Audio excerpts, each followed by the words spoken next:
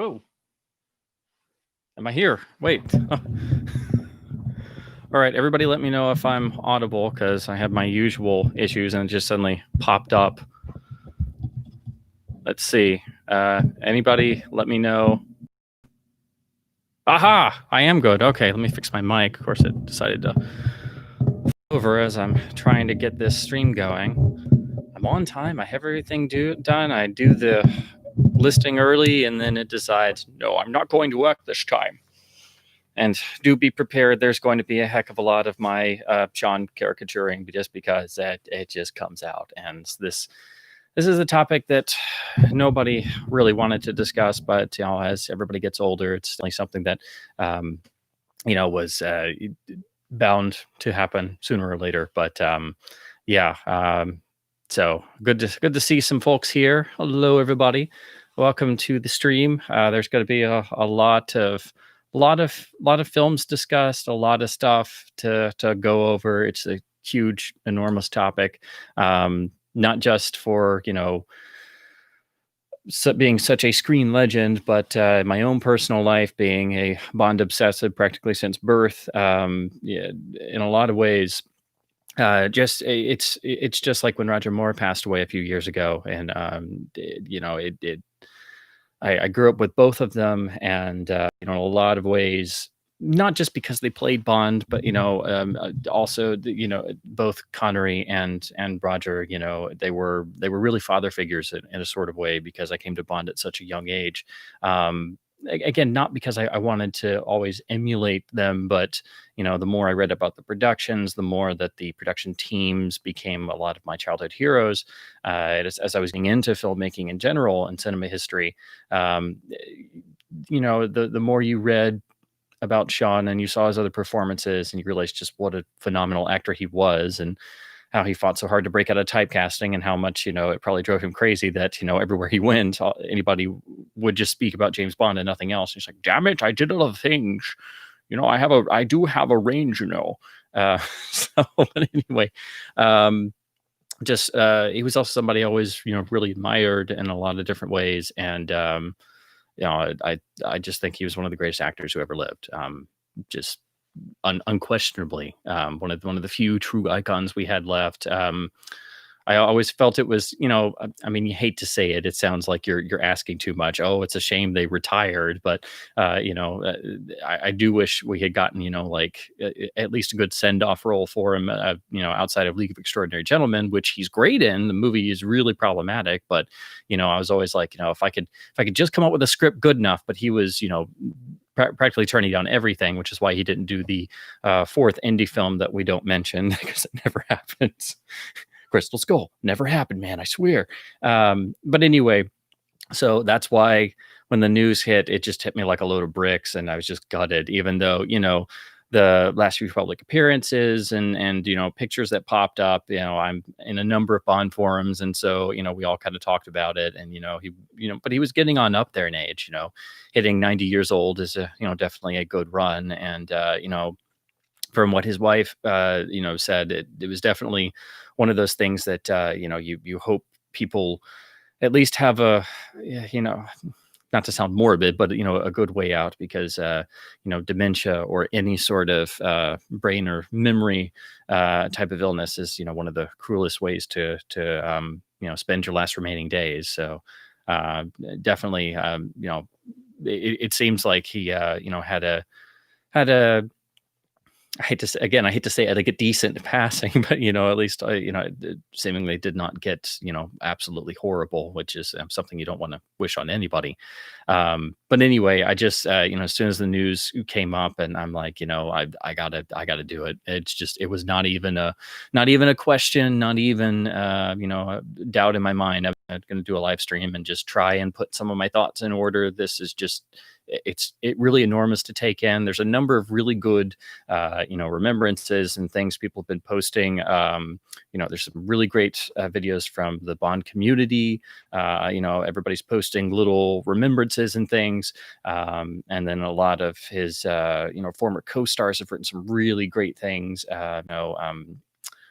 Who was it? Alec Baldwin even posted like a just 5 minutes of him just remembering stuff from Red October, and how much, Sean really, just kind of was there for him as a young actor and everything, which was a really nice thing. And it's just all the stuff that's pouring in. You can just tell the amount of effect he had on everyone that came into his orbit, and just one of those larger than life figures that again, even just personally is just as big as the iconic screen presence. But it's it just I also wanted to talk about the rest of his career because I feel like it just gets so overshadowed.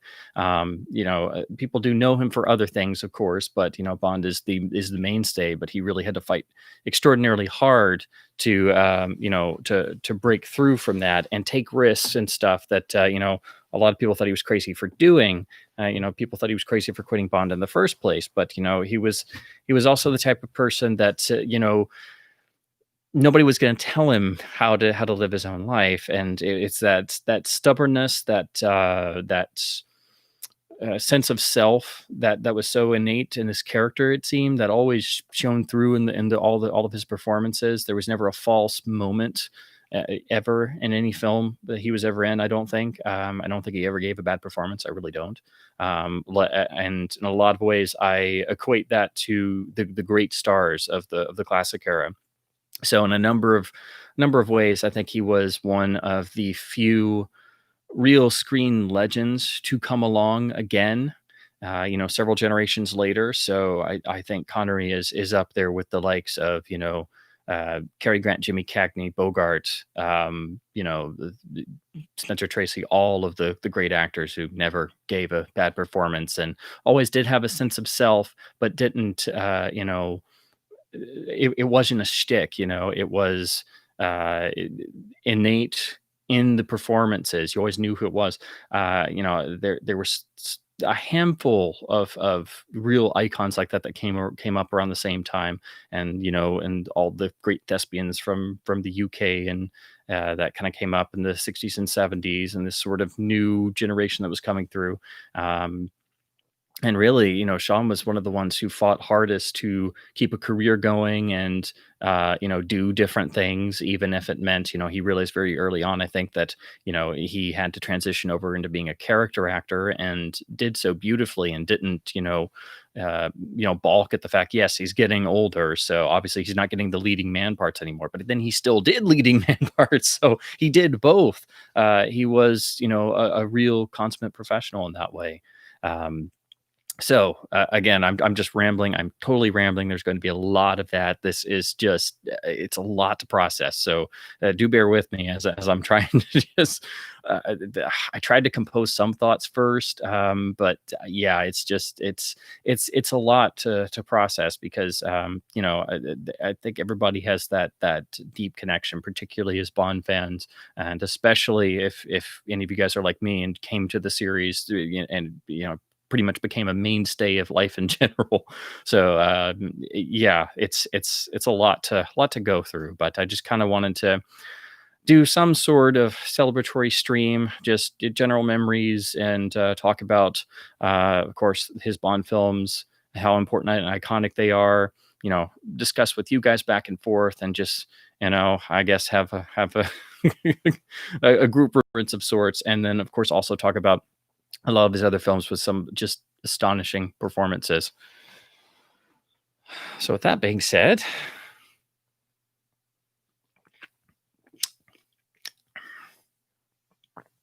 Siamese vodka. I'm sorry, there's going to be a lot of those. Oh man. Anybody who knows me in real life, I do my my Sean all the time. It comes out. I'm so bad off that I don't just do the film quotes. I also do the some of the lines from the From Russia with Love video game adaptation, because I've played that an embarrassingly high number of times, I'll admit. So yeah, I do those as well. How do I get to the roof? But anyway, I think we all do Sean in various ways, and it's always one of the few voices I feel I can do pretty well, and it's always I do it in an endearing sort of way. So let me look at the chat. Looks like we got a nice healthy chat going. Let's see. Oh wow, It jumped down a lot. Okay, let's see. Uh, let's see. Okay, let me make sure I get caught up. Cool. Eric's here. Hey, man. Mike's here. Hello. Ian and Elvin. Hello, everybody. Hey, Wolf. How are ya? Brian's here. Cheerio, mate. Inboard's here. Hello. No one you know. Hello there. Let's see. All right, I think I'm caught up now. All right. Got some Last Crusade talk. Yeah, I know if I get talking about the Indy trilogy, and yes, I say trilogy because Crystal Skull never happened. But I know I kind of rag on Crusade some. I like to say it has Return of the Jedi disease because it's the third film made, a number of years later and repeats a lot of elements of the first film. But I think what everybody responds to is the father-son dynamic that really got built up on set, and Sean, as he was pretty well known to do, would make a lot of suggestions, and they were all good ones. He was not one to just sit around and just do the part as written, because originally Henry Sr. was written to be a lot more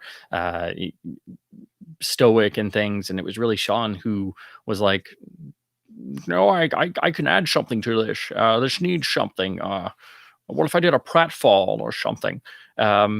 So yeah, a lot of that really got built in the production, and I think that's what makes the film. I really do. I think if you didn't have that, if you didn't have Connery in there, and you didn't have that magic infused in it, I think the film would be wouldn't have been received nearly as well. That's the magic of it for me. I still love Last Crusade, but I think it's definitely the weakest of the original three. But I think what Sean did was really on the level of what Sir Alec Guinness did in Star Wars, and what he brought to Ben Kenobi. I think it's that same level of an actor coming in and just infusing so much in it. Of course, he did the same thing in The Untouchables 2 years before, and I mean, he won an Oscar for The Untouchables finally, but he deserved one for Last Crusade. I mean, geez, he is the movie, which is actually, when you look at his filmography, that happens quite often.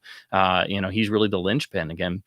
I haven't seen absolutely every title that he was in because, again, availability has never been very good, especially for his earliest performances. But that's kind of starting to change, and I'm going to try and watch through the entire filmography and finally patch through some of the gaps in some of the titles I haven't seen. Some I've seen clips of, and I've, of course, seen stills and things of some of the early ones. And then there have been some films that it's been years since I've seen, so I've either got to go back and rewatch them or try and get a decent copy of and watch them. But I do have a good chunk that we'll go through. Let's see. I always put my mic in the way as I'm trying to scroll through these, so bear with me. Okay. Let's see. Oh, cool. Ian got his Nosferatu DVD. Excellent. I'm glad it made it. I was hoping those would get to the winners from the giveaway on the last stream. Had some horror DVDs and Blu-rays that I did as a nice little. I try to do little giveaway thank yous every once in a while whenever I can. Hopefully you got them in time for some Halloween viewing. Indiana Jones and the sequel that never happened. Bond films were good escapism when I was a kid. They're still good escapism. Used to get them on tape from the video store. Absolutely. Actually, I know I usually talk a bit first before I pull things, but I've got so much here. Let's see. Gosh, where did I put it? I have so much set down. Oh, here it is. It's funny you should mention that. Because like a lot of people of my generation, I'm sure most of you guys, we all got started on VHS because that was what was available. And my prized possession was my Bond tape collection because I rented them to death. I broke the store rental records renting Bond tapes, and I started picking up used ones, and I saved up and asked for tapes for Christmas or birthdays and stuff. And it was really amazing when I was finally able to get, all of the original 16. And then, of course, GoldenEye had come out, and then, I got GoldenEye and Tomorrow Never Dies and World's Not Enough as they came out. And then, Die Another Day was actually the first DVD I ever bought to get with my own money. And then we didn't even have a DVD player. That was, late 2002, early 2003. And I was like, I wasn't even in middle school yet. But yeah.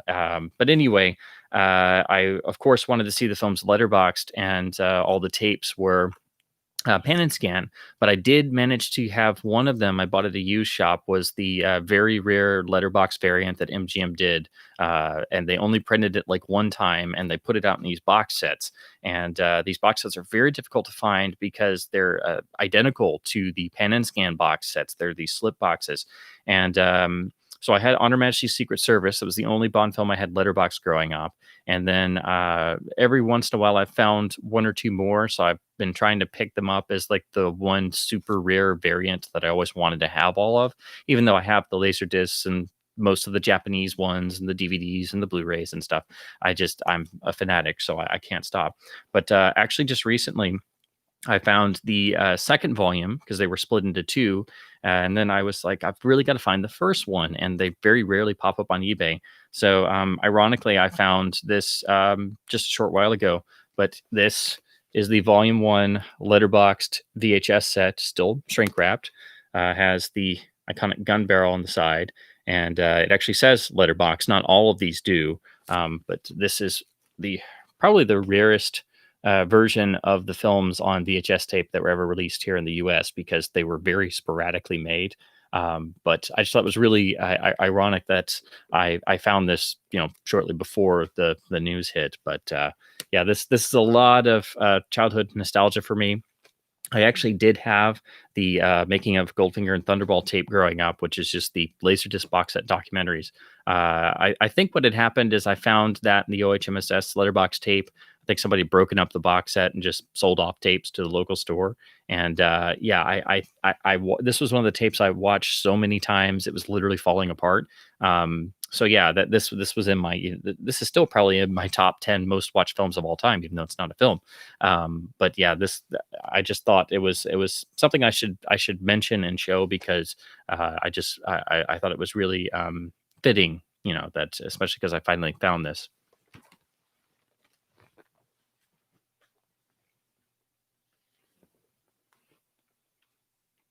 Let's see. Do I plan on selling the Universal Flash Gordon Blu-ray now that the Arrow release has made it obsolete? Yes and no, actually. I thought about it. I have the Arrow 2-disc beautiful set from the new Studio Canal release.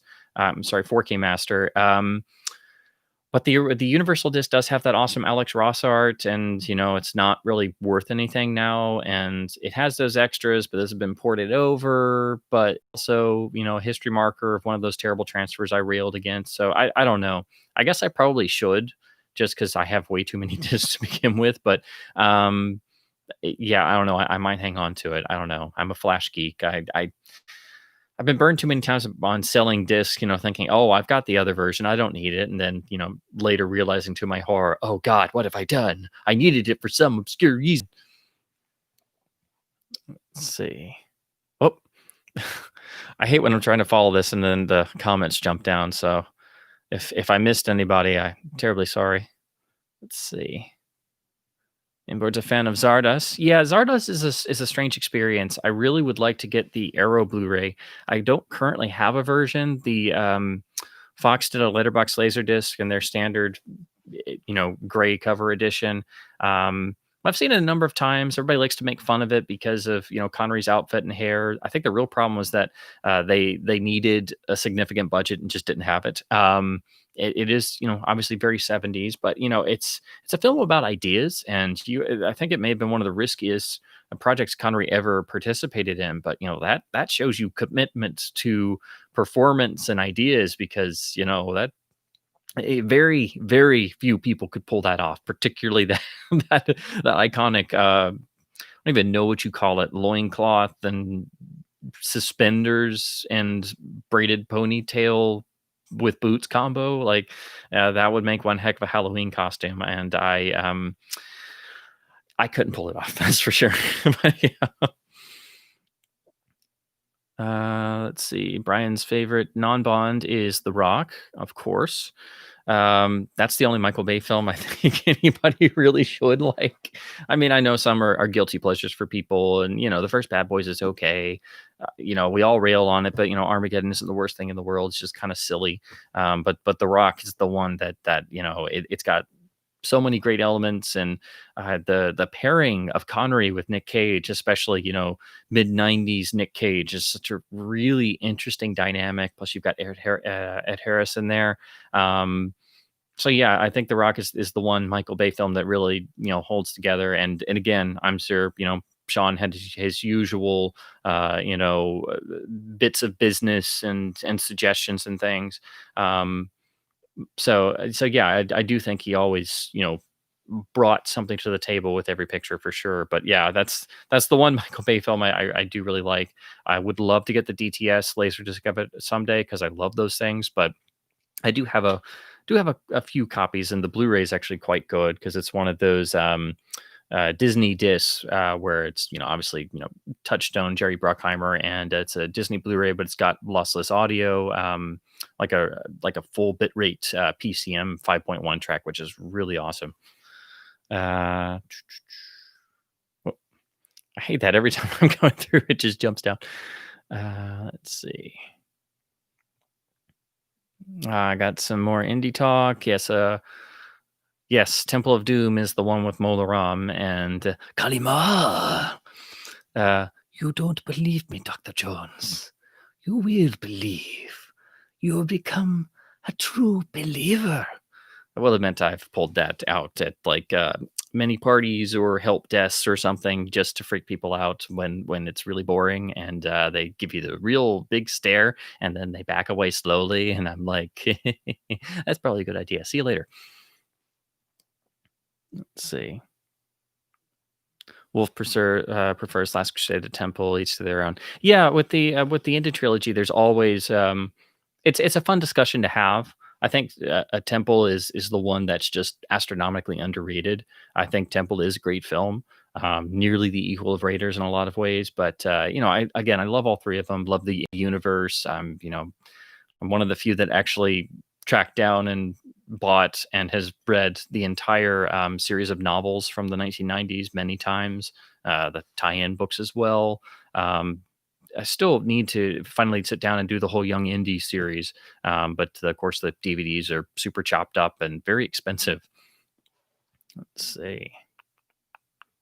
What do you think about Marnie? Oh gosh, Marnie is one of those. We'll get to it in a minute when I start going through the filmography in a very rough fashion. Again, these are never meant to be definitive because if it was, I should have a stack of notes and they would be like 45 hours knowing me. But Marnie is, Sean carries that whole movie. I do think Tippi Hedren is very good at that sort of frigid, repressed character. She's very remote, but that Sean is the life force of that movie. He is astonishing, and you can see him just rearing to go. And he was so excited to be able to work with Hitchcock, and that was really a favor that Cubby Broccoli did him because Sean was really starting to get dissatisfied on the series, and he wanted to do Marnie and work with Hitchcock, and he's like, can we make this work? And then, basically Cubby Broccoli called in a bunch of favors, and they shifted the scheduling around so he could do it, around the, series shooting. And you could see him just light up practically. And again, he's playing a very complicated character, and everybody talks about Marnie because she's the title character. But, Mark Rutland is just a picture in and of himself. He is, he has likable qualities. He has very unlikable qualities, and finding that balance between the two, it's like, my goodness, that is a performance. Although I will admit there are some times that, especially if I'm sitting in a room and I'm talking to somebody, and if the lighting's just right, I just want to go red. You see the color red over there. But yeah, it's an astonishing performance. He literally carries that movie on his back and drives the whole thing. And I think Hitchcock was secretly delighted because, the early Bonds, of course, lifted immeasurably from Hitchcock. Hitchcock really set the touchstone in the 1930s with films like The First Man Who Knew Too Much and 39 Steps. And in fact, everybody wanted Hitchcock to make the first Bond films, and it just never came to pass. Even through the 1950s and the original development of what became Thunderball, Hitchcock was everybody's number one choice, and it just never happened. And then when the Bond films became super popular, and Hitchcock just had to sit there and go, "Ah, Shay." Um, but he did. Most people don't realize this because they haven't dug too much in the history of it. But he did really enjoy them, at least the early ones. He screened every single one at Universal because he actually screened tons of current releases because he was actually a very avid film goer. Because he was by that point on the Universal board, he could just have films screened. And he knew Terrence Young and he knew Guy Hamilton, and they kind of acknowledge stuff like Terrence Young, of course, would acknowledge the fact that the helicopter sequence in From Russia with Love is a direct lift from North by Northwest. But the difference there is there's no process shots. That's literally Bob Simmons almost getting his head taken off by a helicopter the whole time. The only process shots are, of course, when Sean comes back down off the little grassy knoll hill thing.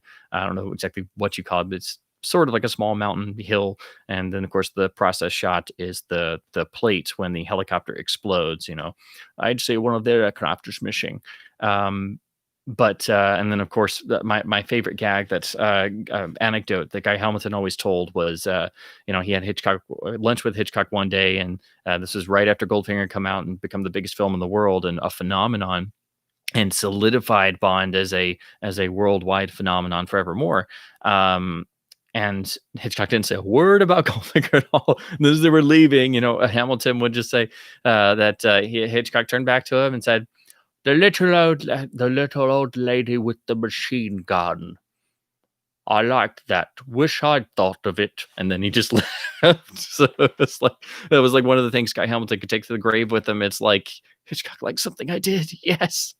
So I think it's really cool that he was able to work with Connery, and I know Connery was, of course, delighted. And then, of course, MCA Universal saw that and immediately thought, we need to repeat that sort of scenario. And then that's why they forced Torn Curtain as a property on Hitchcock, because it was a spy film. But then, of course, it was basically Hitchcock having to imitate the Bond series that was already imitating things Hitchcock had done and really established. And then they forced Paul Newman on Hitchcock instead of somebody like Connery. And that's part of what makes Torn Curtain such a weird mixed bag, because Newman has his method style that didn't jive with Hitchcock, and it was just kind of a mess. But that's what Universal saw, because they're like, hey, he worked with the guy playing James Bond, so we need him to do our own sort of James Bond film. We have this book, and that's just how their brains worked. Let's see. Sean deserves at least nominations for both The Hill and The Offense. Oh, you're preaching to the choir. We'll get to him in a minute. I think I've said it before, but his collaboration with Sidney Lumet is one of the great actor-director partnerships in history. Up there with the all-time great partnerships with Bogart and John Huston, Mifune and Kurosawa, Anthony Mann and Jimmy Stewart, Errol Flynn and Raoul Walsh, Errol Flynn and Mike Curtiz. The list goes on and on and on. Hitchcock and Cary Grant, Hitchcock and Jimmy Stewart, and right there are those films. I mean, my goodness, I don't think anybody else was on that pure same wavelength that Lumet was with Connery. And of course, Lumet was known as the great actors director and coming out of the golden age of 50s live television, along with the other a great wave of American directors that came through, and all of which are incredibly undervalued. They made some of the greatest films of all time, and they never get talked about in all the fancy books. It's like there's this sort of invisible, oh, they came from live television, you can't talk about them. And of course, I did my Lumet stream and talked about the films he did with Connery, but it's just like it unlocked this stuff with Sean. Again, like I said, with Hitchcock and Marnie, you can just see him shaking things off. And for my money, if I had to choose outside of Bond, his best dramatic performance, it comes down to 2 really. I mean, I love all of them, but I think it's especially The Hill. The Hill is a powerhouse film if you have never seen it. The 2 films that I'm gonna go over that if you have not seen outside of his Bond films and you come away from this stream and you go see anything, please go see The Hill and The Man Who Would Be King. Of course, there's so many other great ones, but those are the 2, but especially The Hill. The Hill is it should have won Best Picture in 1965. It should have. Or maybe shared it with Doctor Zhivago and Thunderball as well, because I would I would get, if Bond wins all the awards, I swear it needs more than just 2 Oscars for special effects and sound design. Um, but again, it's a blisteringly dark, hugely realistic film. Connery is unlike you've ever seen him before or since, and he's doing this while he's doing Thunderball. And again, Cubby Broccoli and Harry Saltzman basically worked around the schedule so he could do The Hill in between films, like he did Marnie between series films. So they were already trying to keep him happy because there was already a sort of tensions were rising and such for various reasons. Some of which people have gone into, some of which some of the various books about the series have gone into, but none of us were ever really there in the same room. But there were salary disputes and a lot of different things, and Sean became well known as being a very shrewd negotiator, and never giving up ground, always standing up for himself, because he basically did that his entire life because he came from literally from nowhere in Scotland. So again, he wasn't going to let people tell him what to do, when it wasn't, a good idea, or he didn't agree with it. But the producers at Eon were trying to go with his desire to keep being a professional actor and not just doing the same thing over and over, which, had he gone on in Bond and not decided to just call it a day and quit after he only lived twice because he had gotten fed up with it, he would ostensibly would have done that same thing. And ironically, when he made the historic deal to do Diamonds Are Forever with United Artists, of course, he donated his entire salary to charity, which again, who else does that? I mean, really. But I think what really enticed him into doing it was the second part of the deal, that he could basically do 2 pictures, whatever he wanted, as long as they didn't cost $200 million or something crazy, and they would bankroll it. So he basically got to do 2. They used to call things like that vanity projects, but they weren't vanity projects. It was just hey, I think this is cool and I really want to do it. Some of which he made with Sidney Lumet after of course they worked so well on The Hill. So ironically, he was still doing that, and everything he did on that deal was again trying to break out of that typecasting.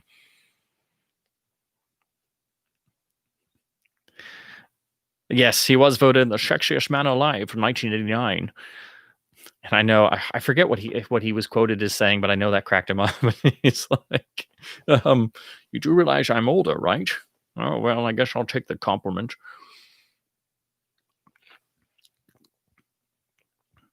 Let's see. Eric never owned that VHS set, but I always loved seeing them on display at Suncoast. Oh gosh, I remember as a kid seeing the pan and scan box versions, and then they kind of disappeared because they made them in like '95 when they did the last VHS relaunch, and then I just never got to get them. And then I see them occasionally on like eBay, and they pop up every once in a while. I'm like, hey, wouldn't it be cool to get some of those and put my old tapes in, or have a whole second copy of tapes because I already have too many tapes. But then I realized, oh, they made letterbox ones. Well, maybe I can find those someday. And then it took a long time, but yeah, I just thought that was a really cool piece of history and reminds me of a lot of things. Let's see. Oh, Wolf has the Arrow Blu-ray of Zardoz. Yeah, I really need to get that. Gosh, there's so many discs, so many discs, so many discs. Too little money, too little time. But yeah, that's the best Blu-ray around. Yeah, obviously it has some issues, but it's definitely out there taking risks, and often they come off. Yeah, I do agree. Actually, it was very weird the first time I saw it as a kid. I was like, I did not know what to make of it at all.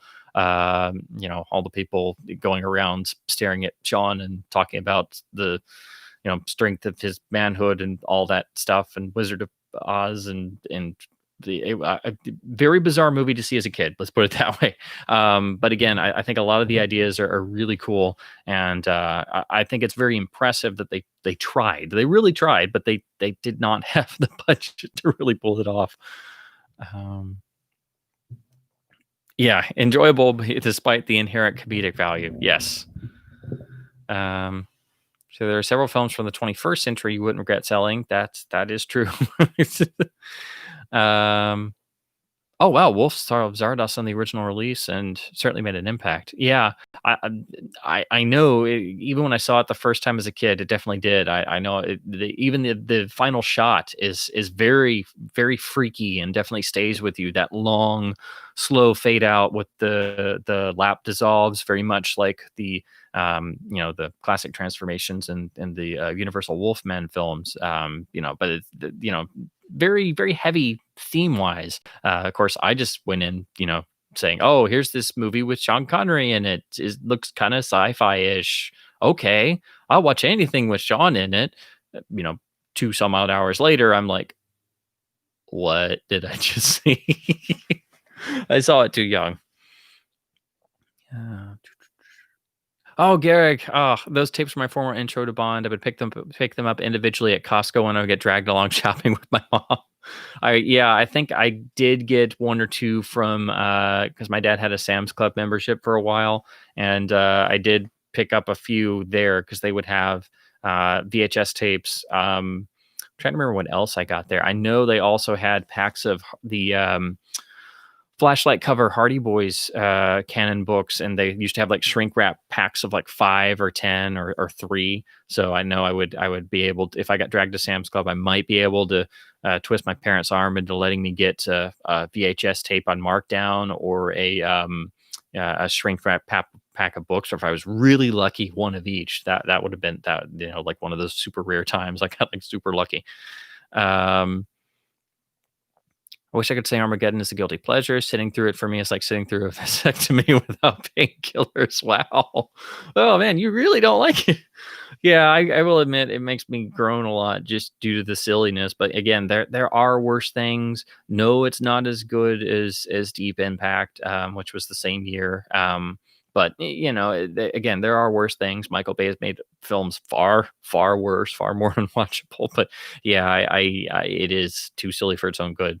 Um, okay. Voice challenge. Let's see. Bunch of Smith and Wesson, and you've had your six. And then, of course, originally hearing different people say it, he shot Professor Dent more than twice, but the censors totally flipped. They just wanted Bond to shoot once, and it's like, no. It's funny. And some of the commentaries you hear Terrence Young and Peter Hunt having to explain how they rationalize that to the censors. No, it's like, this man he would have literally murdered him. Bond got the drop on him. Look, he fired into the bed all 6 times, and originally the gag was apparently that Bond shoots 6 times and shoots Professor Dent 6 times. Thus, he gets his 6 literally, which I would have loved, but seeing that, probably it would have been, overkill and maybe a little bit silly, especially with that. I love the classic 60s silence of gunshot effect that was in most of the early Bond films when there was a silencer, sometimes when there wasn't because they screwed up. I love that too. But yeah, it probably would have been a little silly hearing the little joop joop joop joop joop joop joop. But originally he did shoot more, and that was cut down to just 2. That whole sequence, the Mistara sequence, I think is one of the best scenes in the film, one of the best scenes in the series, and you can really see the Sean's performance level. And again, there's no dialogue until Professor Dent comes in. The whole setting up of the apartment, how Bond goes around and stages everything, how he goes back and pushes down on the pillows and he adjusts the glasses and everything. He takes his jacket off because it's hot and turns the fan on. And then as he's going through, he stops and turns back and puts the instrumental of Underneath the Mango Tree on, which of course also reminds you that that's the song, so you can buy the soundtrack album in the lobby as you leave, because we want that two bits too. Because of course you hear Mango Tree several times in the film, and of course, infamously, well, I don't know how many fans know this, but the anecdote is that Harry Saltzman thought Mango Tree should be the James Bond theme and open every film they made, and everybody had to be like, "No, Harry, no, no, that's not a good idea."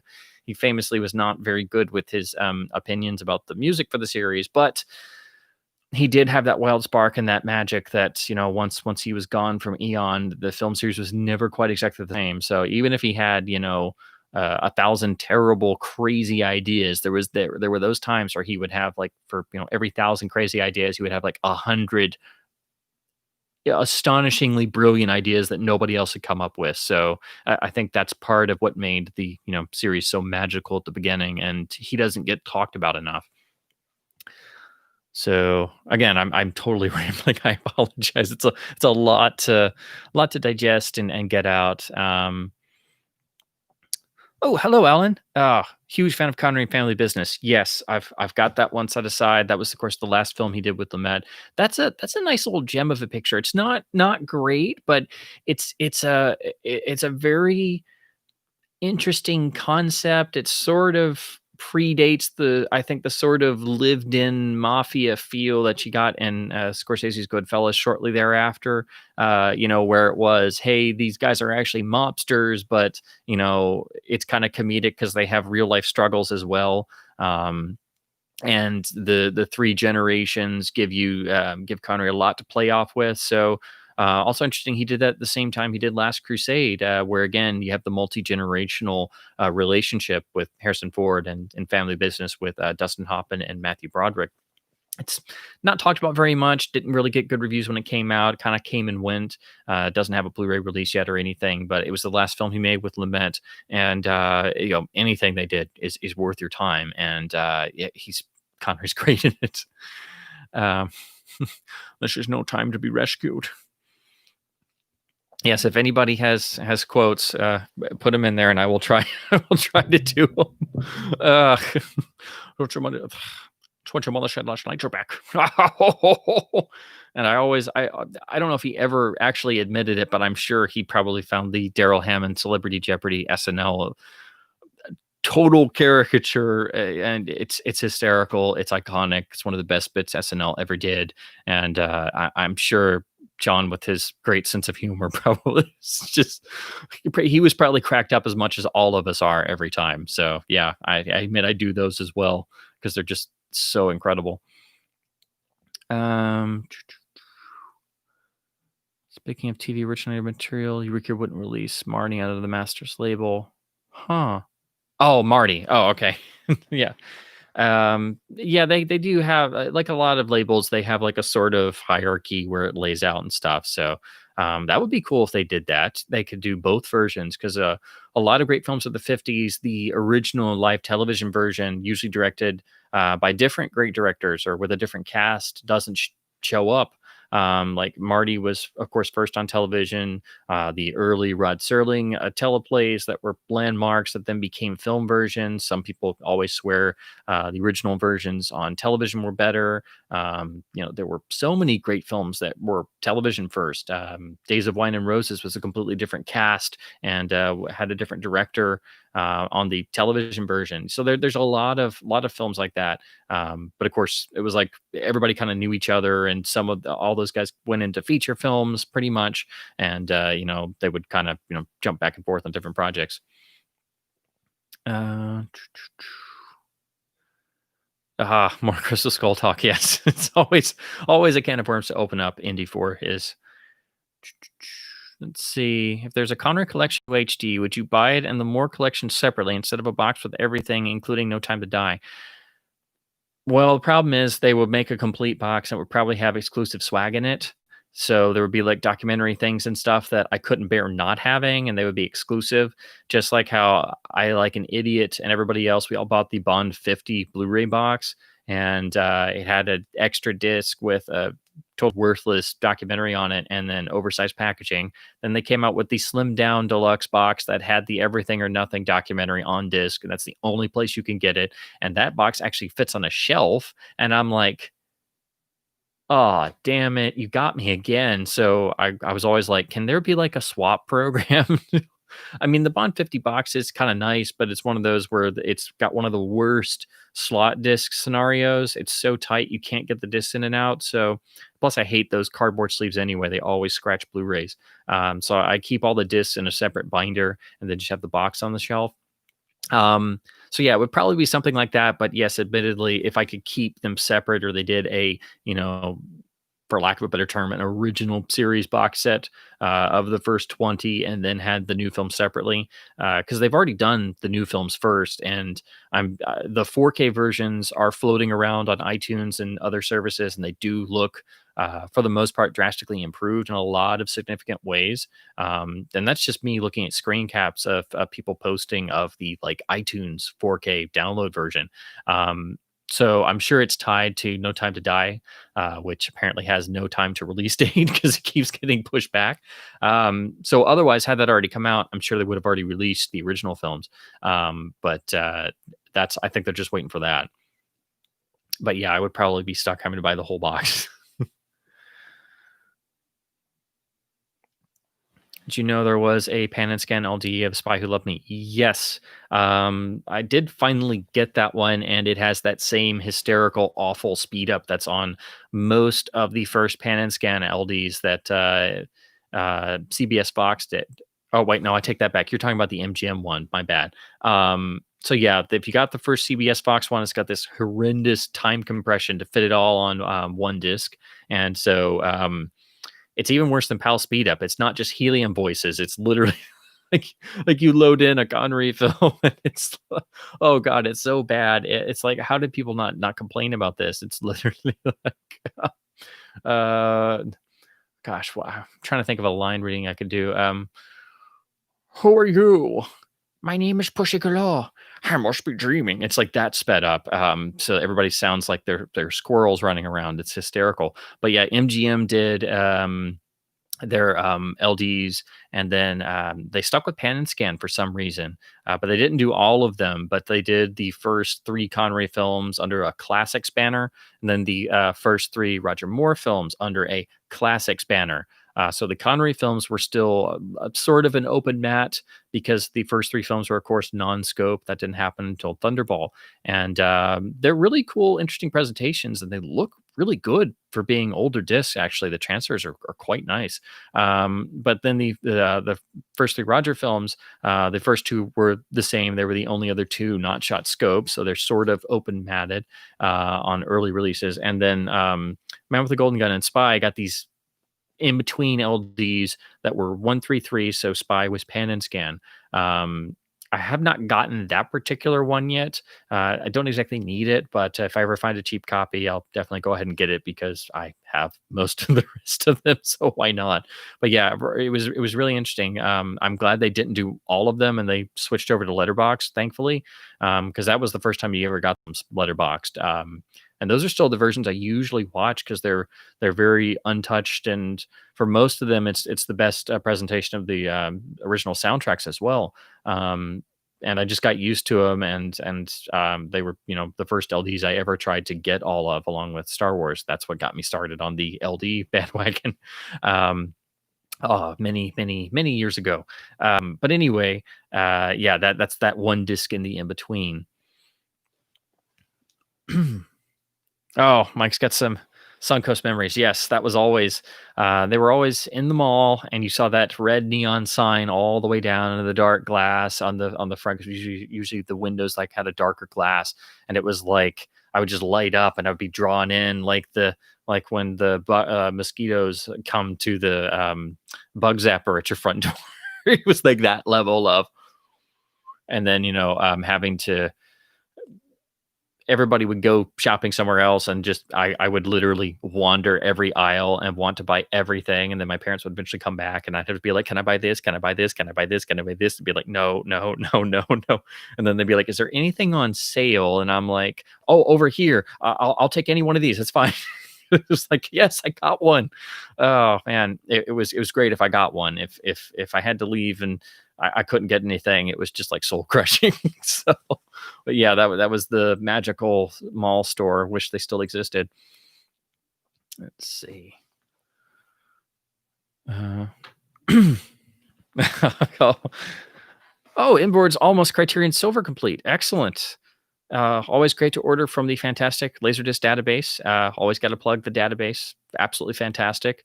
Buy from them and donate if you can. Always got to keep them going. But yeah, I don't have any of the Criterion Silvers. Never thought I really needed them because they're analog sound and early releases, but man, they're beautiful and they're such a piece of history. Daisuke's channel, Daisuke Beppu, for those who don't know, is really like the Criterion man of YouTube. And he's done some really great videos detailing a lot of the early Criterion LDs. And he goes over the first 9 silver discs. And man, they are beautiful. More quotes. Yes. You want to get Capone? Here's how you get him. He pulls a knife, you pull a gun. He sends one of yours to the hospital, you send one of his to the morgue. That's the Chicago way, and that's how you get Capone. And every time he says that, I'm always like, it's like he's telling this young whippersnapper, and he's like, I should just go do it myself. Oh, what do I know? I'm just a beat cop, Jimmy Malone. Damn it. I should just go kill Capone myself. What am I talking to this guy for?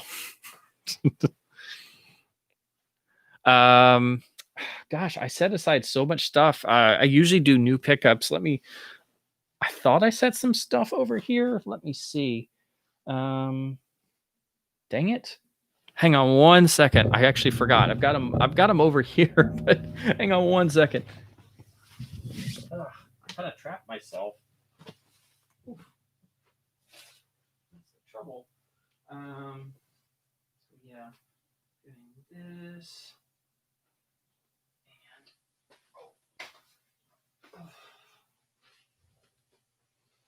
and oof.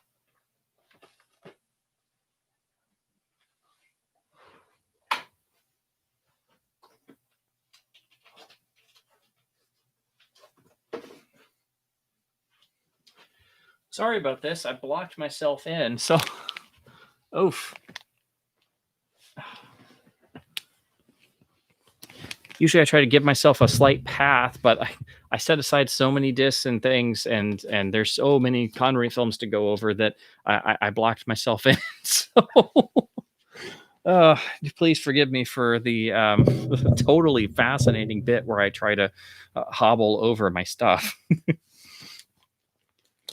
So I know I mentioned this in the last one. I've got to get I've got so many videos I'm working on. I'm trying to get a number out, and unfortunately, I didn't get to finish all the horror stuff before Halloween. I did get some stuff out there, but I am planning on I'm currently writing the review part, so I can post a video review of this. But I've been going over the incredible Masters of Cinema release of this so-called Poe trilogy, spanning 233 through 235 of the 3 classic Universal 1930s horror films from the Golden Age, all starring Bela Lugosi, Murders in the Rue Morgue, The Black Cat, and The Raven. I already watch all 3 of these every year. They're iconic, classic Golden Age horror films. Just amazing, hugely influential. And the more you see these, the more they just, get right into your heart. Lugosi is phenomenal in all 3. They're not necessarily for everybody. Most people aren't fans of Murders in the Rue Morgue, but it definitely it worms its way into your heart. This thing is loaded with extras. Shout Factory did all these in their first volume of Universal Horrors, but those are very expensive. That's why I haven't gotten them. They're up to volume 6 now. But they're list retail for 4-hour-long genre classics that most people are not aware of because they only watch or know of the monster classic films. But Shout sells those 4-hour-long films for 60 or $70 retail, which is just crazy. They did Rue Morgue as a standalone for some apparent reason, but Masters of Cinema just brought this out this year. This is the, this is the more limited version. So it has the slip box and a really nice booklet, and it's absolutely beautiful. But the best part about this, it's an Easter egg. It's not advertised on here, but this actually has the reconstructed version of Murders in the Rue Morgue, which is the most important reason to get this version. It really fixes a lot of the studio post-production editing because the film is pretty notorious for not making a whole lot of sense. But this fixes a lot of stuff, and it's been debated in horror circles for a long time. But it's amazing somebody finally put it on disc. So very highly recommended. Hoping to get a review up of this pretty soon. Then on the DVD front, this was just super cool. I didn't exactly need these, but like a lot of film series, every time they redo them and do new transfers, there's a lot of stuff that comes up different. I think all the Blu-rays that are currently available for this series, both the original films and the later films, are actually all quite terrible. They have really crazy color, lots of DNR going on. They're all based off of old masters. They're just really unpleasant to look at. So I had one of these really nice 2-disc special edition sets, and then I saw this entire box, which usually still is pretty expensive, and it was absurdly cheap. So I picked up the entire Star Trek motion picture DVD collection.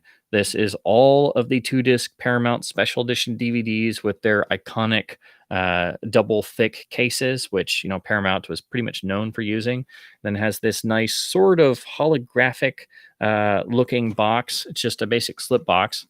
Sorry for all the glare, but absolutely really beautiful. I'd never actually held one of these up close, and again, it was a listing on eBay actually. Usually you see these in like comic shops still for like 30-40 bucks. But usually it's the they sold sets of Next Gen and they sold sets of the TOS films, but it's usually not the whole one. This was much more expensive, so usually it still goes for quite a bit. But yeah, this was on eBay, and I just happened to see it, and I'm like, that can't possibly be right. So this was a buy it now with free shipping, and was $4. So I bought it. Like, even if it's just because I really wanted to have a physical copy of the wow, I just slid them out. That's the thing about slip boxes. They tend to do that. I really wanted a copy of the director's cut of the motion picture, where Robert Wise got to go back for the DVD and prepare his special longer cut that he never really got to do back in 1979. There's been talk about doing this on Blu-ray, but some people say because the effects were done for DVD that they'd have to do a lot of work. They are supposed to be doing the Trek films in 4K. They did redo Wrath of Khan, which got a new Blu-ray release and looks great. So there's at least one Trek film that looks great on Blu-ray. But it's sort of being rumored that the others are getting worked on or are going to come out at some point. But this was just too cheap to pass up. So yeah, I just couldn't believe it, and it's in perfect shape. Again, every other copy of this on eBay is significantly more expensive, so I was like, okay. Plus having the double cases really reminds me of a lot of stuff, because Paramount was really big on these, and since these are all first printings, they all still have these cool booklets in them, whereas most of the times you find these, like I had one of these and didn't have a booklet or anything.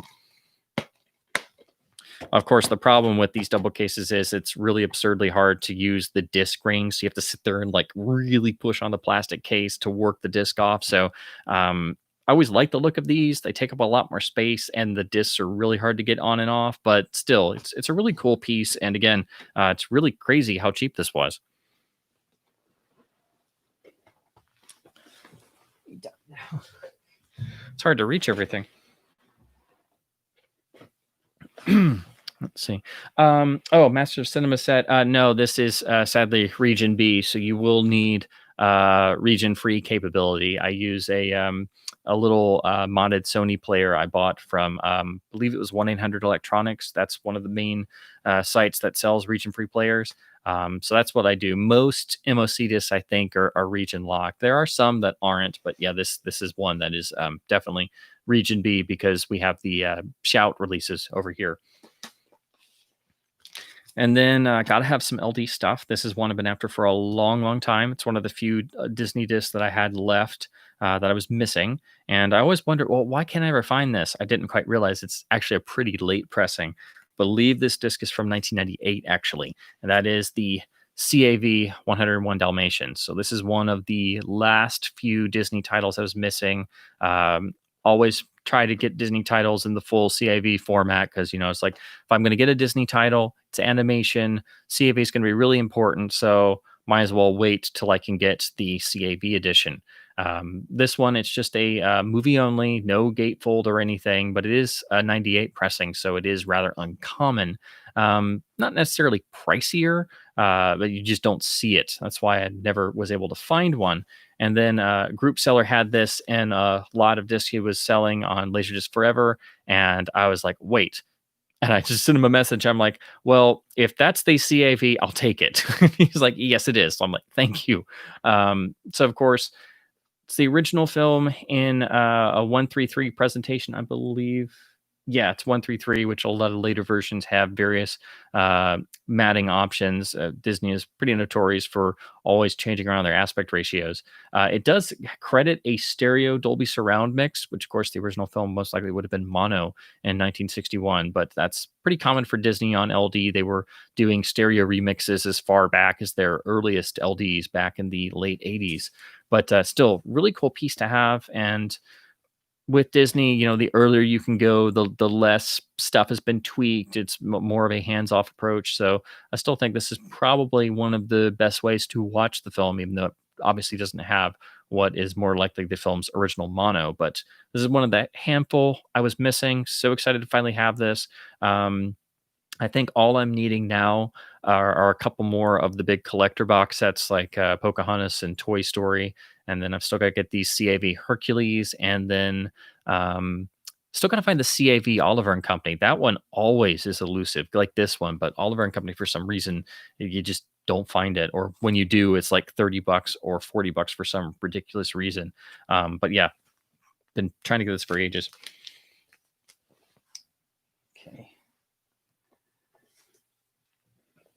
And then speaking of that, I posted on the group before Halloween because there was one set I've always tried to get.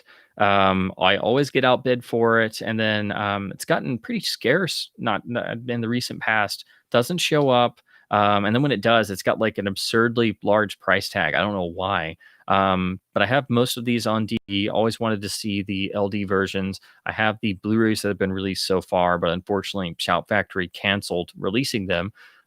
Which is my number one reason of why I'm frustrated with Shout Factory, so that they stopped releasing the Luton titles. But anyway, I posted on the group, and Christopher Olsen very kindly was going to do a trade with me, and then I just didn't have anything he was interested in, and then he just sent it to me. So I'm going to do a video of this wonderful gift box I got from Christopher Olsen.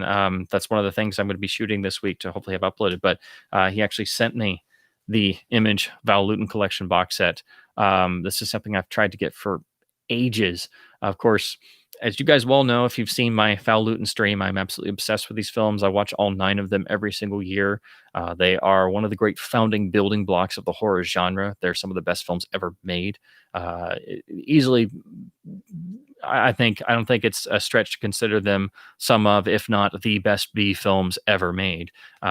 These are the legendary 9 films he made at RKO as head of their new B horror unit, where he was assigned budgets, short run times, and even assigned titles. And because they weren't really paying as much attention to B films, he got away with turning them into really works of art. Each film is really like a tone poem, and as he famously told the heads of RKO when they really started paying more attention, once the Cat People, the first film, became a runaway success, they said, we see your films, and it seems like they have a message. It's like they're saying death is good. And Val just sat there and is like, you're right, they do.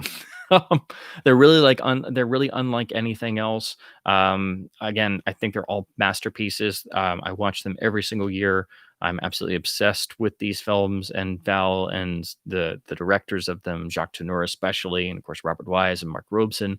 The final 3 star Boris Karloff in some of the best performances he ever gave in his entire career, particularly in The Body Snatcher.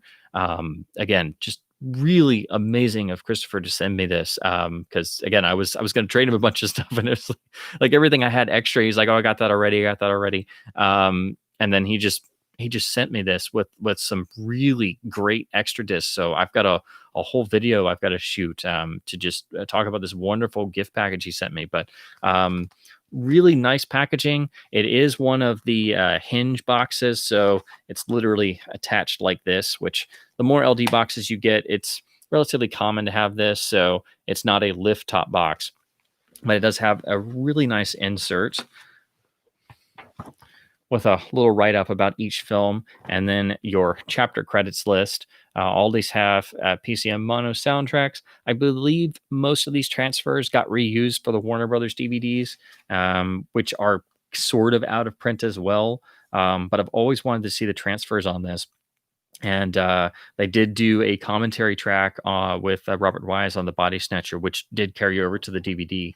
He was one of the classic era directors that actually did really try and participate with Laserdisc when it was still a thing most people didn't do. But you'll see he did a track for Body Snatcher, he did a track for his masterpiece Day the Earth Stood Still, and a few other LDs he did tracks for. I think for Sound of Music as well, he did stuff on at least one of the releases. But really amazing to finally have this. I've been digging through it, going through it with a fine-tooth comb, and comparing it to the DVDs. So hopefully I can do a write-up on this as well. But just really, just to borrow a more modern phrase, I am so stoked to have this. And again, just beautiful box art. So yes, the Val Lewton collection. Thank you so much, Christopher. This is just a wonderful, wonderful gift.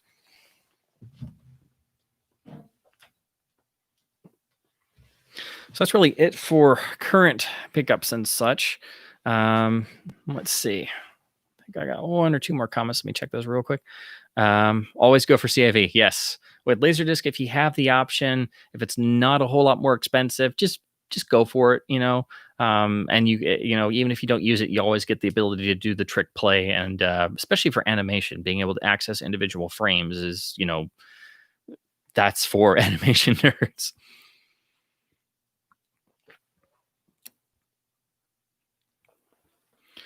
Always often overlooked, but one of my pleasures on Halloween is to watch I Was a Middle-Aged Werewolf with Michael Landon.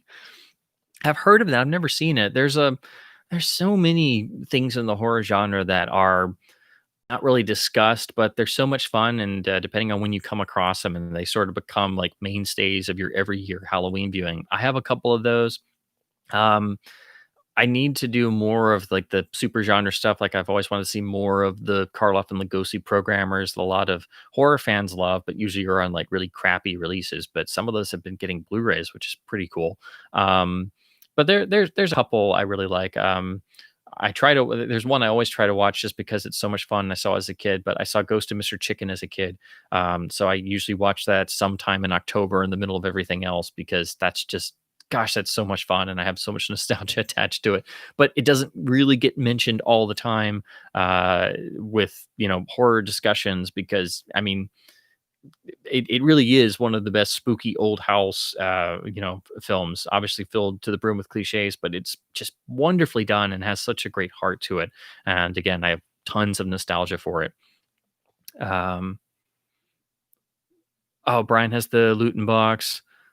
Oh, I remember you talking about that. Oh gosh, I think that's what inspired me to start looking for it again, because you found a copy on eBay for $4 that was autographed by Robert Wise, and you posted that, and I was just like, oh my god, like how did I not see that? Oh, I'm glad you got it. Glad it went to a good home. But oh man, that was one of those. Where I was just like, oh man, how did I have a save search for Val Lewton on eBay, and I missed this, and it was signed by Bob Wise. Oh God, how did I miss this? But yeah, that's a fantastic find. So with that being said, that's new pickup. So I guess what I should do is get on to this sort of loose discussion I wanted to have about Connery's filmography and career, and just go over, all the various titles that I have.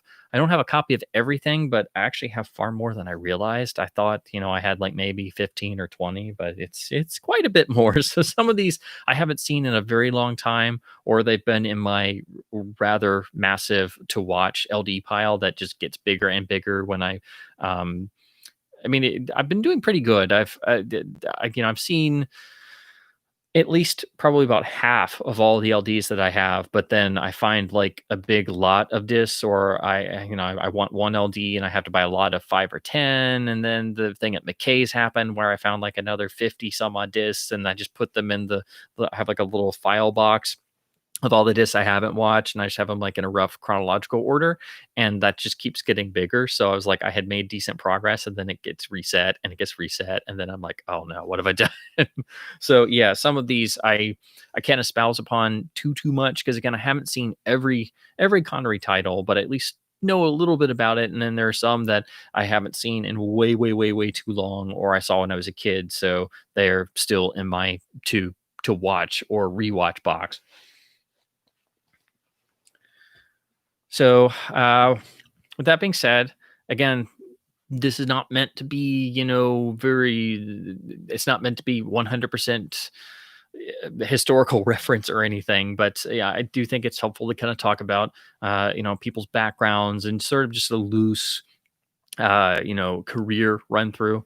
So, of course, with Sean, born in Scotland.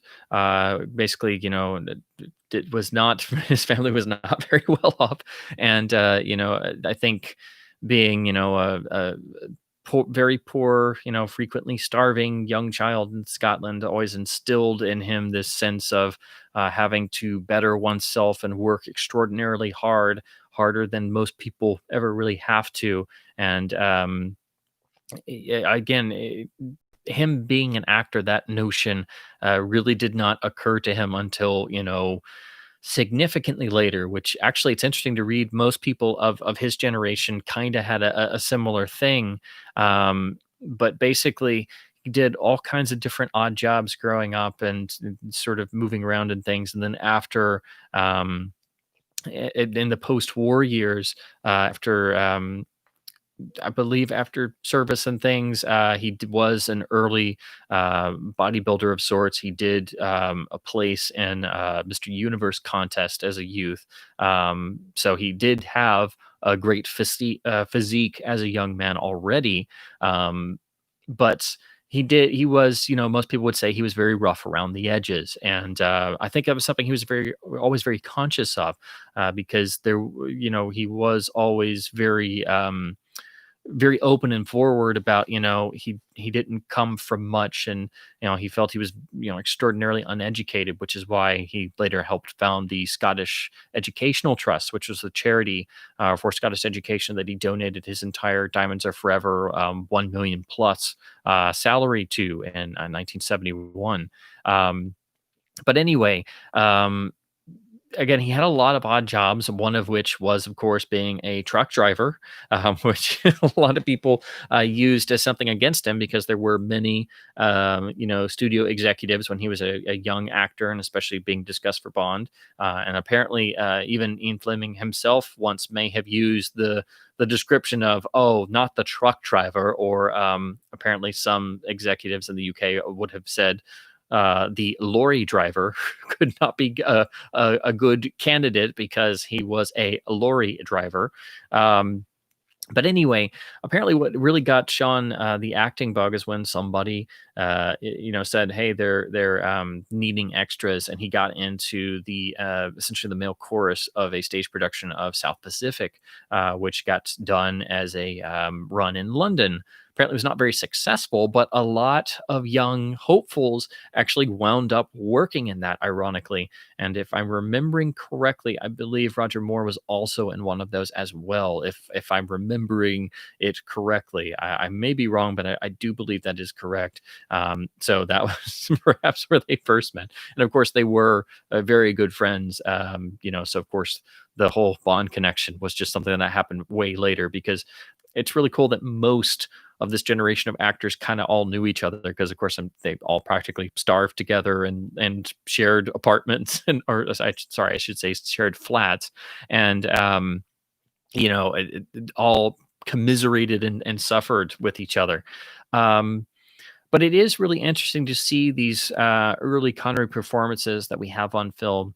I think he very quickly sort of gravitated towards film work over stage work, because not everybody has the aptitude or the desire to, do the I'm an ultra thespian and I only work on the stage. Of course, very few people have that perfect aptitude to do screen and stage well. Usually it's one or the other, and you're not most people don't have the ability to jump back and forth. I think that's a pretty well known and well established idea. Um, but in the early Connery performances pre Bond, you can see that roughness. He's still, finding himself. Sometimes his hair is a little longer, a little rougher. He's a lot more. Energetic, like, visibly energetic, as a younger man. He has this rougher look to him physically, but you can see what we came to know. It's there. That innate quality is there. And again, a lot of these early films do not have the best distribution here, so it's only been more recently. Like, some have been released on Blu-ray. But if you ever see anything he did, really anything he did pre-Bond, I think you can see that, and that, of course, is what Harry Saltzman and Cubby Broccoli eventually saw, ironically, in two completely different films, and both of them, sort of earmarked, "Hey, this guy looks really interesting." So I wrote down a list here because, again, there's just so many. Again, I can't possibly go over every single one, but I did want to go over, highlights and at least most of them. So I believe it's pretty well established his first film appearance of sorts, which I believe is uncredited, is in a 1954 British musical called Lilacs in the Spring, which I unfortunately have not seen. I don't know what the availability is. I think the first major picture that he was in, which I've never gotten to see all of, but there is, I believe, Network has a Blu-ray out in the UK that I will have to import, is the British film Hell Drivers, which is a really interesting, really gritty drama. Which very, very kind of, it's one of those interesting mid to late 50s British crime dramas where they are trying to be a bit grittier, be a bit more realistic, and there's definitely, tons of noir overtones. Unfortunately, I've just only seen parts of it, never got to see the whole thing, but I will definitely have to get that Blu-ray. It's on my Amazon UK wish list for sure. Of course, COVID has caused, any discs I want to import. That's, still, they're extra shipping charges and things. So it's still, international shipping is still kind of iffy. I know some people are getting stuff pretty easily, but I'm also like trying to wait a little while for the international shipping to calm down in the price a little bit. So um, then I think the next major film would be 1958's Another Time, Another Place, where he co-stars with Lana Turner, which is, big for a young actor starring with one of the iconic, not just one of the iconic actresses of the 40s and 50s, but one of the iconic, sex symbols in a lot of ways. So that was definitely a giant step up for Sean to be in there and be seen against Lana Turner. So that, of course, adds to the audience perception of the Connery machismo, if you want to call it that. And then, as if to do a complete 180, you of course have the Disney film Darby O'Gill and the Little People in 1959, where Connery has ultra 50s hair and sings a lot. And when I saw this as a kid, being a Bond fanatic, it was a really hard thing to get used to. Like, I know Bond sings some in Doctor No, and that's the only time Bond really sings in the series, but Connery does have a nice singing voice. And then you see him singing in a Technicolor Disney fantasy where he looks like his hair. He's very much a 50s Disney dude, but it's Connery, and it's really bizarre. So, but he does have this charm and he does have this presence like mad. And that was the film that Cubby Broccoli saw and was like, well, this guy is interesting. Of course, they were trying to find somebody. They were trying to, get the series off the ground around the time period of the late 50s, early 60s. And there had been the failed attempts to get the film that became the Thunderball treatment made. A lot of different ideas and things that eventually devolved into the court case with Kevin McClory suing Ian Fleming for turning the abandoned treatment into his Thunderball novel, which took Thunderball off the table as a story for some time. But Darby O'Gill and the Little People was the film that Cubby Broccoli saw Connery in. And one of the great anecdotes, he turned to his wife, Dana Broccoli, was like, does this guy, does he have sex appeal? I don't know. She was just like, yeah. Like, are you seriously asking me? Yeah. Yeah. Yeah, I think you've made a good choice. Yes, he has appeal. Just believe you me. I don't know if that's what her exact words were, but she relates that story in one of the John Cork produced documentaries from the amazing DVD extras for the series. So I always loved that bit where probably the turn to his wife and goes, "I don't know, does this guy have it? I don't know." And she's just like, are you seriously asking me?" So anyway, that was a good thing for him to appear in, even though it is much more of a family-friendly thing, again, with the Disney association. The more interesting picture, and the one that I saw a long time after because availability wasn't great, was Tarzan's Greatest Adventure, which is one of the later Tarzan adaptations where they tried. I don't know if they tried necessarily making it a full-on series like the classic Johnny Weissmuller, MGM, and RKO films of the 30s and 40s.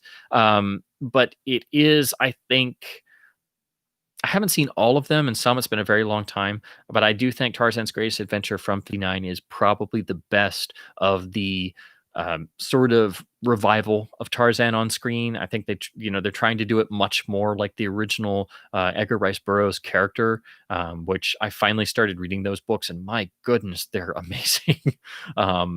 Full blood and thunder pulp amazingness.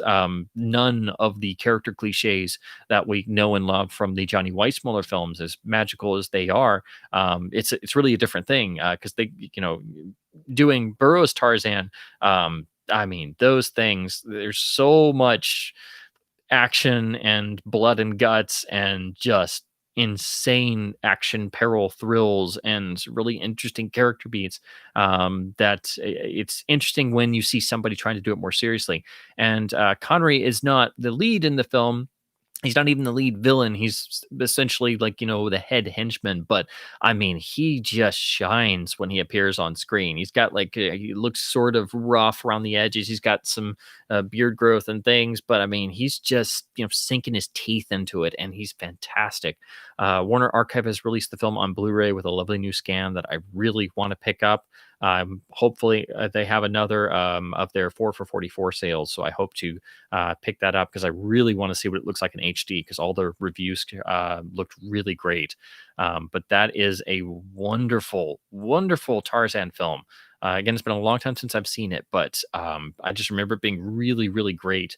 And I do think there's great mileage to get out of doing the character that Burroughs wrote because I've only read the first 2 novels so far, but he wrote 24 of them. So there's quite a bit to go, but I mean, it's a fantastic character and world to play with. But Connery's really impressive in that film, and it's a small part. But again, I don't think Eon saw that, but had they seen that, I think that would have sold them on his machismo, beforehand.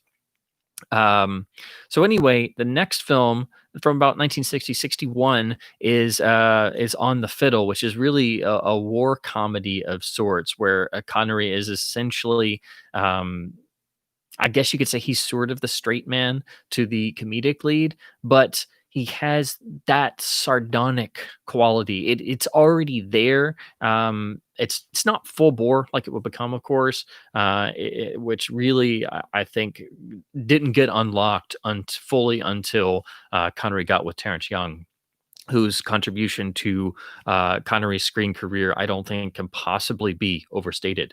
But On the Fiddle is actually the film that Harry Saltzman saw, and he saw it, and he saw this very interesting, very handsome, but very darkly funny in a way young guy, and he was like, this guy's interesting, and so far we can't get any major star for this film. It's going to have a low budget for this first Bond film. We don't know if this series is going to get off the ground, so we might have to go with an unknown, or somebody who's more of an unknown, who is not an established star. And he saw On the Fiddle, which I think had different titles in other territories, and he's like, this guy I think really has something. And then ironically, he comes back to he and Cubby Broccoli come back together, and they both have seen the same guy in two completely different films around the same time period, and basically come back and say, "Hey, I got this guy's name, Sean Connery." And Harry's like, "Hey, I got this guy's name, Sean Connery." And it's like, you can only imagine what that was like, the sort of dumb cliche where two people say the same thing at the same time, and Jinx, you owe me a soda. I don't know if it, obviously didn't probably happen that way exactly, but I think it's really amazing that they saw the same person and added them to their list. And then Connery just worked his way up because other people dropped out or didn't do it or had other commitments. Roger Moore famously always had other commitments every time Bond came up. Otherwise, he could have been Bond in Doctor No. He could have been Bond in On Her Majesty's Secret Service. He could have been Bond for Diamonds Are Forever. It took until Live and Let Die when he was actually free. And of course, tons of people were discussed. Cary Grant was a great friend of Cubby Broccoli's, and really, even though it was nearing the point where Grant would decide to retire from the screen, he actually did tell Cubby, he agreed he would do Doctor No, but he would only do the one film, and his fee was the same $1 million that the whole film was budgeted at. So it was not going to work, but I think it was at least very good of Grant, who of course again was great friends with Cubby Broccoli. Actually the best man at Cubby's wedding, which I thought was really awesome.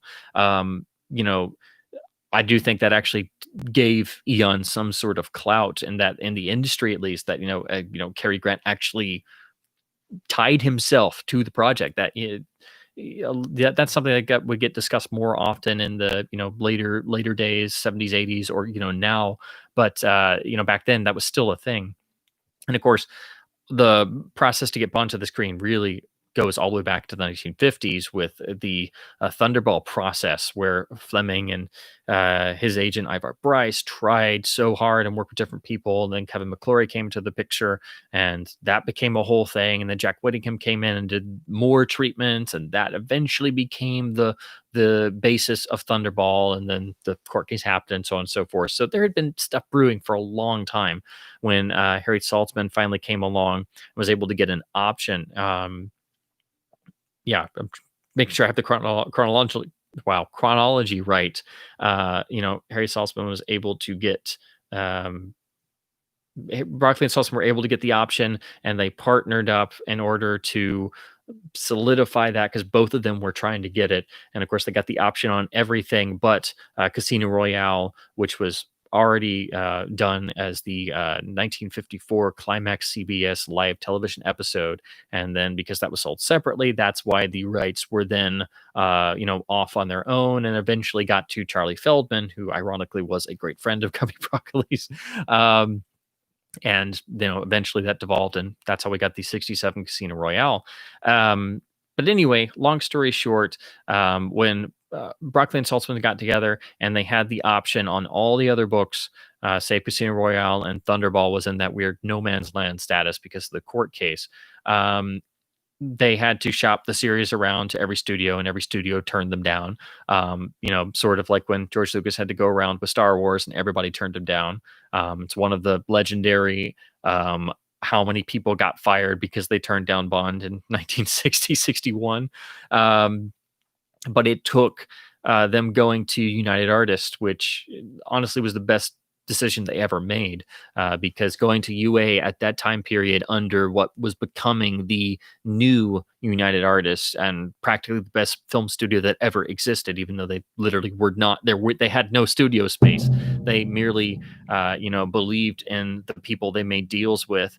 At UA, handshakes were valid forms of deal making. Your word was your word, and essentially you agreed on a budget, and they put up the money, and you go and make your picture, and you do your best and you bring it in on budget and on time, and you go and rent studio space elsewhere.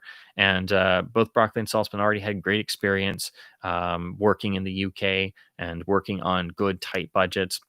And Broccoli brought in, I think, the mentality he had established with his previous partners and a lot of the talent that became the core Bond team on the films he made under the Warwick banner, which was a British production company that he had making very, actually, in a lot of ways, very Americanized sort of action thrillers, but in England, where they could make them on low budgets and use all of the great British studio space and craftspeople and technicians in sort of the way that will become standard in the late 70s when Star Wars did that, and then Raiders of the Lost Ark did that, and then all these big Hollywood productions would go over at Pinewood and Shepperton and Elstree and stuff. So basically, Broccoli was doing this in the 1950s already, and there were others doing this as well, but that sort of mentality really starts there.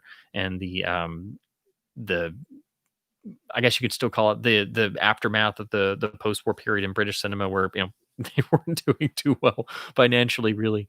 But anyway, all this stuff is sort of brewing into what becomes the Bond series, and then Connery basically just comes into it, and everything, all the stars aligned.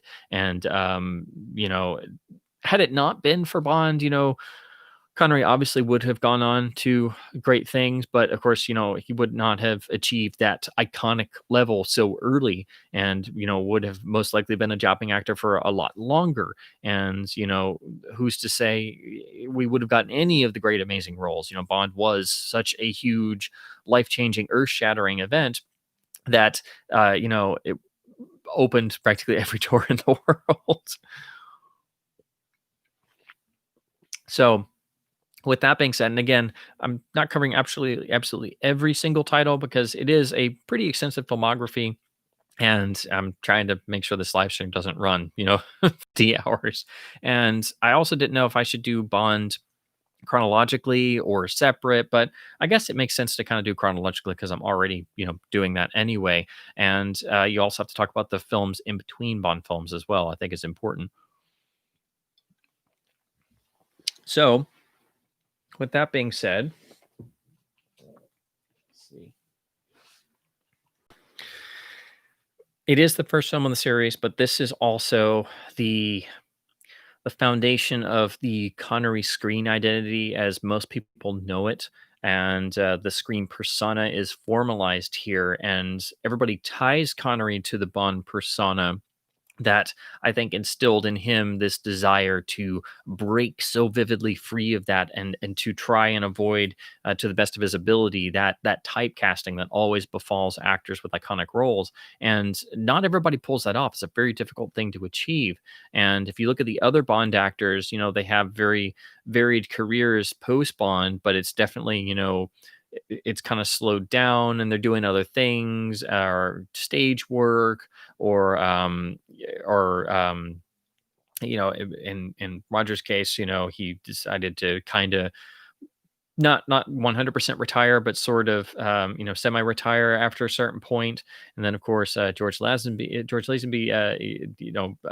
didn't really get a lot of offers, and famously went to Bruce Lee, and then unfortunately Bruce Lee passed away, and then George kind of kicked around and did some films in Hong Kong for a while, and then other various acting gigs before eventually apparently he went into real estate and actually did quite well in real estate, but essentially kind of left acting behind. So Sean is really the one that established the most significant post Bond career, and he started in the middle of his Bond film. So it wasn't something that he was thinking about later. It was something I think he was always thinking about, that desire to keep doing different things and keep moving, and that only helps to recharge the batteries between films, because otherwise, going into film after film after film after film, there is going to be some stagnation.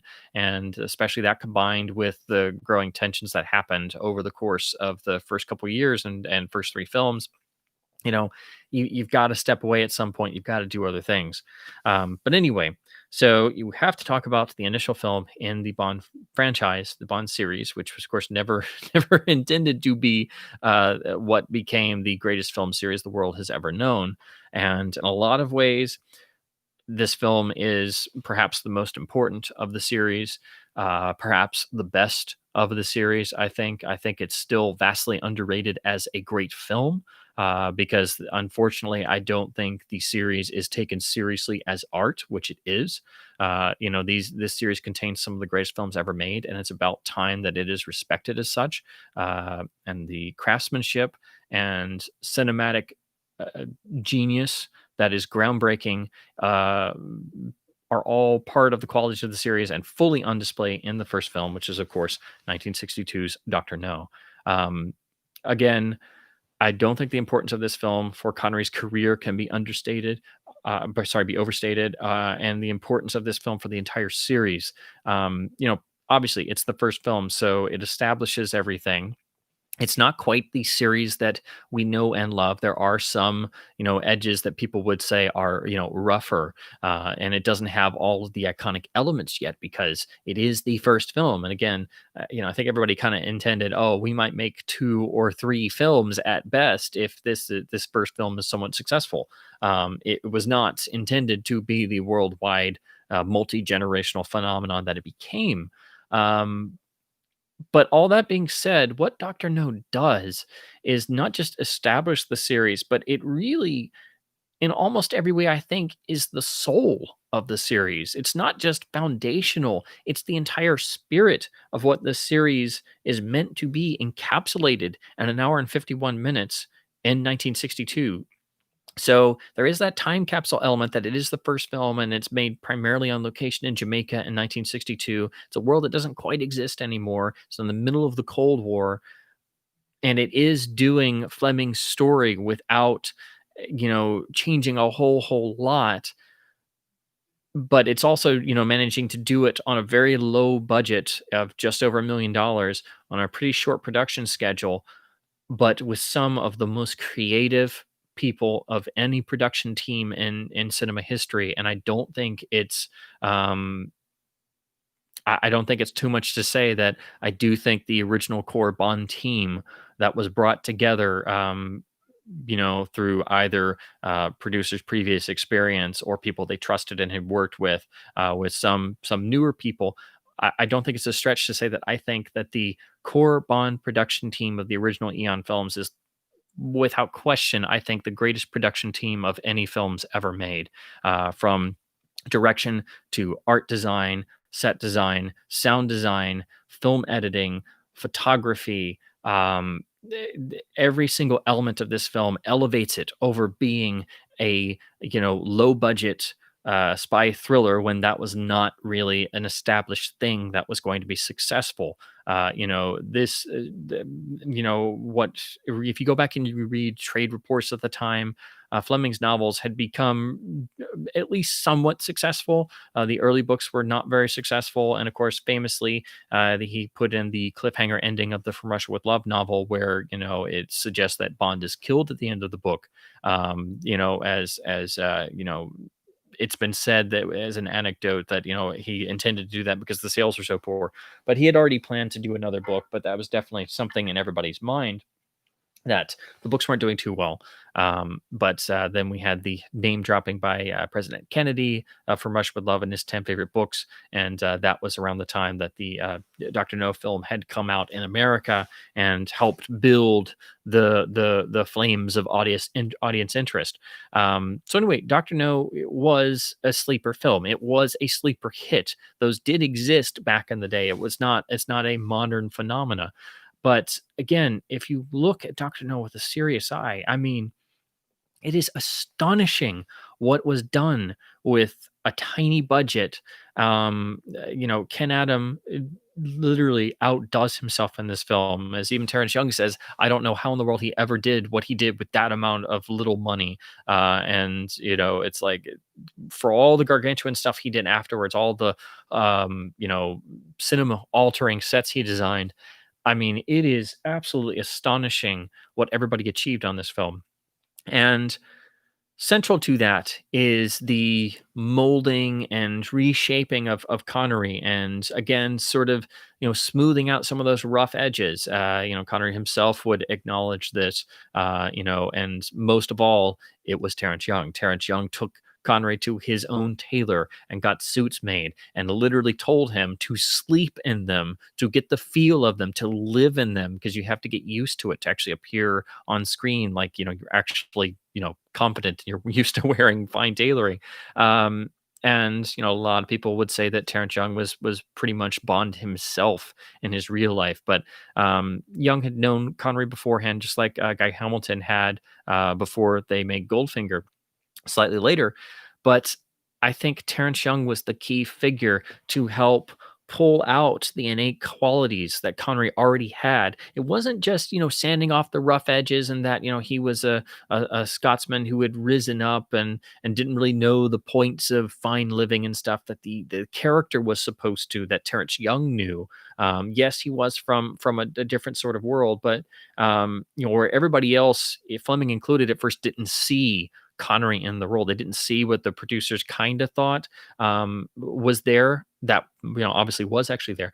But I think it's Terrence Young without question who was able to, you know, the stuff you see in the early films, like Tarzan's Greatest Adventure, like that darkness, that sort of glee, that gleam in the eyes that Connery always had. That's one of my absolute favorite things about just Connery as a person in general. That sort of zestfulness, that sort of mercurial smile always in the eyes.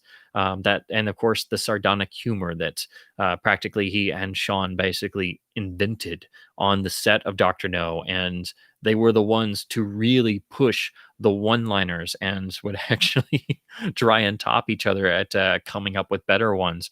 So there is a lot of stuff in Dr. No that was not necessarily on the script page, but was infused over time.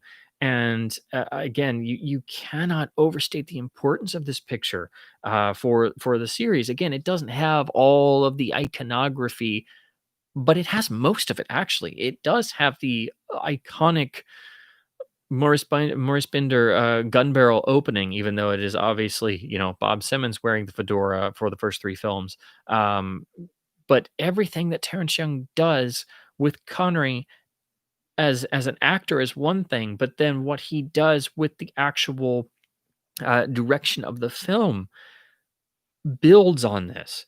It establishes Bond at the beginning, and once you've done that, it knows that you have to, the direction of the film maintains that character strength. And what is most fascinating is you follow Bond along because it's much more of a detective storyline. So Bond is actually using his brain and being a intelligence agent officer, which is of course the story of the novel as well. But obviously, you can't have the same amazing Fleming prose in the cinematic adaptation. It just doesn't work that way. Films are different from novels. But what I think Young and a lot of other people rightly realized is you can have that same charged energy. You can have that same sardonic wit that is the soul of Fleming's prose. So while you can't have his amazing powers of literary description, where he could literally talk about a bowl of fruit on a table for 6 paragraphs, and you're just hanging on every single word, and it's the best thing you've ever read in your life. Um, the film manages to keep that spirit. And Fleming always was said, like, your films are a lot funnier than my books. And Terrence Young was like, well, we tried to make them slightly funnier, because we wanted the audience to have that enjoyment factor. So that's there already as well. So everything that they did, Young in particular, establishes everything. And again, it's really the soul of what the series is and what everybody comes to expect. And it's a very serious film. It does Fleming's novel. It does the story well. It's not too overladen with the gadgets and other factors that, while they're iconic, at some points they did threaten to overwhelm the core of the character and what the stories that Fleming wrote were supposed to mean. And I love the gadgets as much as the next person, but there is a definite style to the Terrence Young films that is iconic and intricate and directly tied to the core heart of the series. And so I think there's been this eternal yin and yang, and I've talked about it on at other times before.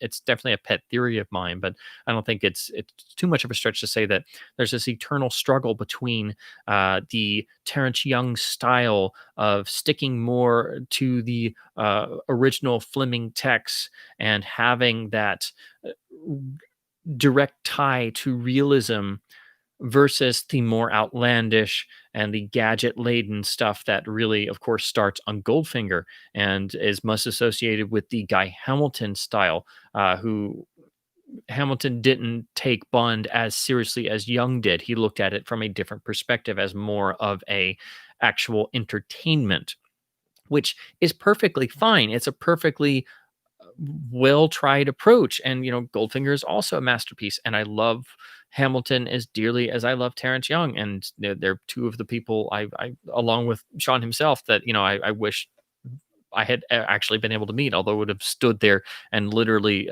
been just unable to speak in such hero worship. But anyway, um, I absolutely am a man of the Terrence Young style, and I think that is a definite side of the fence Bond fans will be on. They will either be on the more uh, where danger is a factor in the Terrence Young films. Danger is slightly removed in the Guy Hamilton films, for example. It's just a different approach. It's the same character, same story, same scenario, same universe, but it's a different feel. And I think it's most felt when you go from Doctor No, From Russia with Love, then you go to Hamilton on Goldfinger, and then you come back with Terrence Young on Thunderball, and automatically every time Bond is put into a serious predicament, the danger is much more visibly real. Bond, actually is having to, physically fight his way out of scenarios in a life or death struggle. Whereas in Goldfinger, he's much more visibly removed from things going on. He is ultimo cool, suave. At a different sort of degree than he is in the three Terrence Young films. I think that's an interesting stylistic difference that comes on very, very early and helps to give the series more longevity by showing that there is differentiation and the ability to have a different sort of basically to put it shortly, to show that the series has the legs already, that you could do more things. And of course, the first two films being increasingly successful sets the stage for Goldfinger, so then the whole world practically sees Goldfinger. But that also sets in the mind of most of the world that Bond is about high living and gadgets and the one liners, and it establishes so much iconography that the first two Terrence Young films are in a lot of ways. From Russia with Love is almost like Dr. No, in that a lot of people would see it as foundational because it's a lot more serious. It's a pure spy thriller, whereas Goldfinger is much more of the entertainment. Um, so yeah, we'll get to more of that in a minute, but I'm gonna have to try and condense this stuff, because if I just talk about the Bond films, we're already almost at 2 hours, and I could talk for probably a whole year just about Dr. No. So anyway, Doctor No is the key film that solidifies Connery as a screen actor, and all of these elements coming in shape and mold and give him this experience that he just had not had before, because he is the lead of this film. It's all built around him, it's all supporting him. And again, this is all my opinion, but I actually think it's his best performance in the role. I think it being the first go around, I think there's this energy. Plus, we're with Bond the whole time. We're unraveling the mystery of the disappearance of Strangways. And, so we're with Bond. Bond is our linchpin. The whole course is when Bond arrives at the Kingston airport and is greeted by Mr. Jones and from Government House, and is very suspicious because, as a spy, wouldn't have a government car to meet him because it would give the game away. All this is not said, of course. And of course, he's been uh, already flashed by the iconic Little Miss Freelance, so that already puts his senses on edge, as he says later in Government House, I got the impression Sean had been selling tickets. So he goes to the phone booth, and again, perfect element of the film being a time capsule right there for 1962. Um, so there's all these elements going on. Of course, you have Jack Lord as Felix Leiter there, kind of hanging around, and because he's not identified there, you're like, okay, something's up. Bond is practically already in the sort of enemy territory. This is taken much further in From Russia with Love, where he literally is in Soviet territory in the middle of the Cold War. But it's already there in Doctor No. But anyway, he goes to the phone booth. He calls Government House. He's asking about the driver, and while he's doing this, he's watching and he notices there's this almost sort of interaction between Freelance and Mr. Jones, so that sort of ties them together. So he's like, okay, so so they are two of the opposition. But when he verifies that obviously this Mr. Jones is not from Government House and therefore some obviously nefarious purpose, um, he goes to ring off and he thus has to take care of this guy and figure out what he's up to. But there's that absolutely breathtaking moment where, he's like, 1 o'clock then, that'll be all right. Yes, forgive me if I'm a few minutes late. And then he just hangs up without breaking his gaze. And he just gets this absolutely breathtaking, malevolent look in his eye, this like joy of, okay, now I have to go take care of this guy. And that's a particular quality that Connery had that doesn't always is not always in other interpretations of the character. I think that's part of what people always and when people always get into the discussions of which Bond is best, which that's a great thing to do and theorize, but I think unfortunately that usually becomes the whole discussion and people don't talk about the films and the directors and the writers and the different time periods and things. It's always which Bond do you prefer, and they don't take the films as seriously, which is not helpful because there are other things to talk about, but it's that element of danger, that element of that innate animal sense of that there's this ferocity there. A lot of the fight scenes people have commented on, it looks like he enjoys the fighting. Whereas, that's not really something you get in a lot of the other films. And that's something audiences picked up on right on there in 1962. Again, I think that's something that Terrence Young helped to solidify and bring out, because I do think you see flashes of that even in Tarzan's Greatest Adventure. So again, Dr. No is so important in so many different ways, for both the series and for Connery as an actor. I mean, my God, it's one of the great screen performances. It's obviously hugely iconic in so many various ways. That's unquestionably among the handful of the great male actor screen icon performances. I mean, just to even begin to think of what else even compares. I mean, you have Connery and Doctor No. You have Doug Fairbanks Sr. as Zorro and Black Pirate and Robin Hood, and then you have Errol Flynn as Robin Hood, and that's there's very little else that's up there in that just unquestionable world changing iconography. So again, if I keep going, I'll be going forever.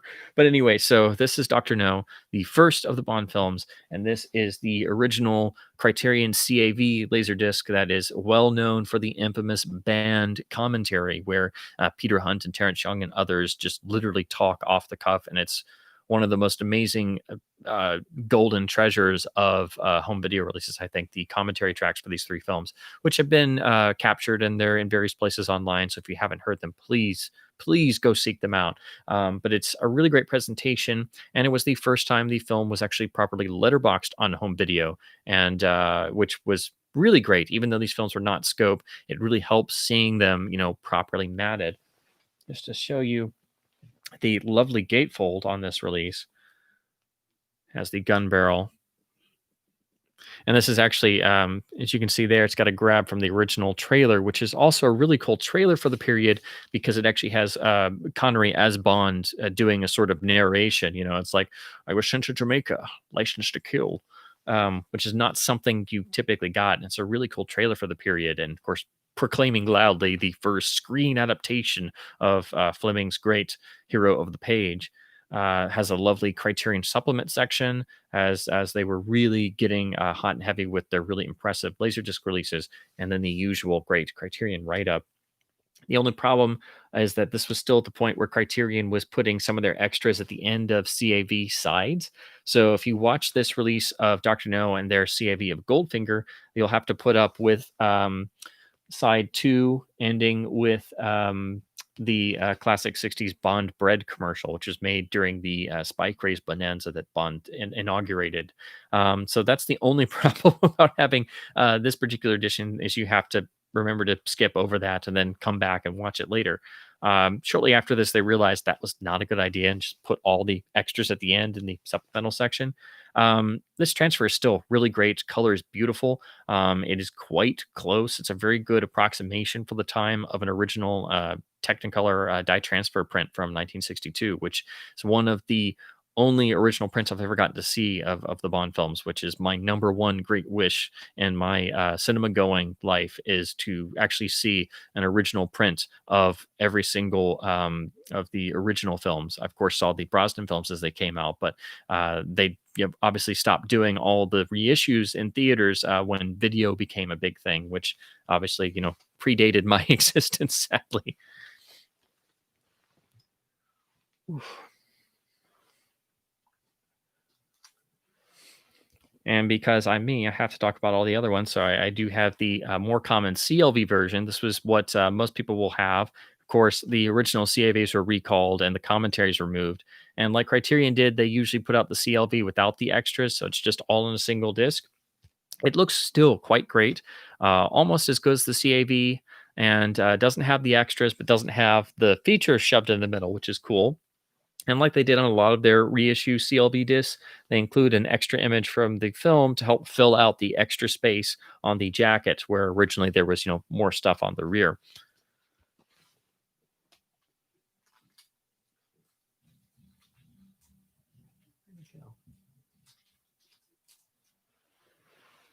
I didn't pull absolutely every release because, again, if I pulled every Bond release I have, then we'd literally be here all day. If I go over the tapes and the DVDs and so on and so forth, those are pretty well known. But I did pull my various laser discs. So here, of course, is the 1993 Japanese letterboxed presentation, which uses the original Japanese art and established this lovely design that got used for all of the Japanese letterbox releases. I don't have all of the early Evergreen Pan and Scan discs, but I do have most of them, which I did in a video. And I've been working my way through these, and I'm going to do a video on those and hopefully get that uploaded sometime this month because I always do my. Ironically, this is all happening in November, which is my Bond month because I grew up on the TBS Thanksgiving Bond marathons and watched them every year in November. Tried to tape as many as I could with and get around the TBS incessant commercials, but I still remember the Superstation marathons with great glee and fondness. And so every November, I always do my series rewatch. So I will hopefully be able to get the video detailing these and talking about the transfers up this month. So this uses the MGM letterbox transfer. So it's pretty much identical to what you got on this, which is the Connery Collection Volume 1. This was MGM's first letterbox issue of the Bond films for the original Connery Bond films. So they did this after Criterion did their deluxe releases.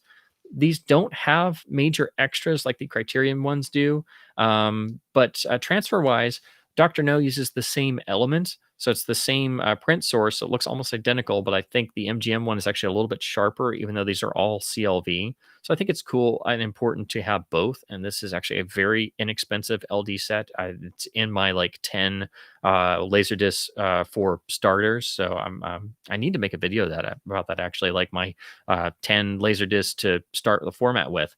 And you get nice presentations of all three. and then they use original poster art for the back. And it's just a typical MGM style box, but this is one of the first discs I ever got and have watched many, many, many times. And of course, all of these have lossless PCM renderings of the original mono soundtracks, and again, sound better than all the successive releases, I would argue. But this transfer is what gets used on the Japanese disc. And then, again, pardon me, it's hard to shuffle around. I have so much stuff set aside.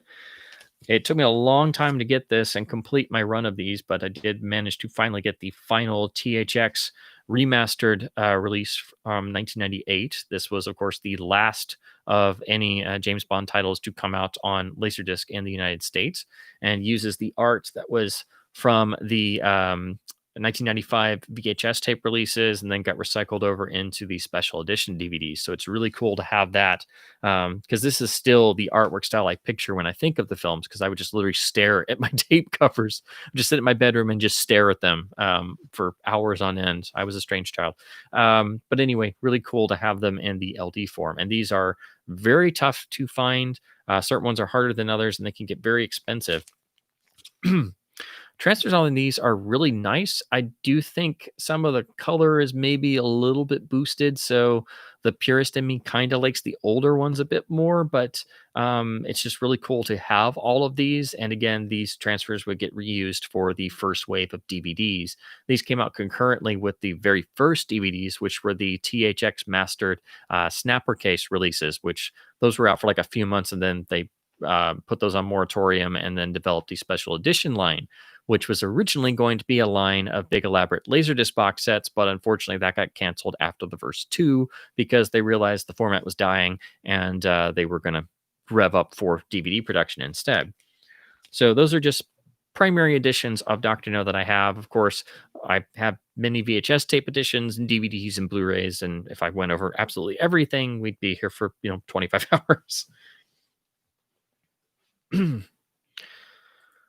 Okay.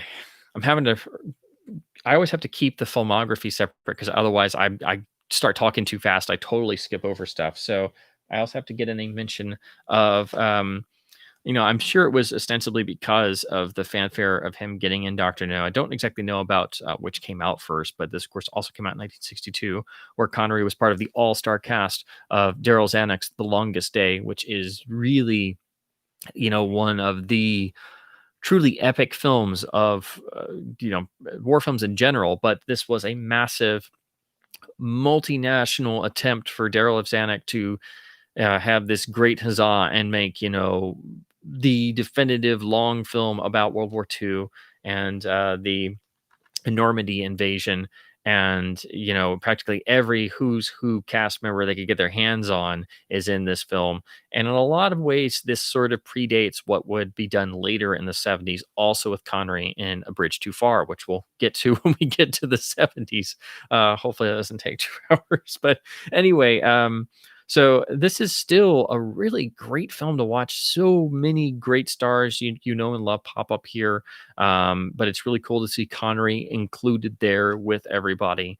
And yeah, this unfortunately is the Blu-ray that's been subjected to a bit of digital noise reduction. So this is one of those titles where the DVD is still a good watch. Hopefully this gets redone at some point. I mean, it still looks okay, and it carries over extras, and I think includes a little bit more. But unfortunately, that the image is not as good as it should be.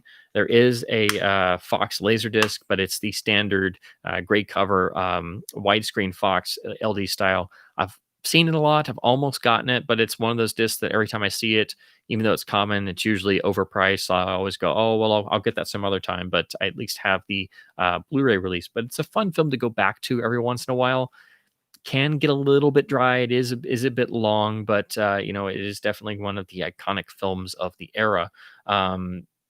Even though for me personally, I vastly prefer Guns of Navarone, which has a huge influence, I think, on what the Bond series became, because it sort of is one of the first films to have that sort of sardonic distancing that you see all over Dr. No, that sort of cynical attitude that Bond really exploded on the screen and then became formalized later on. I think you can draw the line very easily to, you know, especially the Sergio Leone Dollars trilogy and Fistful of Dollars, the Eastwood Nick character, it definitely has that cynical aspect that is, you know, directly influenced by Bond. So Guns of Neverone is much more my sort of taste.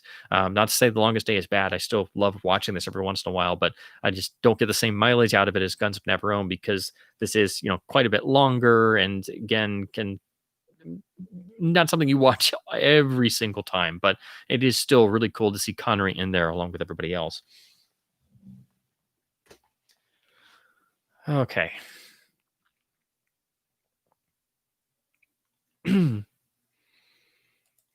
So once you have Dr. No, you of course have to have the second of the 1-2 punch, which is From Russia with Love, the second film of the series released in 1963, directed by Terrence Young. Pretty much the entire production team returns because this was pretty much put right into production after Dr. No came out and was a pretty sizable success in the UK and started to become a sleeper in the US. But of course, Dr. No didn't come out in the US until you know, early 1963 because you know, that's just how it went back then. It took a lot longer for films to come across the pond, as it were.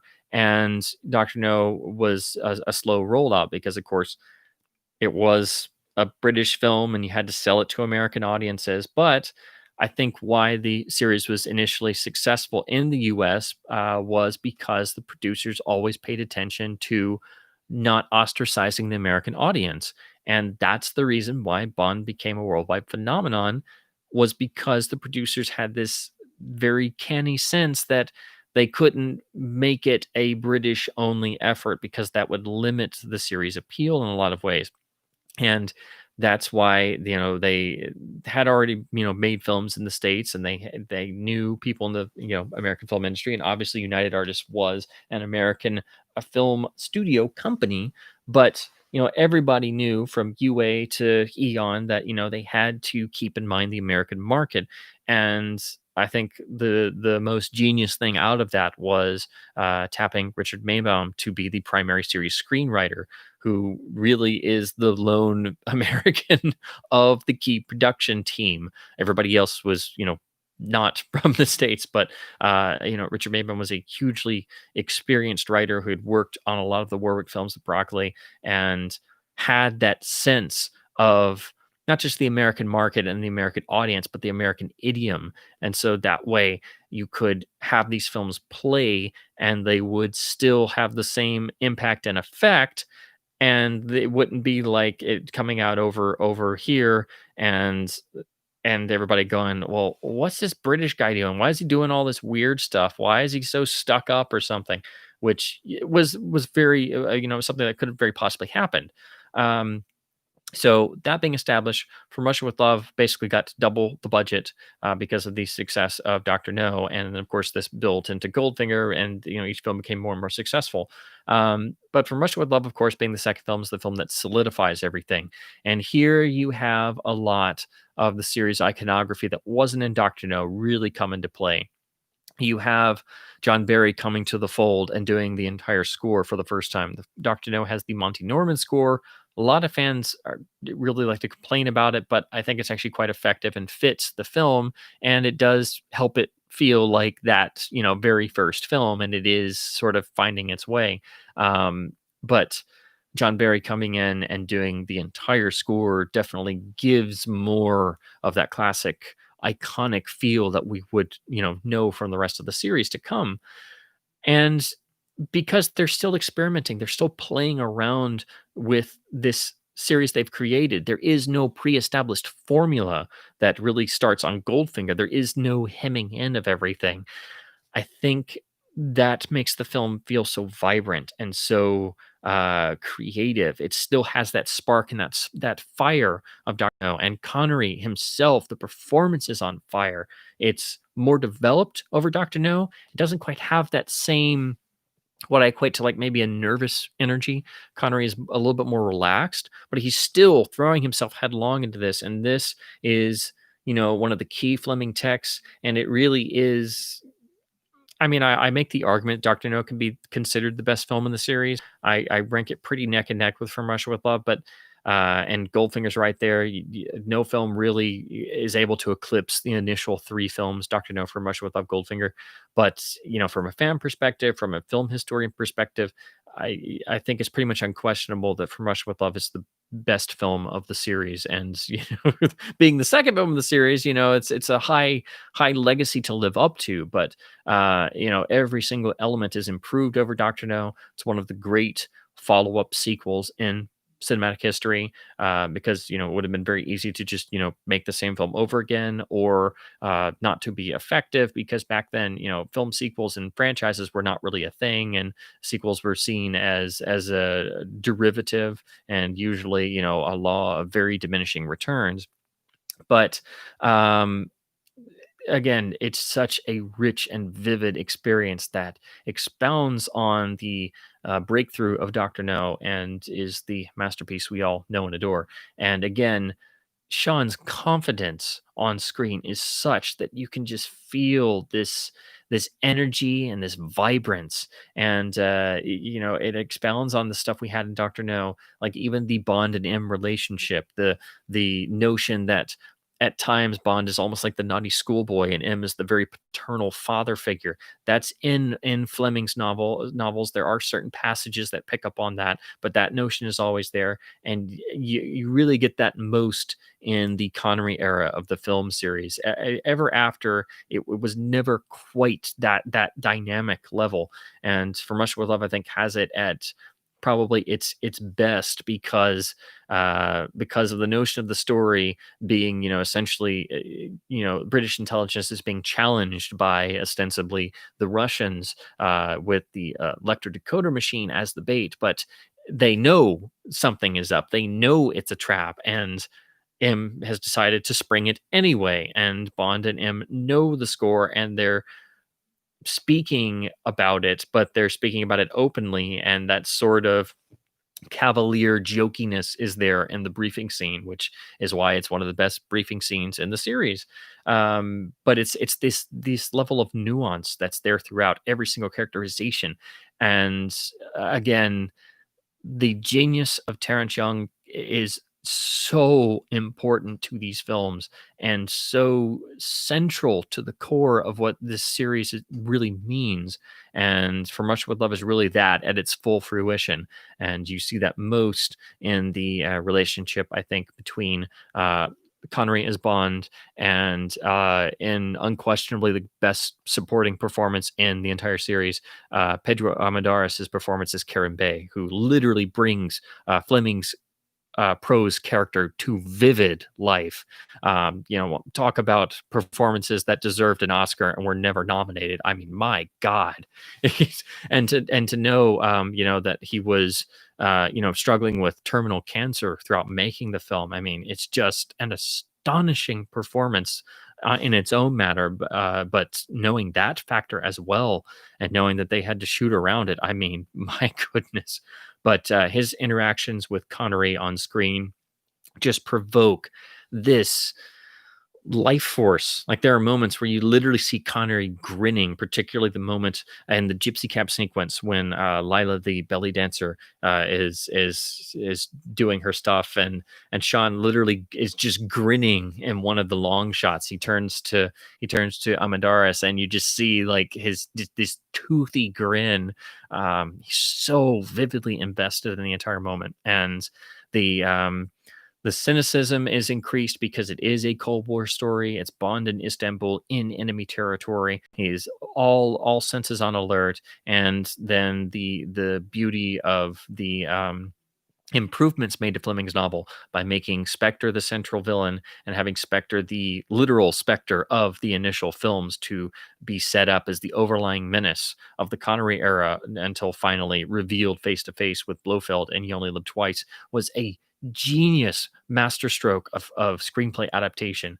I think a lot of stuff that Maybaum and the other writers did with that improved on the already great novel, so much so that I think the adaptation work in From Russia with Love and Goldfinger in particular is some of the best prose to screen adaptation work ever done. I mean, making Spectre the third party villain of From Russia with Love is just absolutely genius and elevates the story so much so that it becomes even more of a suspense thriller than it already was, because in the novel we're let in on the pre-planning stages of the heads of Smersh, the Russian spy organization, and the whole first third of the book is really the planning, and then it becomes pure suspense because it cuts to Bond throughout the rest of the book, who has no clue the plot that's going on, which is still there in the film, but by adding Spectre as the third party playing the two sides off against each other, it adds even more suspense. And the whole film builds to the climax on the Orient Express, which is one of the most iconic usages of a train in any medium. And you have the meeting of the main villain henchman, Red Grant, played by Robert Shaw, and one of the great screen performances, I think, where he finally, after appearing many times throughout the film, is always kept silent and remorseless as a killer, and thus builds the suspense even more. So the whole film is literally bottlenecking into that moment in the confrontation on the train.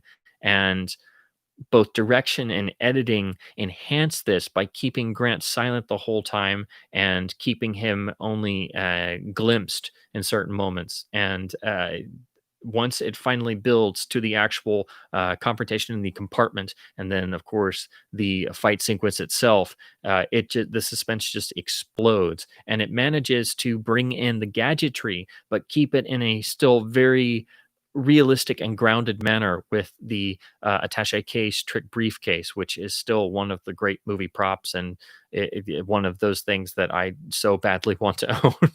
I admit to buying briefcases as a kid and trying to trick them out myself. Didn't go very well, but I did it anyway. Um, but anyway, From Russia with Love is yet another key work, and it solidifies, I think, everything that Connery did on Doctor No. And I think from this point onward, I think that confidence he had as a performer was really unshakable.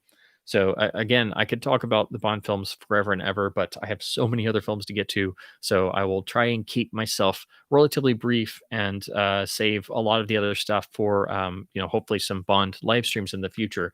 But just talking from a performance perspective, of course, this exploded Connery even further and solidified him as a British icon, and the film became successful in America. Of course, coming out a bit later, actually relatively closer to when Goldfinger was actually released, because the delay was such.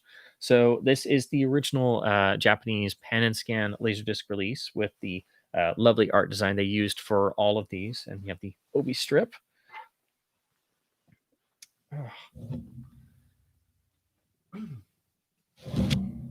Then we have the Criterion Band CAV version with the commentary that got recalled.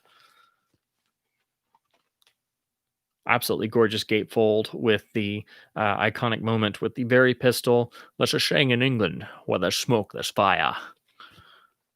And then really cool, they used the original theatrical door posters, which were used in the premiere UK engagements, and put that on the edge there. So those were actually used on the doors of the theater for the premiere engagements. That's a type of cinema display art that it really kind of didn't last a whole lot longer after the 1960s. So it's something I really, really adore. And I thought it was really cool Criterion put those in there.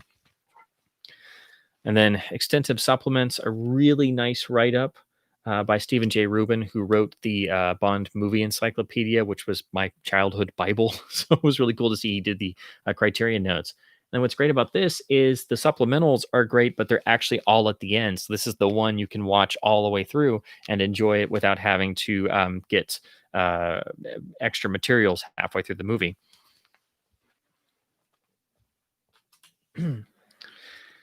And then, of course, we have the MGM box again. Of course, the Criterion was the first letterbox release. The MGM transfer actually uses a better element. Criterion used the same source MGM used for all their pan and scan, or I should say more open matte releases. But I guess they found a better print source because this one just looks better because the source is a little cleaner. But both are still great presentations. But I think MGM's is actually better on From Russia with Love. What's also great about this is Criterion has the isolated scores on the analog tracks for Dr. No and Goldfinger, but not Russia. But MGM actually put it on here. It's not listed, but I didn't know it was there until somebody told me about it. But it's another reason why this set is a really cool thing to have. Later on, MGM reissued these as standalone discs, but they came out later than the rest of them. So they're in the final letterbox style that was done in about 94 or so. But what's really cool is they used original poster art. So this uses the original US one sheet poster with the more mid 90s MGM deluxe banner on the top. So it's the same disc as the box set, same transfer and everything, but it's really cool to have this because it's a beautiful rendering of the original art. And it's, you don't find these as often, even though it's the same disc. Oh, whoops. It's the same disc as what's in here. So you really don't need it, but it's just a cool variation to have.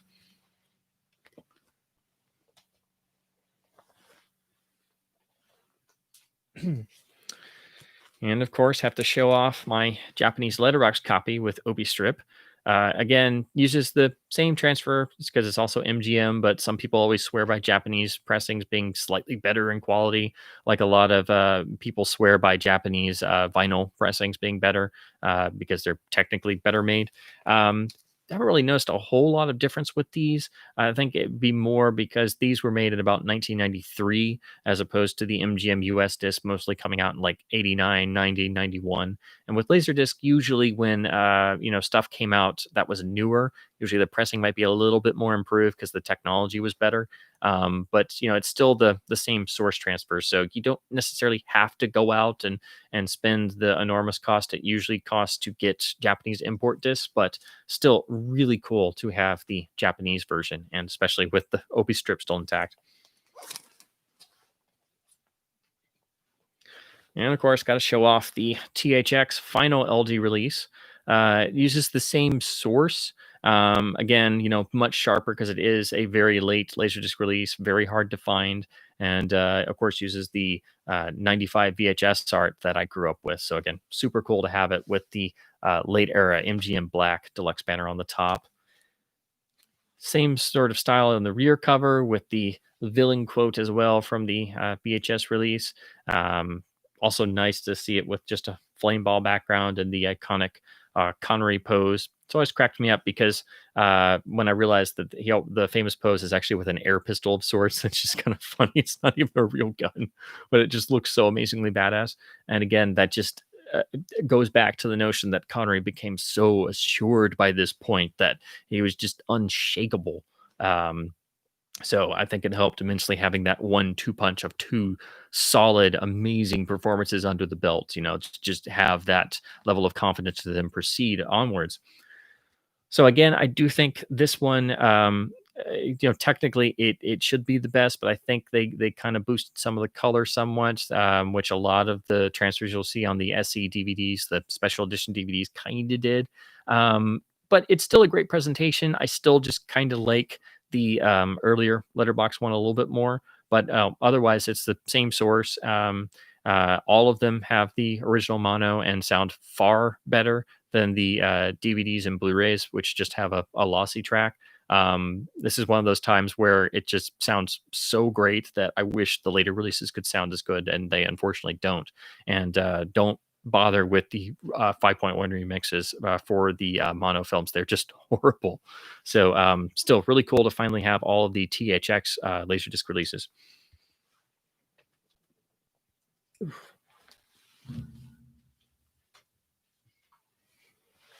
Trouble is I have so many discs and things set aside. It is so hard to do all these and have some sort of order and remember where everything is and not have it all fall over on you.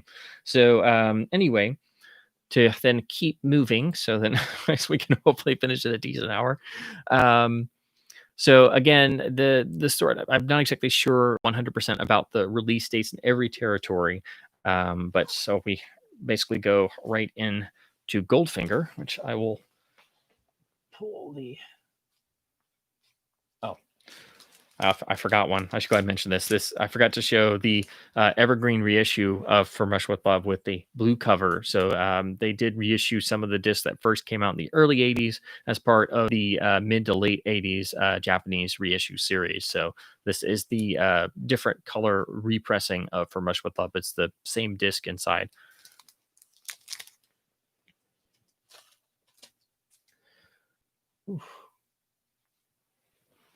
So of course we have to then discuss Goldfinger, which really became the iconic film that everybody saw worldwide. It became a phenomenon, but it really built off the success of the first two films.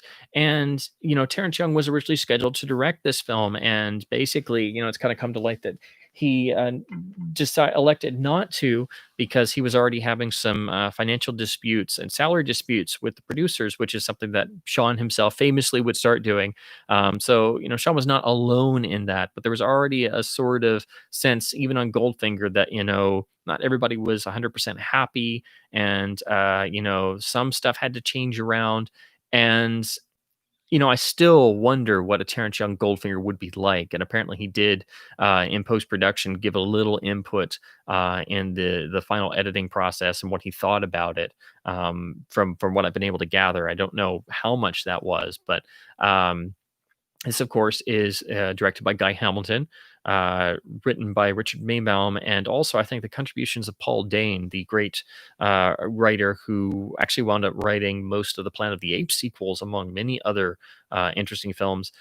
I think it was Dane who really brought the sense of Goldfinger that's so different. The ultra stylized, cool suavity that we always associate with Bond. That's not quite there in the first two films of the series. And really, if you want to examine it, it's Goldfinger is really there's nothing else in the series quite like it. And Paul Dane never wrote anything else for the series, so I think that's that key factor that most people kind of overlook. Like they might talk about Guy Hamilton, but they usually talk about he has more gadgets, and it's the more gadget driven and the more relaxed pacing versus the Terrence Young films. But I do think that's that key quality that makes it feel different is Paul Dane there, who's not really talked about ever. But I've always tried to figure out why Goldfinger is so different. But of course, had Terrence Young directed Goldfinger, had it been more like the first two films and that become the worldwide phenomenon, we wouldn't have had this side of Bond come to light and become the world, the image in the world's mind of what James Bond is and supposed to be. And I think everything that happened to the series is what led to its longevity, because had anything else been different, the series would have stopped at some point. History happens for a reason. It's, like classic time travel stories. You change one thing and everything becomes different. Well, same thing would happen with the series, but it's fun to play what ifs. So I always play the what if of what if of Terrence Young staying on and directing Goldfinger, and the whole core tenet of the series remaining like the first two films. But again, I do think it's important that Goldfinger did have that change and did become as successful as it was.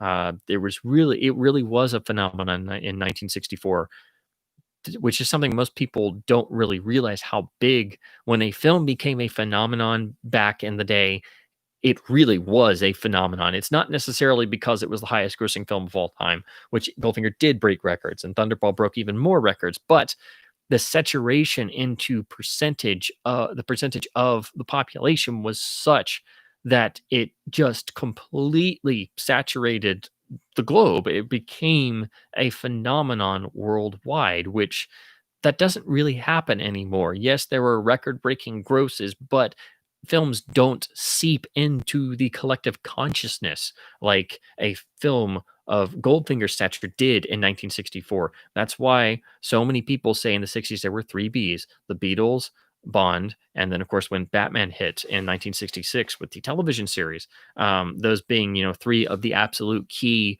pop culture elements of the entire decade.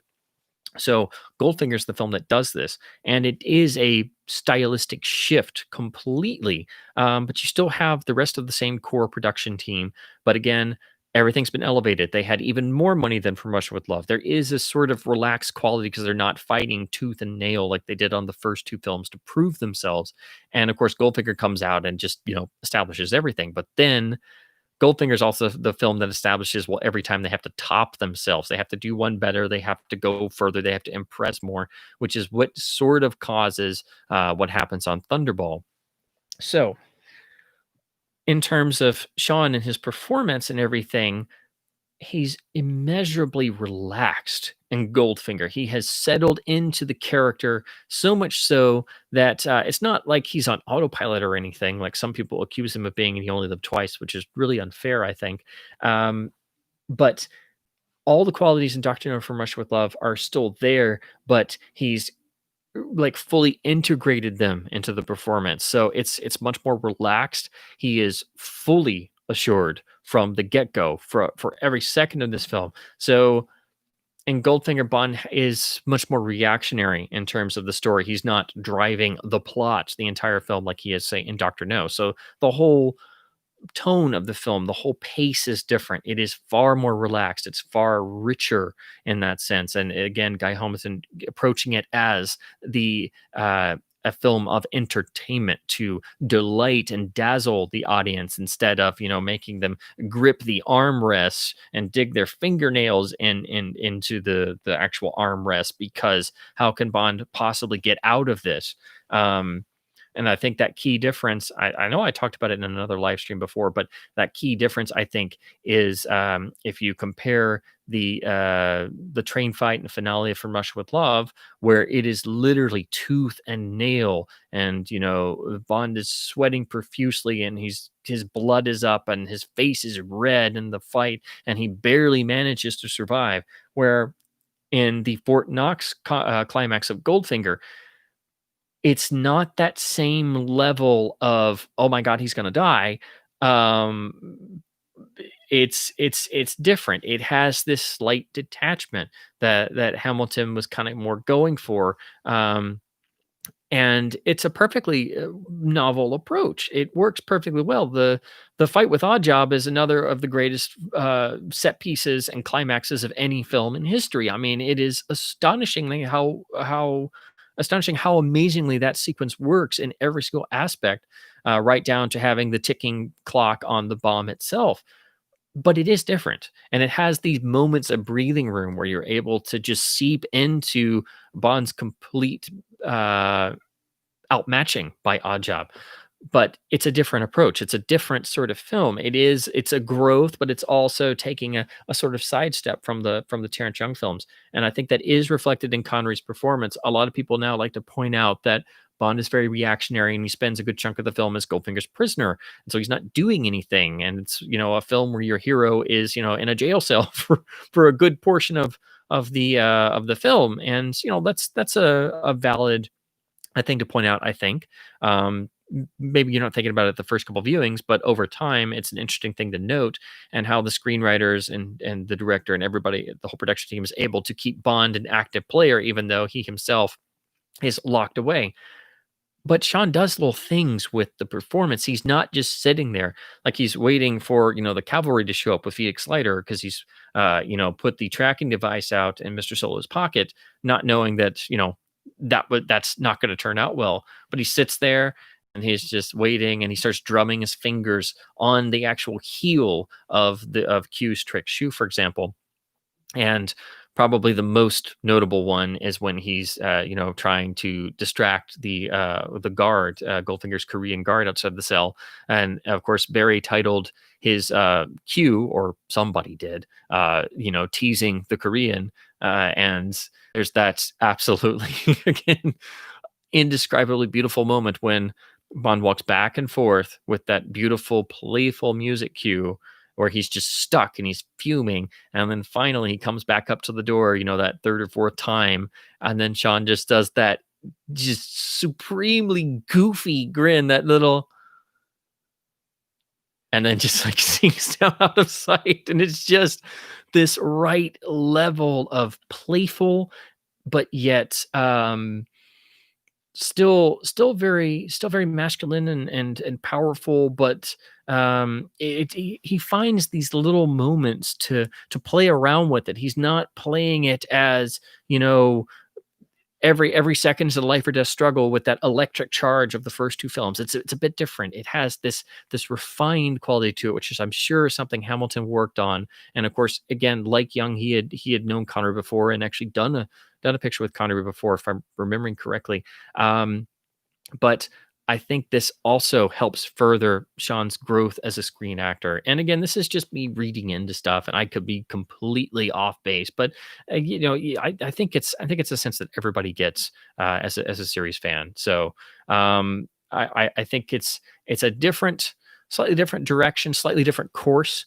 to go in from the first two films, but it is still a growth for the series and for Connery overall. So that's just me, espousing on Sean and Goldfinger a bit. And of course, the film becoming the icon that it was and the massive success gave him even more clout. So that, of course, led him to wanting to be able to do other things and avoid typecasting and such.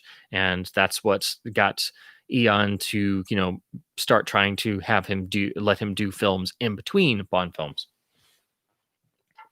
This, of course, is the Criterion Band CAV release as well, with the amazing commentary track. Show you the gatefold. And they gorgeously use a version of the iconic Golden Girl silhouette, which got used on a lot of the original trade posters, and most amazingly of all, on a lot of the original theater marquees.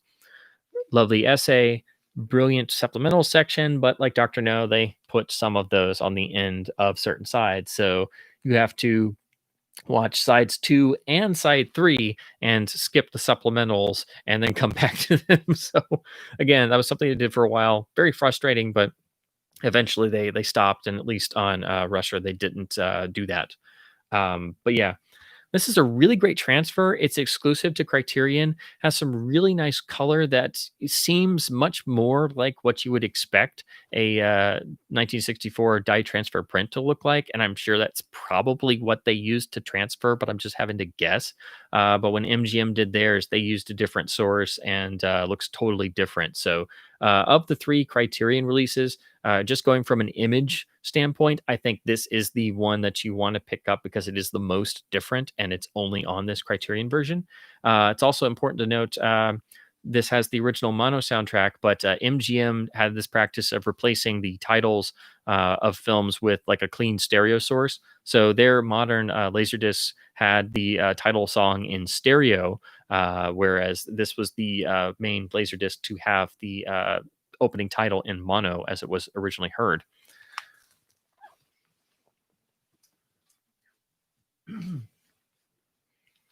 So, of course, again, we have the Connery volume box. MGM used a different source. Their Goldfinger looks pretty good, not quite as like amazingly vivid as the Criterion in terms of color. Honestly, this one kind of looks like a little contrasty-ish if you were comparing them side by side, which of course most people weren't. But still, great Laserdisc presentation, and also letterbox, because this film was always shown 133 prior to these releases. And then, of course, they did a reissue standalone using the US poster art, sized off for an LD jacket.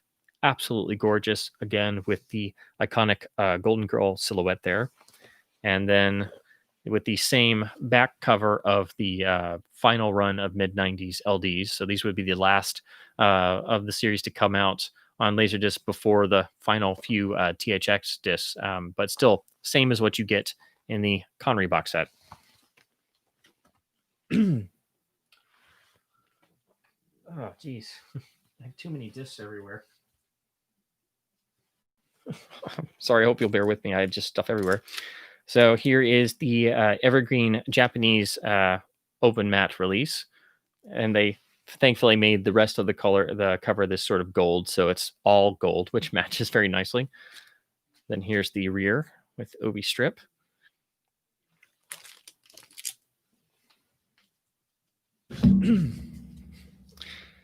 And of course, I have more editions of Bond than I have anything else in the world. So here is the Japanese letterbox release. This is one of the only ones where they didn't have that white sort of design with the Japanese poster. This one, again, I'm trying to keep it from glaring really bad because I have it in a plastic sleeve. But this uses a Japanese variant poster, which uses the British variant, which has this stunning projection of Bond and Pussy on. I believe that's still Margaret Nolan from the she played the Golden Girl in the titles. Unfortunately, she also passed away this year. 2020 has been a terrible year for us Bond fans. We've had a number of just people pass away this year. Diana Rigg as well, of course, which was just terrible. And then of course now with Sean, it's like, oh gosh, why is 2020 so terrible? But this is one of the best looking Japanese jackets. Then with the gun barrel art on the back, again, this uses pretty much the same transfer MGM did, but just pressed a little bit later. But the Laserdisc you want to pick up was the first of sadly only two deluxe box sets MGM did. This is the deluxe collector's edition of Goldfinger, which was a brand new transfer of that same source, where they really tried their darndest to get the color to come across right. This is a absolutely stunning looking transfer. It is fully CAV encoded, so you will have to flip multiple discs, even though it is a short film at an hour and 51 minutes, matching the runtime of Dr. No. But so worth it. This is a beautiful package. This is where they created the original commentaries, and John Cork and company made the first of the documentaries, which are on the final sides and have been ported over to all later releases, and started them on the path of making commentary tracks and documentaries for the entire series. And still some of the best home video extras ever made, really. And very hard to do for for a long running series, and doing those for each film. Still a phenomenal package, but again, MGM did replace the opening title in stereo, so but the rest is mono, of course. Does get the THX seal of approval as well, and uses one of the original promo posters, which was just the Golden Girl with Connery strategically placed over her, nether regions that would not be advertisable. And the whole box is just beautifully done. It's one of the great Laserdisc box sets. I think the package is brilliant. Of course, it's just a lift top box. Just beautiful piece, and definitely the if you were going to get any version on Laserdisc, it would be this. Even as just as a display piece for Bond fans, it's a fantastic thing to have.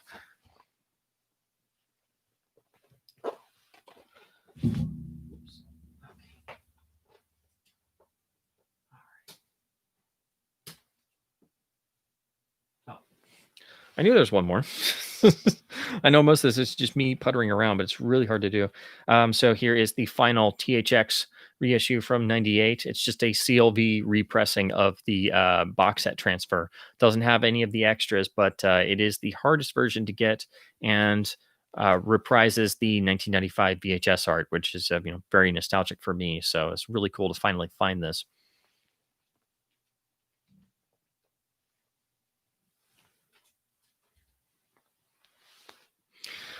All right, so that's the first three Bond films down. So, I knew this is going to be kind of long. There's so many things to go through, so I feel like I'm going to have to just go through tons and tons of films. But I want to at least try and at least talk a little bit about each of them, and not talk about Bond and nothing else.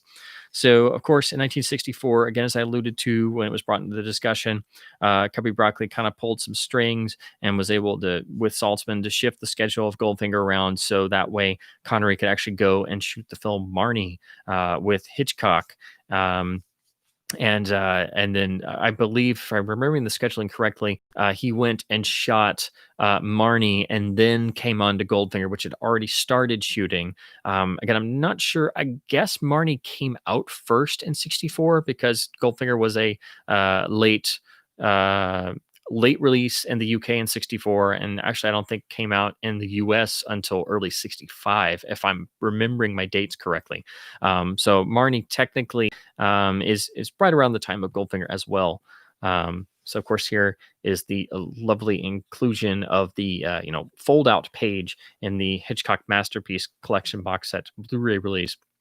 And of course, like I said before with the Bond 50 set, I always pull the discs out of these things and keep them in a binder because these things are notorious for scratching discs up. Marnie is an incredible film.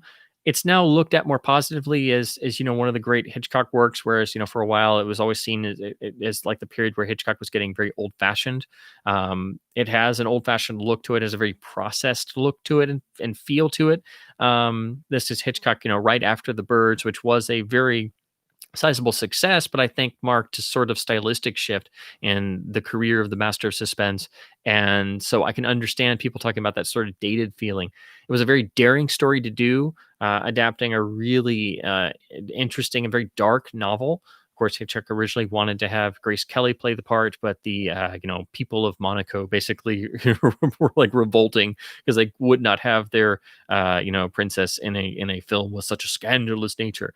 But because it's this interesting, very dark story of a man who comes across this compulsive thief with a lot of psychological issues, uh, and then basically being compelled to essentially trap and cage her, if you will, almost like literally almost like an animal, and if you look at it emotionally and psychologically at first, mind you, it's this sort of instinctual thing that this character has, and then by essentially blackmailing her into marrying him. It's a very dark story, and it's a very complex character. Again, most of the focus goes on Marnie, but I mean, in a lot of ways, Connery has the most difficult role of the film because it's such a hard character to pull off and still have him come across as human and very, very much flawed,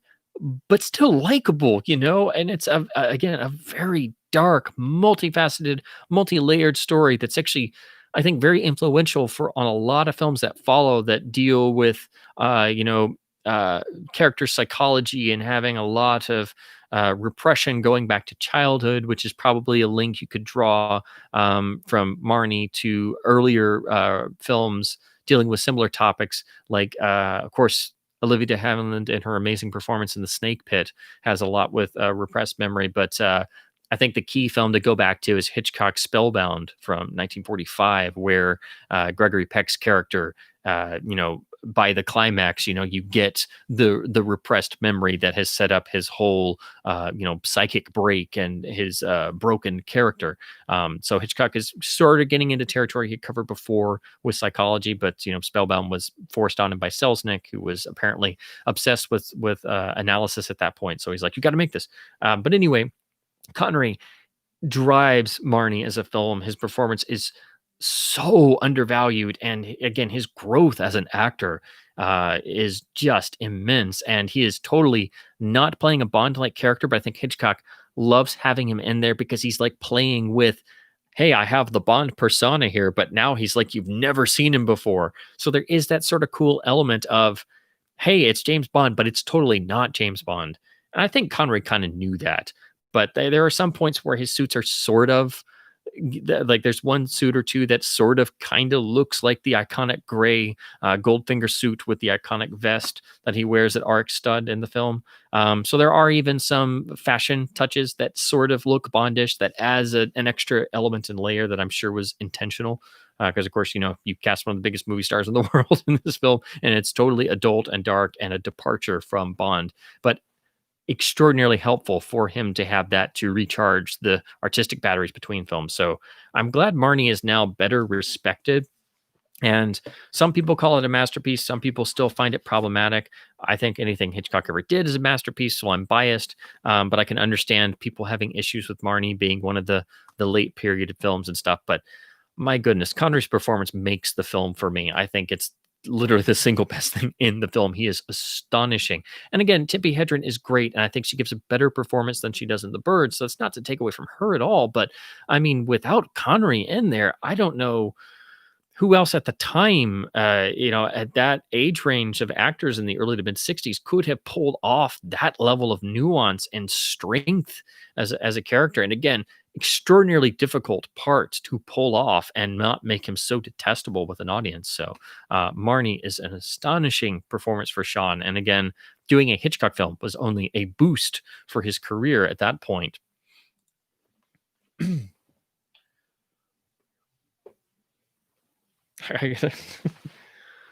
starting to get parched. I gotta have a ginger ale break. So again, I have so many more films to go through, so I'm gonna have to start speeding it up a little bit because otherwise, it's.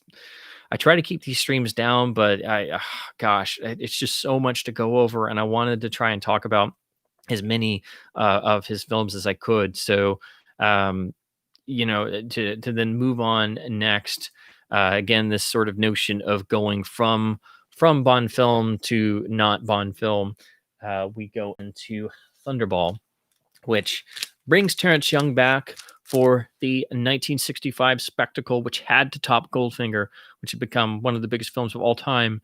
And I think that was a pressure on everybody that is definitely felt in the finished film. I still think it's a great film and a masterpiece, and I do really appreciate the Terrence Young style coming back, that innate danger, that energy, that charge is back. But it is a different feeling film. It is a film where the spectacle and the success the series had had starts to kind of weigh it down a bit. Um, Again, they had more money to play with, and they finally did get to do Thunderball, and they struck a deal with Kevin McClory, which started the whole process of him popping up every 10 years or so with his new Bond project based around the same story, which became basically Cubby Broccoli's recurring nightmare for the rest of his life. But anyway, so that's why Kevin McClory is credited as producer on here, and why it was made as the fourth Eon film. And that's also what shifted around doing the other films, because they were originally toying with doing On Her Majesty's Secret Service as the fourth film, which is one of those great what ifs, picturing Connery and Connery's Bond characterization in the On Her Majesty's Secret Service story and what that would have played out like. But Thunderball is, the first Bond film to be truly a spectacle and be, fully globetrotting, even more than anything you could have possibly seen in the first three films, because they just didn't have the budget or clout to do that. But again, I think it was wise of them to bring Terrence Young back and have that drive. But of course, the film does have its detractors. It does move differently. The editing rhythms are a bit different. Peter Hunt changed it up a little bit, but also they were rushing to meet a Christmas 1965 release date, which was the first time they had to do that, which is another, real life consideration of why the film does have some issues inherent, why it is a bit different in feeling. But it still is an iconic masterpiece, and that's just me waxing poetic about all the little intricacies of the film. Um, some people say that Connery really starts to have like a malaise with the role here, and that he seems kind of bored, and sort of like the beginnings of what they like to point out, You Only Live Twice. I don't think it's that. I think it's just that, again, this film is the first to have more of the spectacle feel, and we're getting further away from Bond as our lead character, which explodes on You Only Live Twice. So I think Connery is always performing as best he can, but again, I think with Thunderball, it's the first time we're sort of shifting away. The scope has opened up, and not to make a pun, because this was the first film to be shot in CinemaScope, which is of course another sign of it being a bigger success, because they sprung for we all say scope, but this was in Panavision, so of course it's beautifully shot in Panavision by Ted Moore, one of the great cinematographers of cinema history, whose work on this film is really staggering, because it looks as good as at most points as a great 70 millimeter roadshow film. Of course, I'm saying this and holding up a Japanese pan and scan laserdisc from the 80s, so go figure. That's irony for you. But anyway, the assurance that's there in Goldfinger, Connery's performance, I think, is, again, by this point in the fourth film, and again with Terrence Young back, there's not any possibility of there, I think, being a moment where he doesn't have just the supreme confidence of literally the coolest badass on the planet, to put it in layman's terms. And I still think they find little moments.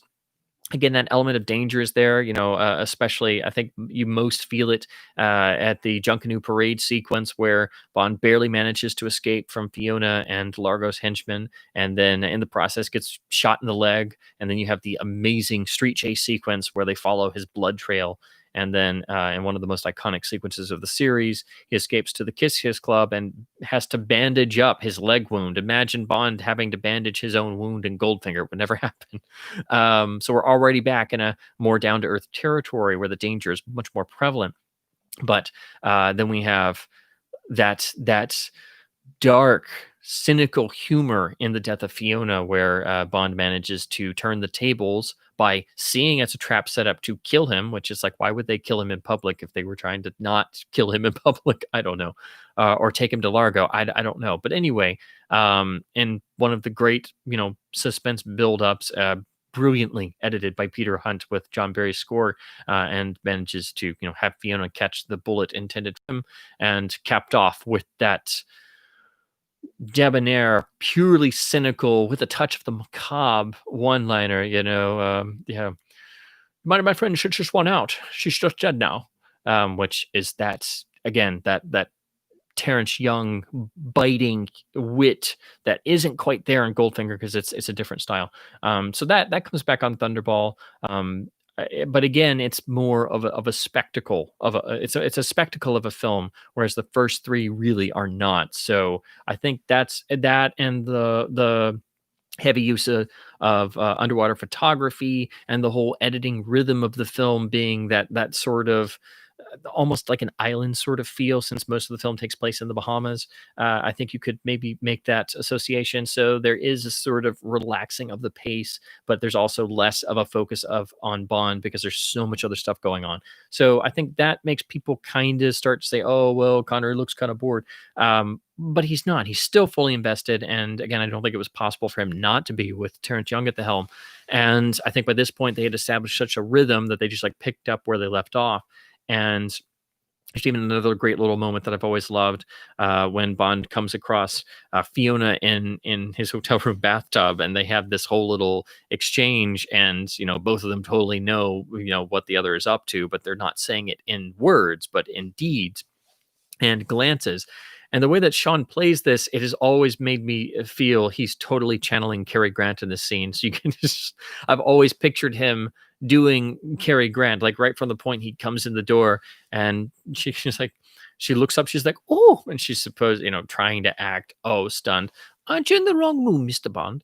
But before that, he says hello, but he says it in sort of a Cary Grantish way, where he's just like, she's like, oh, and he's like, hello. But it's sort of spread out, and it may be just me reading into that, but it sort of almost has this like wicked sense of Cary Grant in a screwball comedy, where he's walked in, and the lead actress of the film is in a compromising position, and he's just like, you have to back out slowly.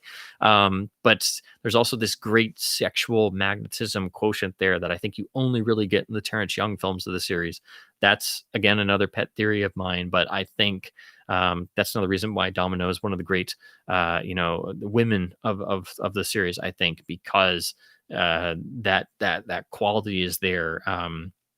And another interesting performance note, when Bond reveals his real mission to Domino and the death of her brother and everything, when they're on the beach there after having the underwater tryst, which is just a gorgeous moment, if completely impractical, when they drop their respirators underwater and obviously start making out, and the bubbles just go to the surface, and Barry's cue is just operatic.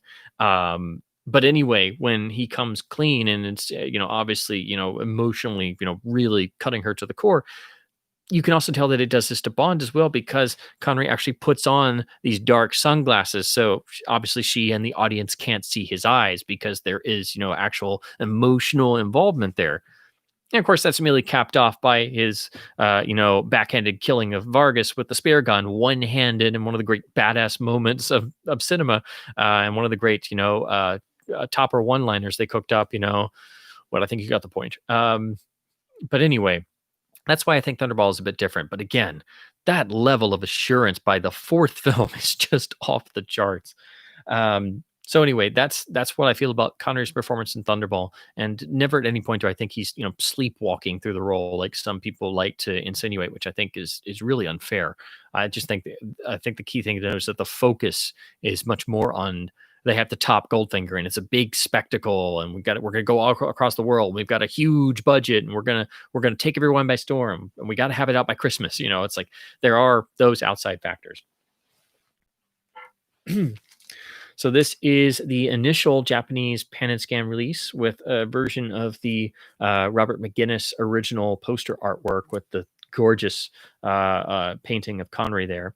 Um, these were all done by Warner Home Video, so it's kind of interesting to see Warner Brothers doing some of the foreign video releases. But this is about as early back as you can go for the Bond films outside of the initial VHS and beta releases here in the States.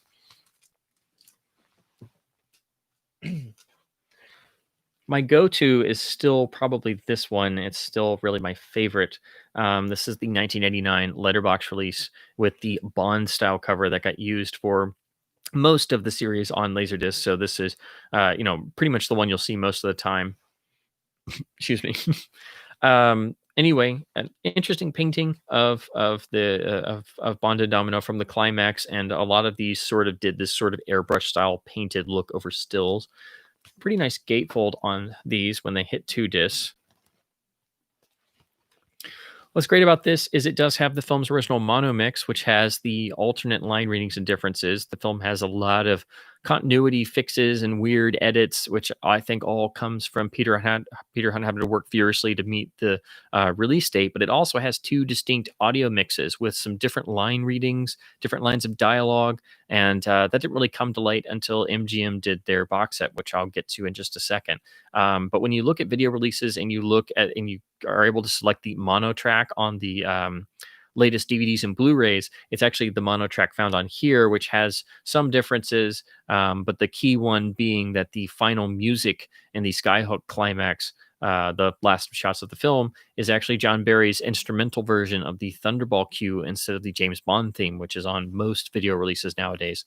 So my guess is it may be one track is the US track and one track is maybe the British mono, but that's just a guess because it's never been explained. And I've tried to figure this out for ages. Some people said that there was maybe a 70 millimeter blow up print, but I've never been able to verify that for any of the 60s Connery Bond films. Any of the 60s Bond films in general, actually. But my guess is like maybe there were 2 mono mixes, one done later, perhaps, because, of course, the film came out later in the US versus the Christmas 65 UK release.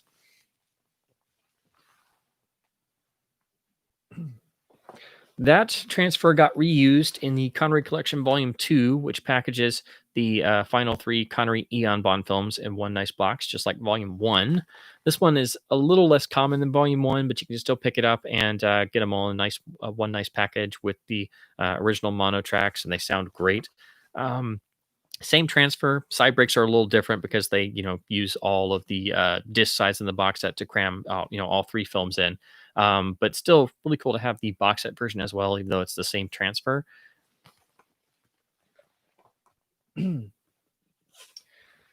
Got to have the Japanese letterbox release, which uses the gorgeous artwork that should have been the original poster.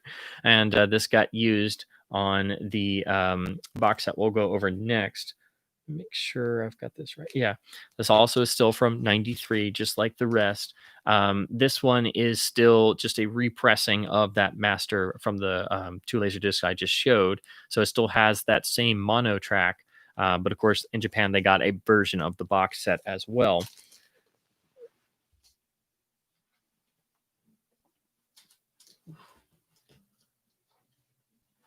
Sorry, I know it's fascinating watching me like bend over and pilfer through all these discs because I have so many everywhere. So here is the big 95 collector's CIV box set done to match Goldfinger. This was the second in a proposed series that never came to fruition. Absolutely gorgeous original artwork that combines all the elements of the film, from the explosion of the Disco Volante to the sharks and Largo's Pool to Bond and Domino to the helicopter to Bond and the Bell Textron rocket belt. Just absolutely gorgeous. And they went with blue on the spine for the water theme. Again, this has the commentary and then the John Cork featurettes and such, which all got carried over, but, started the whole ball rolling of MGM, putting up the money and making these big fancy special editions. What is special about this is They spiffed up the transfer. It's full CAV, but on the audio side, they used a different source, which has all the audio and music cue differences. But they did a attempt at doing a stereo surround mix. So they took a mono track and they apparently had the elements, the dialogue, music effects, and they just slipped in John Barry's score in stereo.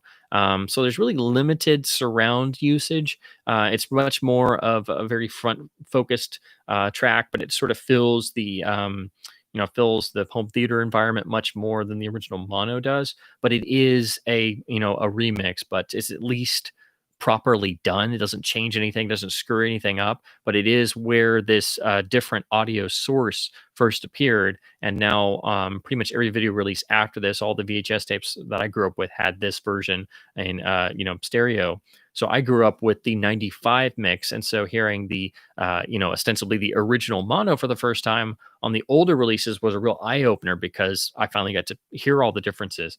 There is one extra on all the releases that mentions them for like a second, but it's like, we don't even know how it happened. And I'm like, well, if you don't know, how's anybody going to know, guys? So I'm still trying to figure out how that happened, but I've never found anything concrete yet. But this is a gorgeous package. Again, if you're going to get any version of Thunderball on Laserdisc, it should be this one. But still, I wish the audio had a version of the proper mono on it. But it still sounds great. Great presentation. And of course, it was reissued in CLV on the final THX release from 98-99, which uses the 95 VHS art, which looks, again, really cool on the jacket. Always loved how they doctored this still of Connery. He just looks so rugged and everything. Obviously, from the towards the end of the film, where he's abandoned in the hidden bomb cave with the torn, wetsuit stolen from a Spectre Frogman, and then the rear, goes with this purple like the VHS tape, but has more stuff going on. Doesn't have any of the extras though, but you do get this nice CLV pressing. And also they took the stereo surround remix and rendered it in Dolby AC3. So you get a 5.1 version of that, which is not on the box set. MGM did that with a lot of their late reissues because when they did a lot of their box sets, AC3 was not a common thing. By the time they did these, it was, so they added that. So that is the one real difference. But if you pick up either of the, the THX DVD or the special edition DVD, it's the same thing as this, but with the Laserdisc extras and AC3. So you don't have to go to the expense of tracking this down, but it is cool to have the final release on the format.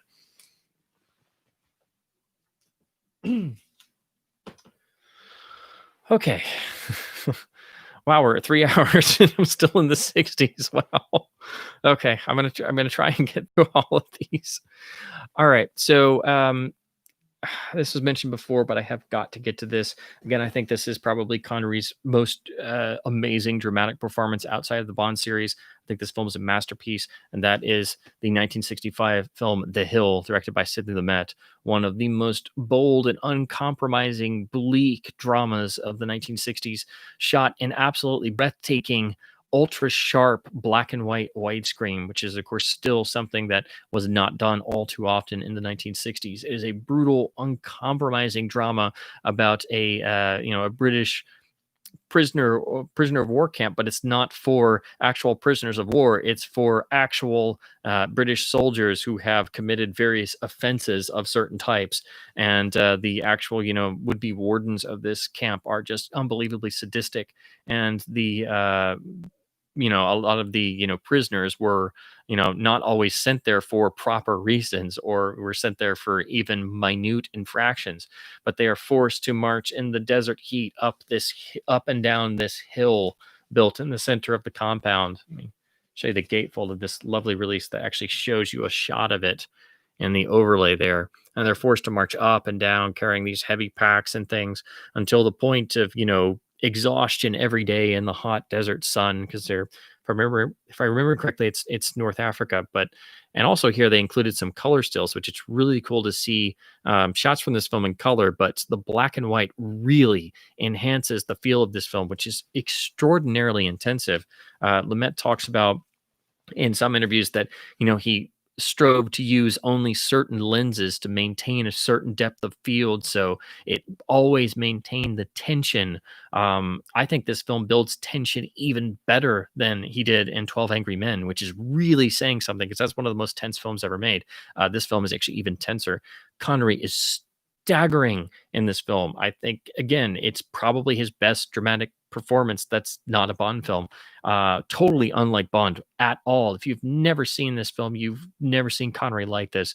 He is, totally a real character that feels fully three-dimensional and who is over time, they're just breaking down men left and right to the point of these prisoners are not only dying but losing their grip on sanity itself.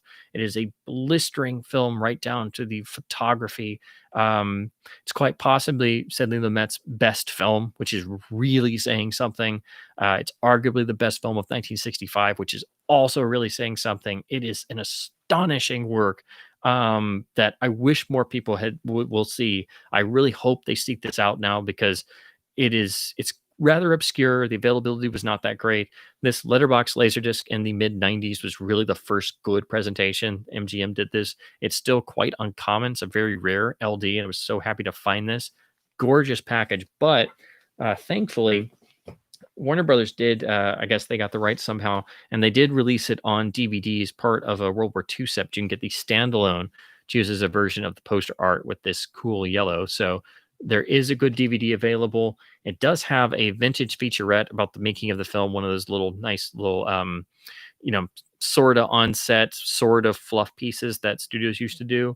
They also didn't really know how to sell this picture, which is really cool to see the trailer because they try to sell it, but it doesn't really fit into any genre because it's a prisoner of war film, but they're not prisoners of war. It's very, very one of a kind. Absolute masterpiece, bowls me over, obliterates me every time I see it. I will be rewatching this very, very soon as I watch through all of these again. Amazing film. You must go and see The Hill from 1965. Amazing. And of course, brings Connery to Sidney Lumet and starts one of the great actor director partnerships. And again, this film was made possible due to the producers at Eon allowing for shifting around the schedules and allowing Sean to go and make films in between, but also Sean was really pushing for that because already he was trying to fight against the typecasting and being stuck, and he needed new experiences, and he acknowledged this, so I think that was very important. I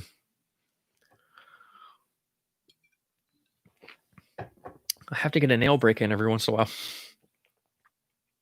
Okay. So again, I'm having to just sort of hit the high points because it's so much to go through, and we've already cracked 3 hours. Oh my gosh. 3 hours, and we're just now getting to You Only Live Twice. Wow. Oh man. You can't tell I have adoration for Sean Connery, can you? So of course we have his fifth and ostensibly final Bond film at the time in 1967, You Only Live Twice. Now, as I said on Thunderball, being a point where the spectacle really starts to take hold. You Only Live Twice is where the spectacle just runs away with the film, and I think that's what causes all of the all the things you can point out, all of the the little flaws and it feeling so different, and everybody will always say, oh well, Sean looks bored and he looks tired and he looks like he wants to leave, he doesn't want to be there, which I think is coming from everybody knowing that it was his final film and he was disgruntled and he was tired of not getting the salary he thought he deserved, and he was tired of dealing with the intensive pressure he was under because he was really under a level of fame and scrutiny from paparazzi that people can expect now, but in the 1960s in particular, where there were not as many celebrities of that worldwide stage level that he had hit as James Bond, particularly at the point of Goldfinger and Thunderball becoming worldwide phenomenons. He really was struggling and in trying to deal with that. And there were not many people with that same experience in the 1960s. So he was kind of on his own at that point. So all this just adds to the pressure cooker that is him deciding to leave. But I think what people are actually picking up on is, again, the fact that the film is a spectacle and it's not focused on Bond. It's focused on this big, gigantic, larger than life experience personified most by the astounding Ken Adam volcano crater base set, which is one of the all-time greatest film sets ever made. I mean, it's absolutely life-changing and astonishing, and the fact that they did it for real established forever that the Bond films are the ultimate sign of every single dollar of the budget is on the screen, and it is all real, you know. Um, so Connery kind of gets lost in the shuffle, I think, and Bond gets lost in the shuffle. And the film is following this pre-established formula, right down to the fact that they brought Roald Dahl in to write the screenplay, who was really a bizarre choice to write a Bond film, but came up with some great ideas. But he was literally told, "Here's Thunderball. You don't know anything about Bond. Just do this. Maybe go put it in Japan. We can't really use the book because it's too freaking weird." So, I mean, that's really, simplifying it, but that's ostensibly what happened. So that's why, the henchwoman of the film ostensibly is a, very seductive, redhead. There are, distinct links. You can look at the sort of structure and notice a lot of similarities. But this is the film of Connery's tenure that is much more a masterpiece of just experience and spectacle. It is a great film. It's one of the most iconic films you could possibly see. It's burned into our brains, but Bond himself kind of takes a back seat to everything. And that's where I think the sort of what people are picking up on, but they read it as, oh, Sean's just tired. And I don't know, he may have been. Maybe I'm just reading too much into this. Maybe there's some interview we've never found from some magazine where he finally just said, "Oh, I just got too bored. I was tired of being there. A stupid Japanese photographer followed me into the loo, and I said that was it." And that actually did happen, where he was followed into the bathroom. That was one of the final straws.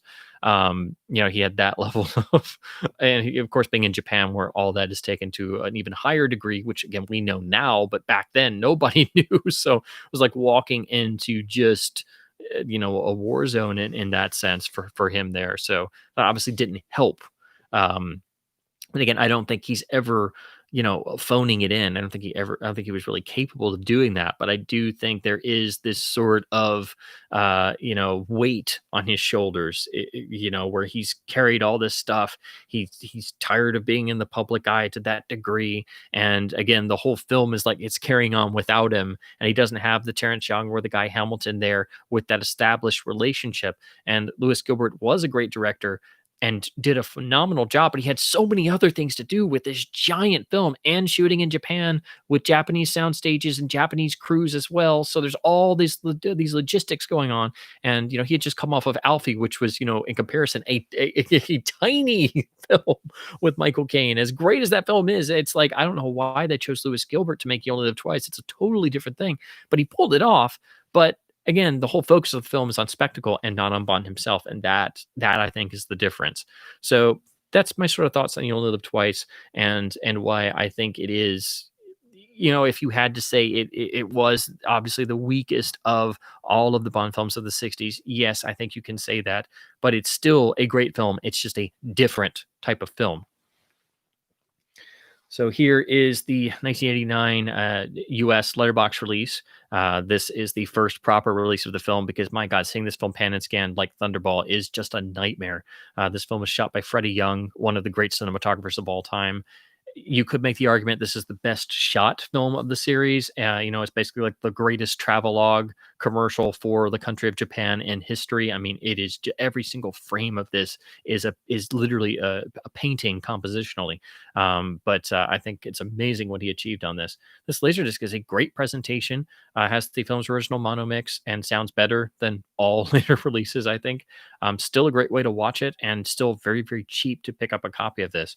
And it's just because it's, under 2 hours, it's a single disc. So you can pick this up for very little. Put that. Oh, I lose track of where I set stuff down.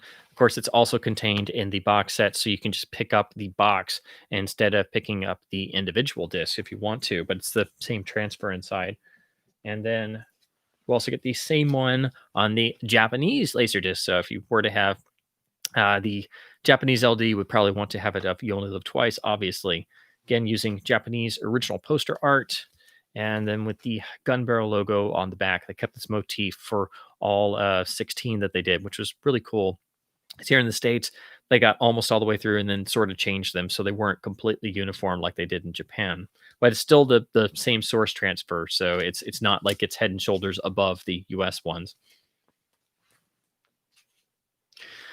Okay, so now I'm gonna have to start going through more and more titles, and because I have so many to talk about, I'm gonna have to start just kind of naming off titles, just going chronologically. Because again, there's so much to discuss, and we've already cracked the 3 hour mark. But I just there's so much to discuss, and I think when you look at his career over time, you could just see, especially once he's left Bond, he's really like throwing the like literally throwing the shackles off, and it's like, now we're going to get down and dirty. It's like, at least that's the sense I've always gotten. So there are some more experiments, like just afterwards in 1968 you have Shalako, which is Connery in a western of sorts. And it's kind of interesting because it co-stars Brigitte Bardot, who was considered for Honor Majesty's Secret Service but couldn't play Tracy in that film because she was making Shalako with Connery. So the Bond notion, the Bond connection never quite went away. So I know that must have been, something that he had to learn how to live with. And of course, he couldn't go anywhere in the world without, people offering him a martini shaken, not stirred. And I could just imagine the eye rolls and just, the face palm of all face palms before that was a thing. But I do think he eventually was able to come to terms with it. But I'm sure there was a long period where he just did not want to talk about it at all. Um, and again, I'm just having to sort of like just skip through it and try and hit some of the high notes. 1970, he did the Molly Maguires, which is a really interesting film, another departure, or it's essentially about a historical film about investigators sent in to investigate and sort of break up a coal miners' strike. And Connery's really great in it. It's very different, very much unlike his Bond persona. So again, a complete 180. He's really trying to break out of that typecasting. And so while that's a great film and a great departure, I think the next film from 71, where he comes back to Sidney Lumet and makes this really quirky, out there film in the Anderson tapes. This is one of the films he ostensibly made on his Diamonds Are Forever deal. So with Diamonds Are Forever, he got the amazing salary to come back.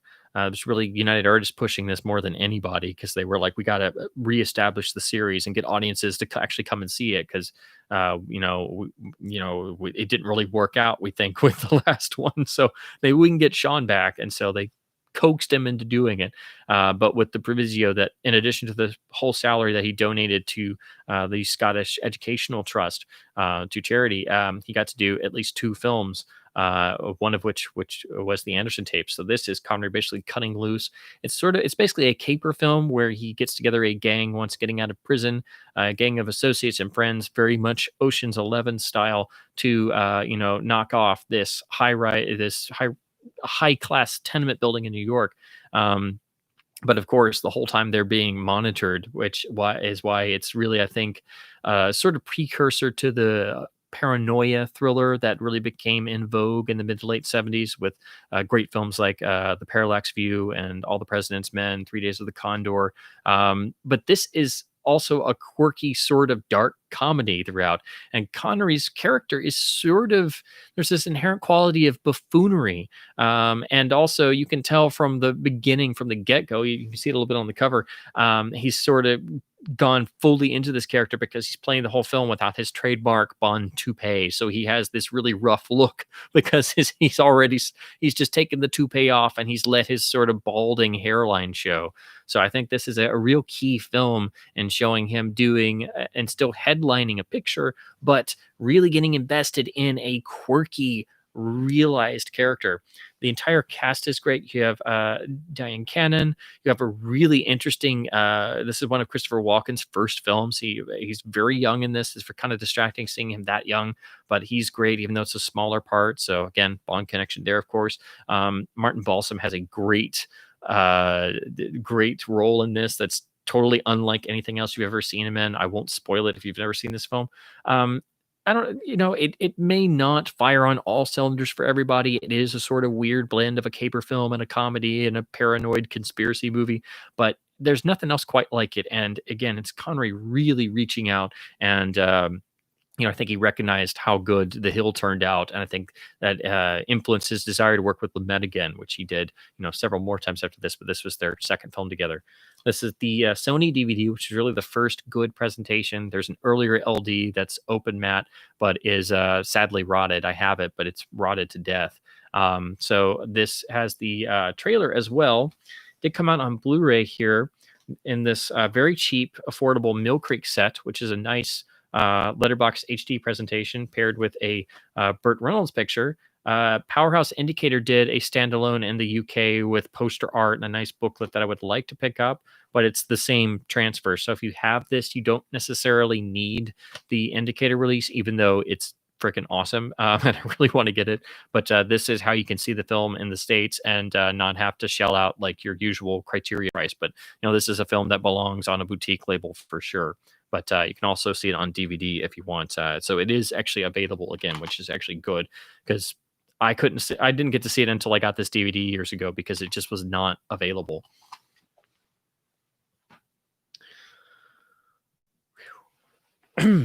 Okay, so we have to talk about Diamonds Are Forever.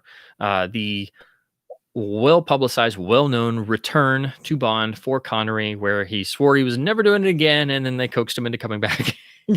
So, some people say he looks perturbed. Some people say it's kind of weird. Everybody likes to slag on Diamonds Are Forever because of the focus on humor and it being almost campy in certain ways. I do think you could make a parallel to it being like sort of the Bond goes Batman 66 type of inherent camp satire. I think that's the best way to look at Diamonds Are Forever, that it's a wickedly, blisteringly funny take on the Bond formula, but it doesn't degrade it. You still have a Bond story. You still have Bond playing it straight and having moments of real tension and danger in the fight scenes and such. But it's playing with it. It's weaving in and out of the pre-established formula and creating a new experience that was fresh for audiences in 71 looking for an escape. And by advertising Connery has returned, it's like that sort of return of the classic sort of marketing ploy or feel that I think is the core of Diamonds Are Forever. And I feel most people overlook that and they come to it and they just say, oh, it's weird, or they just immediately write it off as being bad. And I hope that over time more people sort of come to the film's defense and learn to really love it. I know as a kid it felt really weird, but over time, when I realized what it was trying to do and bringing Guy Hamilton back, it wasn't just trying to repeat the Goldfinger formula in terms of success. It was trying to infuse new energy in it. And of course, it was primarily made in America. It was designed for American audiences. And originally, before Connery came back, they had signed John Gavin to play Bond. And had it not been for the Connery deal, we would have had John Gavin in a Bond film made at Universal Studios in Hollywood, because that was what was happening. And then UA convinced Connery to come back. The deal was made, and then it was still mostly shot in LA, but they did do a lot of stuff at Pinewood as well. So it still remained a traditional Bond film at its core, and I think that was the important thing. I think John Gavin actually kind of would have worked. I can see what Cubby Broccoli felt. If you look at his performance in Psycho, I mean, even as a kid, when I first saw Psycho, I thought in the opening hotel sequence, I thought John Gavin felt very Connery-ish, felt very Bondish. That sort of debonair quality was there. His hair even looked Bondish, and he, of course, is bare-chested. So I could see what they were going for and trying to make the best of the scenario after pretty much George had walked out. But I think had they made it completely in America, I think that would have changed the feel, and you would have lost the essential British quality. You would have lost the core team. I don't know if they all would have carried over in that same sense. So I think it was important to still have it British centered, like every other film. So it is a transitional film. It is the last official Connery performance, and it is sort of a satire. So I'm sure it was awkward, Connery coming back after the bad blood he had sort of had and leaving the series and having that disgruntled quality. But I do think it's very important, and I do think it's a great film. I really do. I think it's sorely undervalued. I think it's one of the most underrated films ever made, because I don't think people quite realize what it's trying to do. And it was very much designed for audiences of 1971, I think.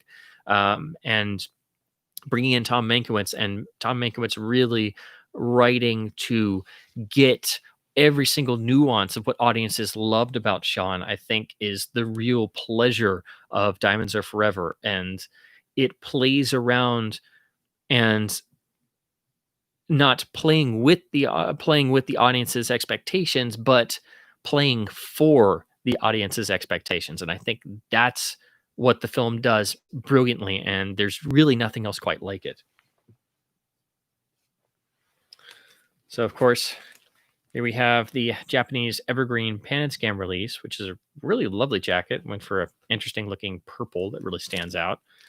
Of course, seeing this film in Pan and Scan, I mean, it works, but oh my gosh, it was so amazing finally seeing this film letterbox, because things made more sense, and you get that lovely feeling of, yes, this is Bond going through the states. It kind of has this sort of kind of sleazy vibe because some of the humor, it is very 70s looking.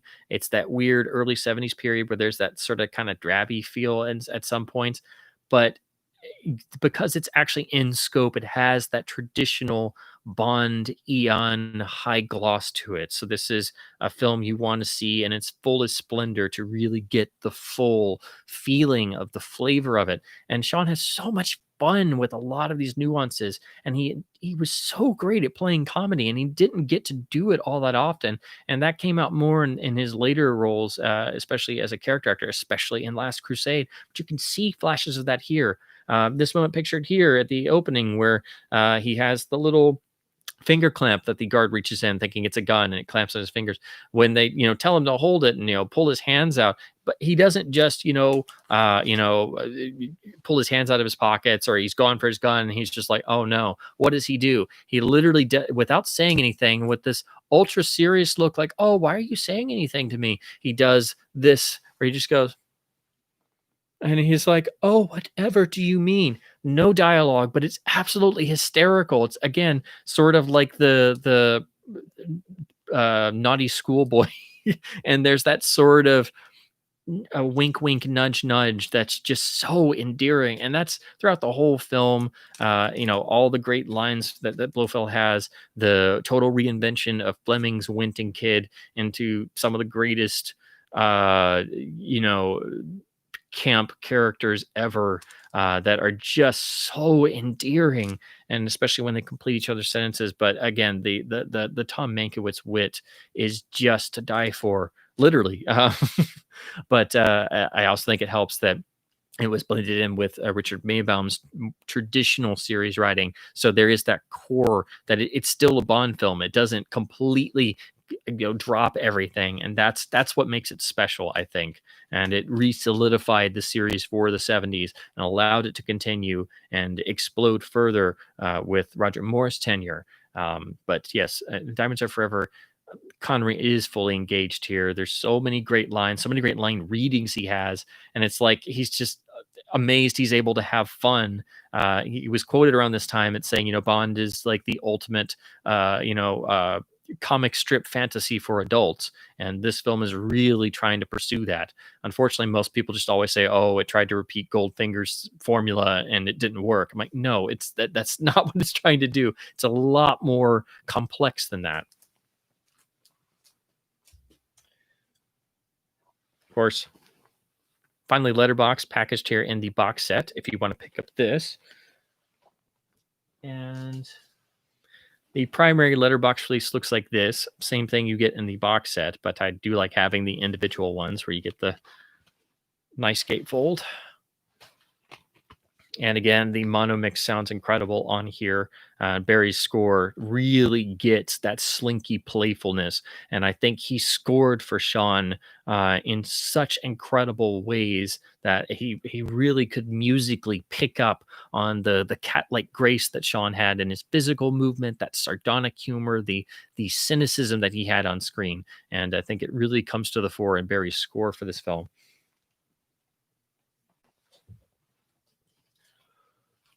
And of course, got to have the Japanese letterbox laserdisc with the original poster artwork. You get more of it here with the crane from the moon buggy and the finale of the oil rig battle. And yes, although the film does have a lowering of the scale for sure, but it does have that refined playfulness that Hamilton brought to Goldfinger.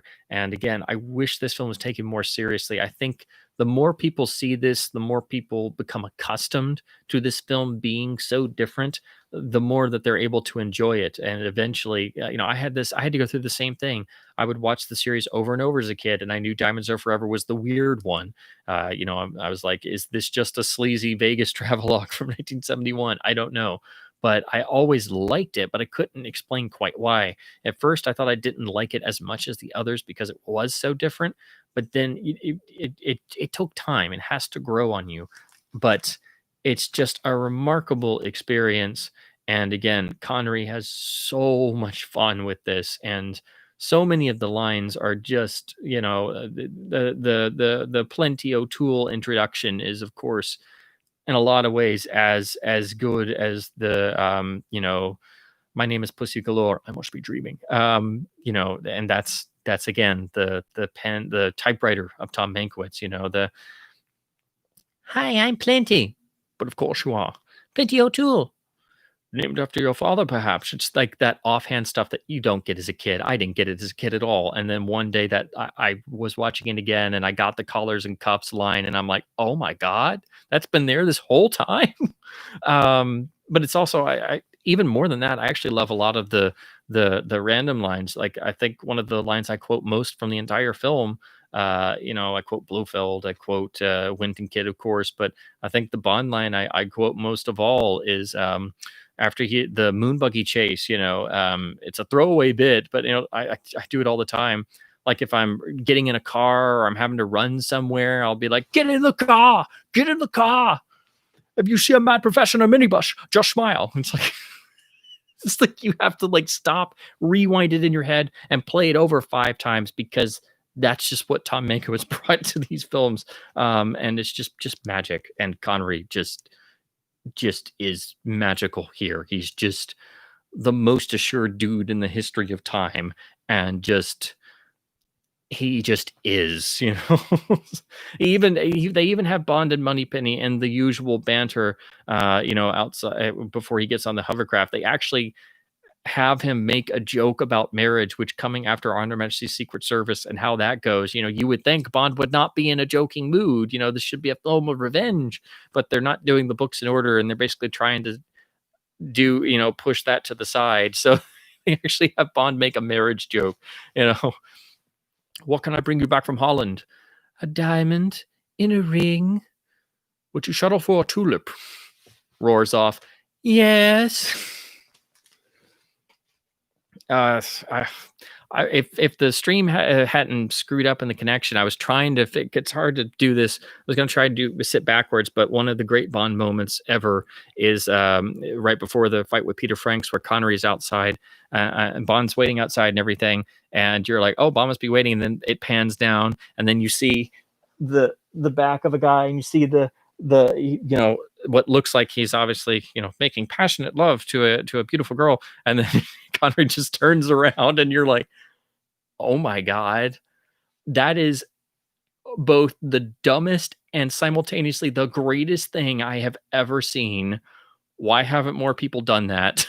And then he goes in and he literally puts on that really goofy, terrible, endearingly awful, like weird German Dutch voice, like Guten Abend. I speak English. who is your floor? Which is a line I have used getting on an elevator far too many times to far too many weird looks. Instead of asking somebody, oh, what's your floor? I've literally said, who is your floor? And I still do it to this day. I can't help it. So anyway, that's Diamonds Are Forever, a hugely important film. And again, Connery is magnificent. And I hope someday it gets really taken seriously as a great film, because it really is. But it does play with your expectations. So again, having to move through more because there's so many more to get through. Next, you have a film that's one of the sore missing gaps in my collection, which is 1972's The Offense. Again, returning with Sidney Lumet, and a complete 180 from Diamonds Are Forever, even Anderson tapes. It is a blistering, searing cop drama where Connery plays a cop who's so completely invested in solving a really heinous crime. It really predates a lot of police procedural shows that we got so used to where they don't really affect us anymore. So if you've never seen The Offense, you absolutely must. It's one of Connery's great performances. Again, returning with Sidney Lumet. I wish I had a copy. I've been meaning to get the Masters of Cinema UK Blu-ray. It's available here from Kino Lorber, but as usual, Masters of Cinema did a slightly better job with their encoding, presentation, extras, and stuff. It's just been on my list to import. And once I'm gonna get a few discs from Amazon UK, so I'm gonna try and get that. But that's one I've been meaning to get for a long time. I just don't have a physical copy of it, but it is a amazing film. Again, one of Connery's best performances. Really searing, a searing film experience. You've got to see it. And again, him showing that he is going to be fully invested, no matter what what the premise is. And again, returning to being directed by Sidney Lumet. And then, going into the next film, we of course have the now immortal Zardos, which is an experience. It is part science fiction, part philosophy, part total 70s ultra weird. Um, it does not quite work, but it has so many ideas that it really tries to be different, and Connery commits. He commits. That outfit alone, we talked about before.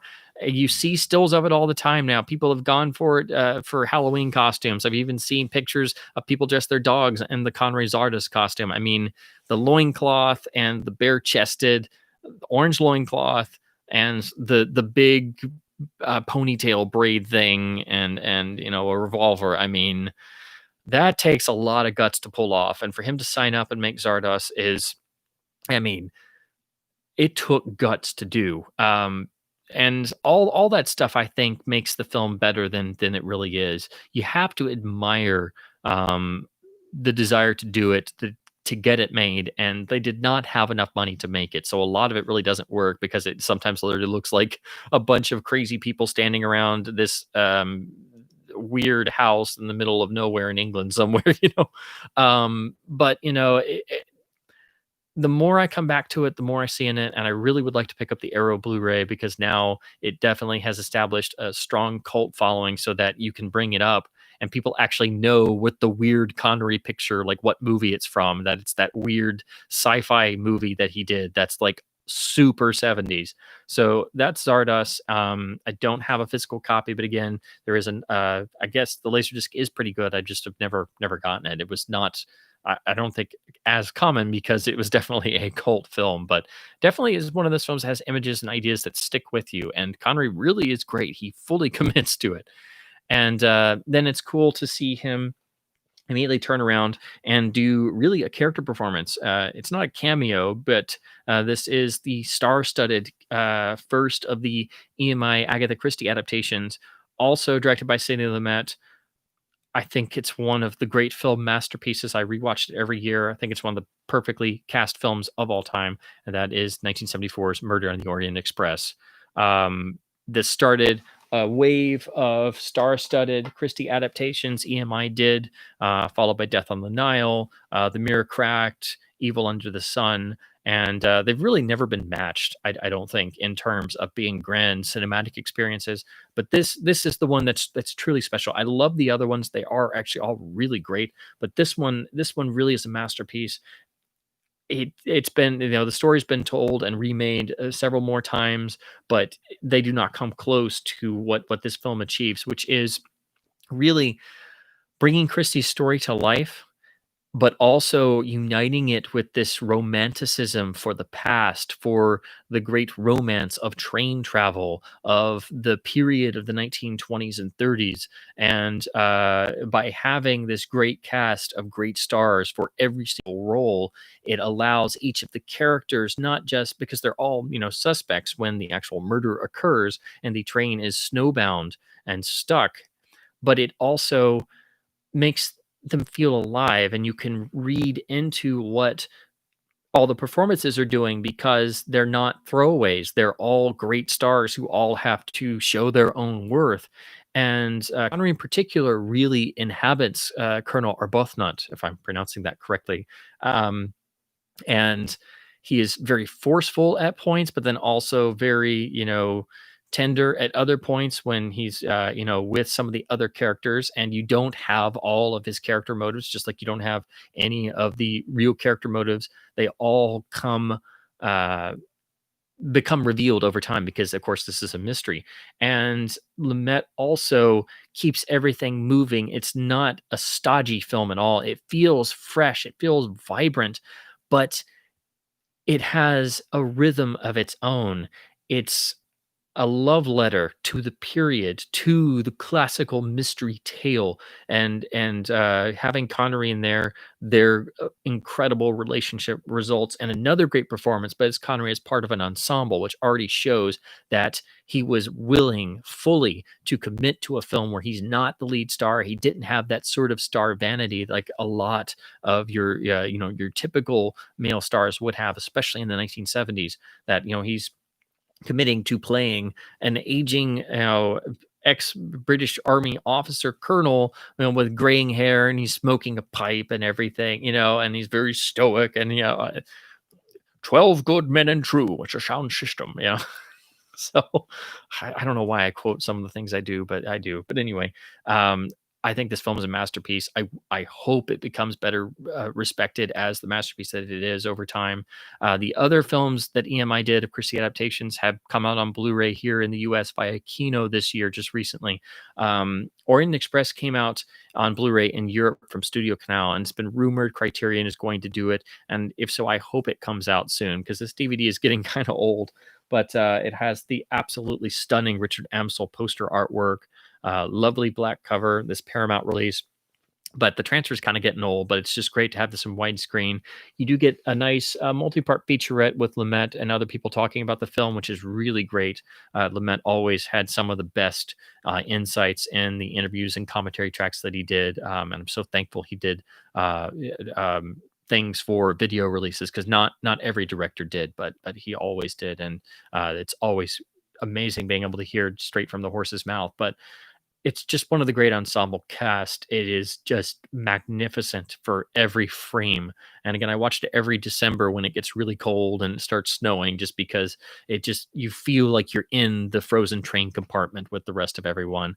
And again, because the entire cast so vividly inhabits every single role, you literally feel like you are a spectator of Albert Phineas Poirot trying to solve the murder, like you're literally frozen in there with the rest of them.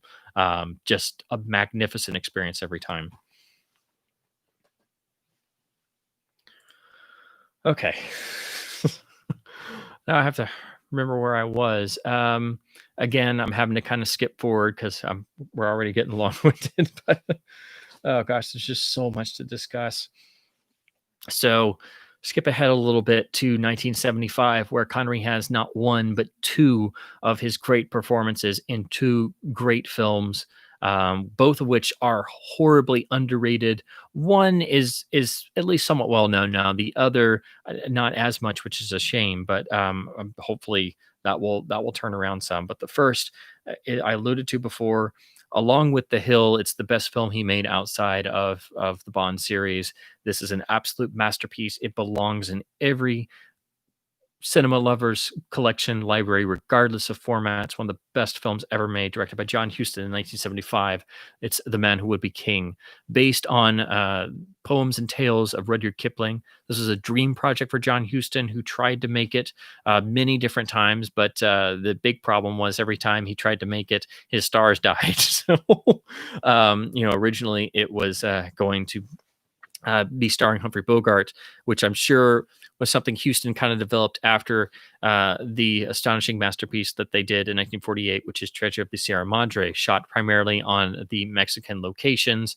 Similar sort of ideas dealing with man's striving for some sense of adventure in life and the greed of man as well. I think those themes carry on into Man Who Would Be King very much. So it's very fitting with a lot of core themes that John Huston really returned to in his work.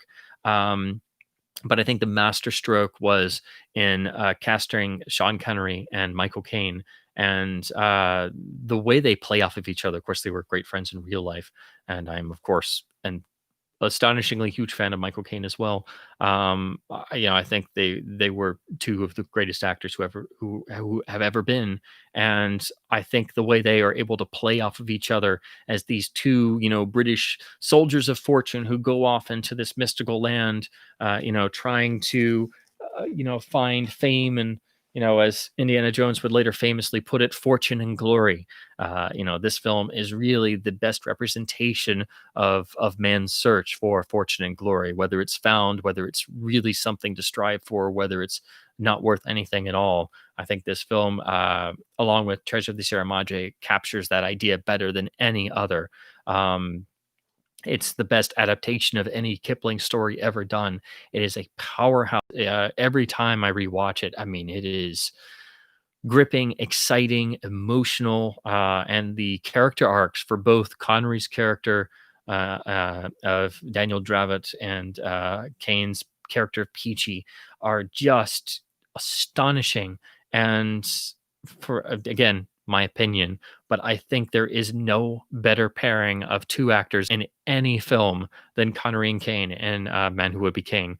It is the best screen pairing I have ever seen. They play off of each other as if they are real people, lifelong friends, bonded through their various experiences.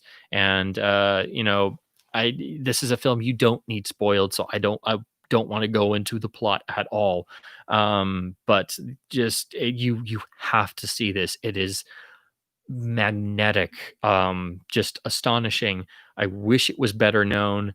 It's now discussed and it has been mentioned in a lot of the remembrance pieces. Thankfully, it is one of Connery's best performances, bar none, but it is an absolute masterpiece, one of the best John Huston pictures, period, who is one of the great American directors of any era. Even though at this point he was in his sort of journeyman phase. A lot of people like to write off his later films as being, director for hire, but this is one that was a passion project for him for many, many decades, and you can tell through every frame. So that is The Man Who Would Be King. This is the Fox Letterbox Laserdisc. This was the first widescreen presentation. Do not ever see this film pan and scanned. It's atrocious. Unfortunately, the transfer on this is not that good because it's just very washed out looking, but it's still the first time you could get it widescreen. Let me show you the gatefold. It's also cool that, it's in the general Fox style. They did include the original poster art here, which is just stunning. This was used on the Warner Brothers reissue, which is a very late release DVD, so it's very rare. I'm sorry, Warner Brothers Laserdisc has a DVD, but then they quickly ported it to their DVD, which is actually one of their first ones. That's how I first got to see the film, and it's so early, it's actually a flipper DVD that you have to flip over halfway through like a Laserdisc. So the Warner laser pressing is very rare. So this one itself is uncommon, but you can find this one. What's also cool about this, they don't really list it, I don't think. Let me see. Yeah, they don't list it, but it actually includes, there is a slightly different ending between the American and British prints. And the I believe it's the American ending that's on here, and everything else has the British ending. It's very slightly different in the way it's staged, so that's why it's important to have this, because it has that very slight difference in the climax. So if you're a fan of this film and you ever stumble across this version, even though the transfer is not that great, definitely go ahead and pick it up, because that has not been replicated on anything else. That was just something I heard about. So as soon as I did, I had to go and find this. But again, I just wish the transfer was a little bit better.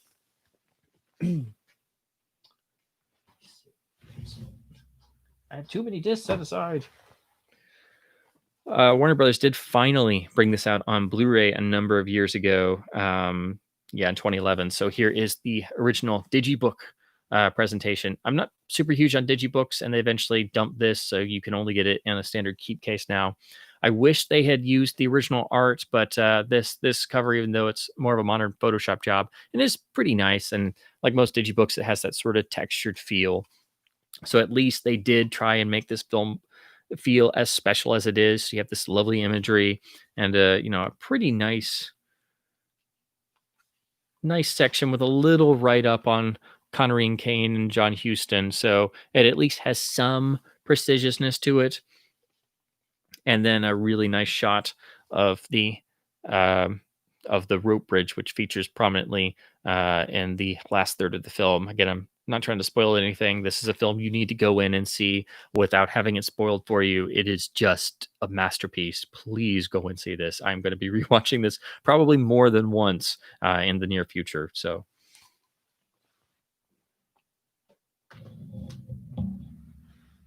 Okay, let's see. Now, the next film, also amazingly, astonishingly, from the same year, another career-defining performance. A film that's sort of similar in a lot of ways to Man Who Would Be King, because it's, a period piece about adventure and historical figures, and takes place in a certain area.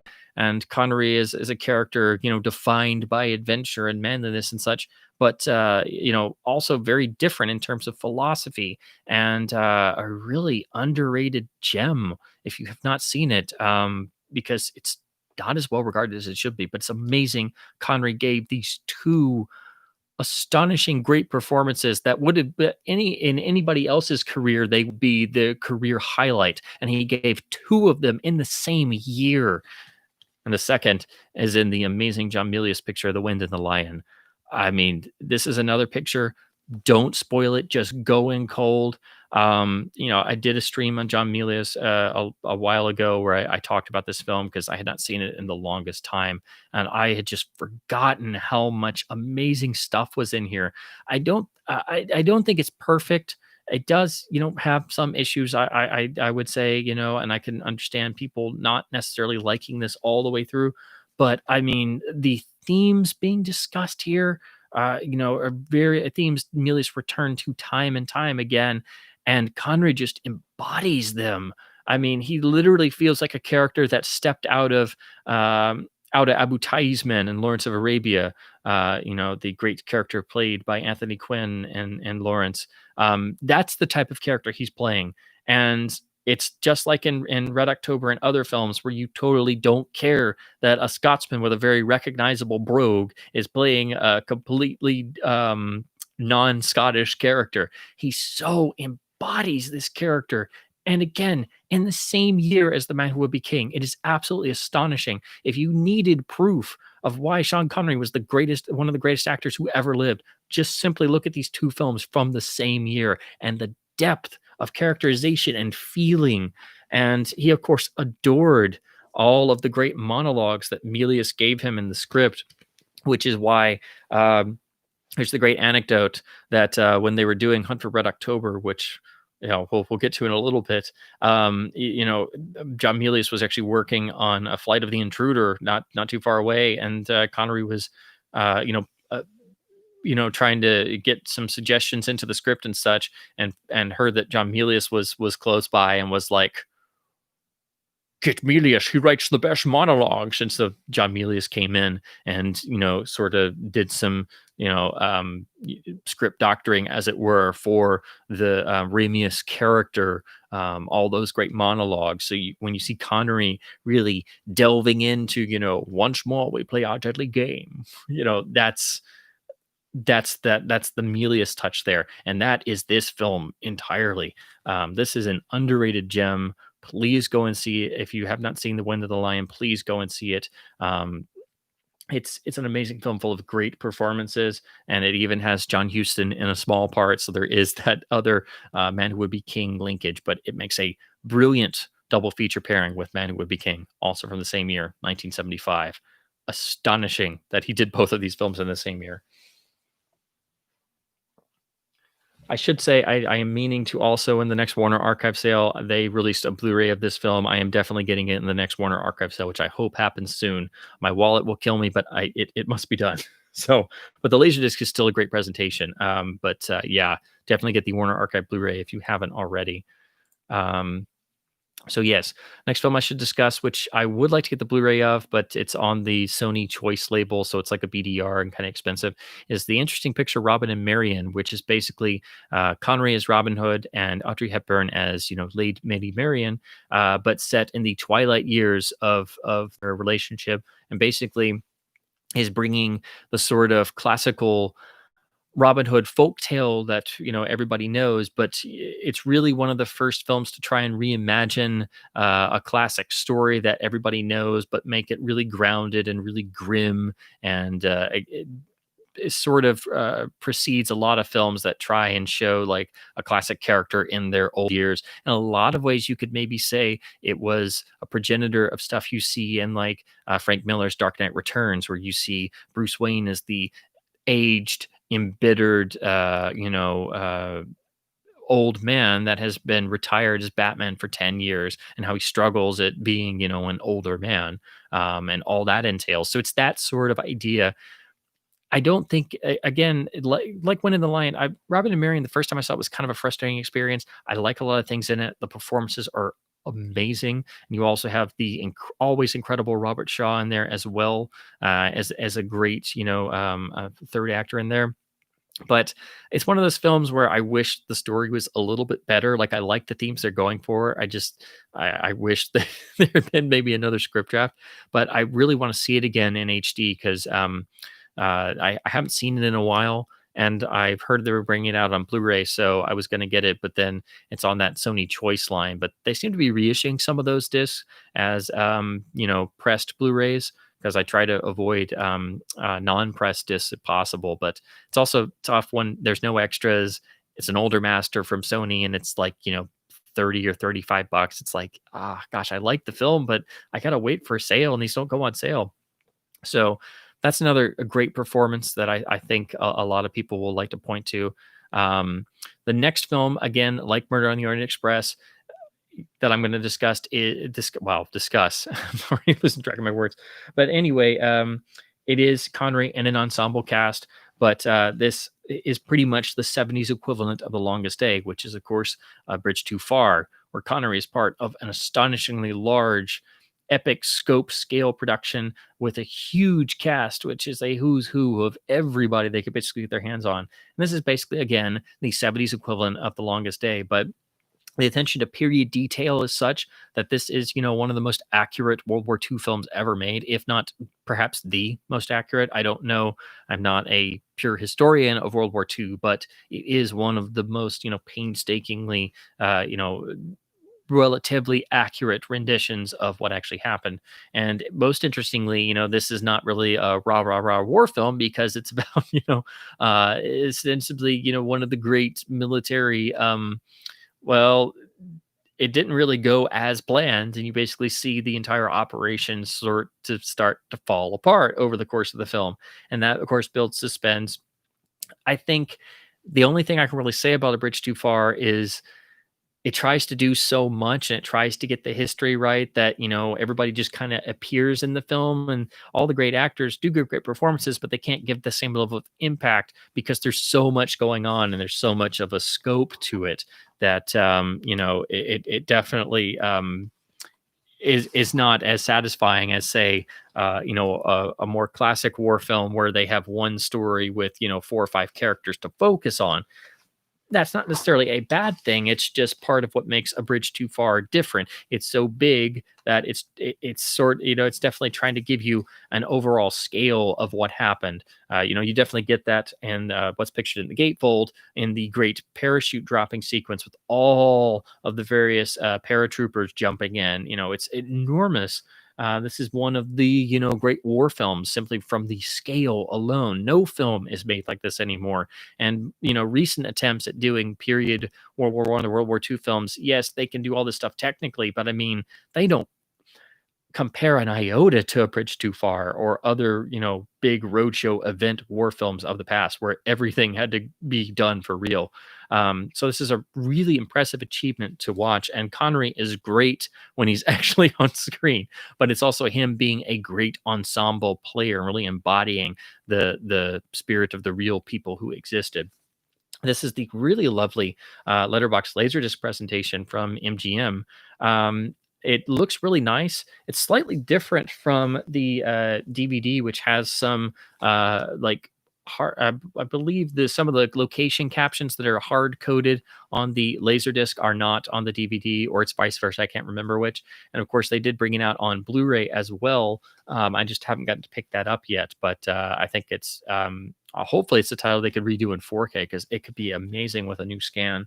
I don't think the Blu-ray is from a new scan, but the LD is a really cool presentation.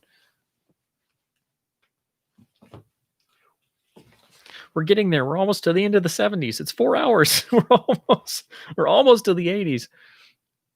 Okay, so you have to make sure I'm not skipping over anything.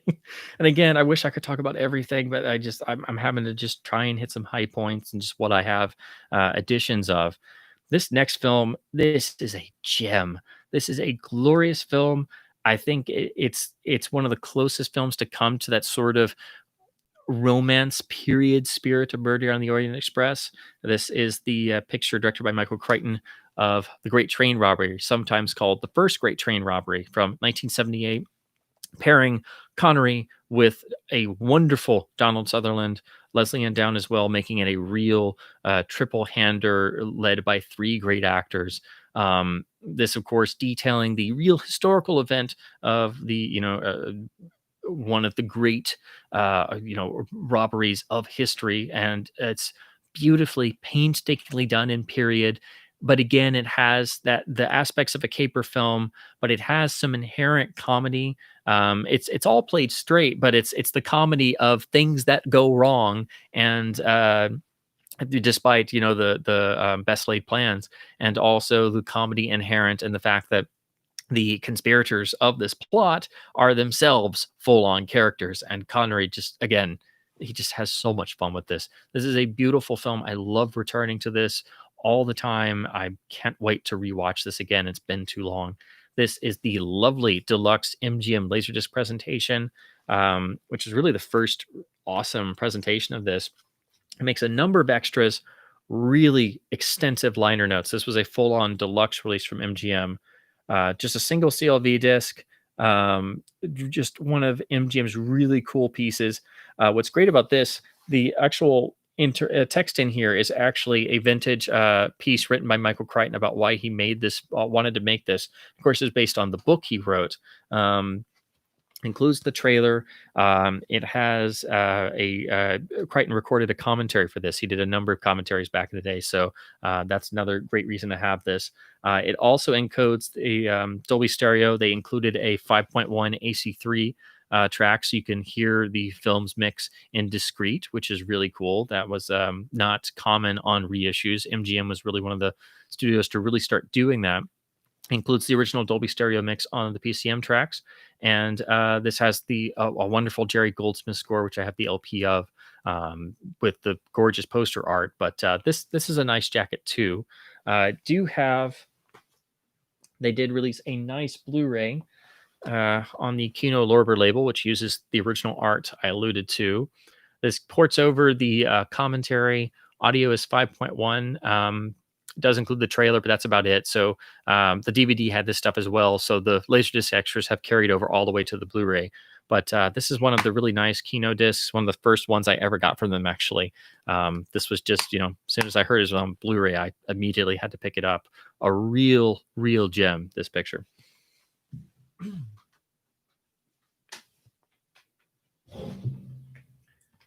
Okay. This next one I've never seen all the way through. I've seen pieces of it, and I just recently got this on Laserdisc about a week or two ago. So it's going to be in my next video batch. So again, timing is everything, I guess. So this was really the tail end of the disaster era of disaster films, I should say, and it's really viewed as always being not very good and definitely unsuccessful. And at the end of that, but it's a nice, harder to find edition, and I've always wanted to see this all the way through because of Connery and the great cast. So this is the letterbox release of the film Meteor, which of course is about a meteor headed for Earth.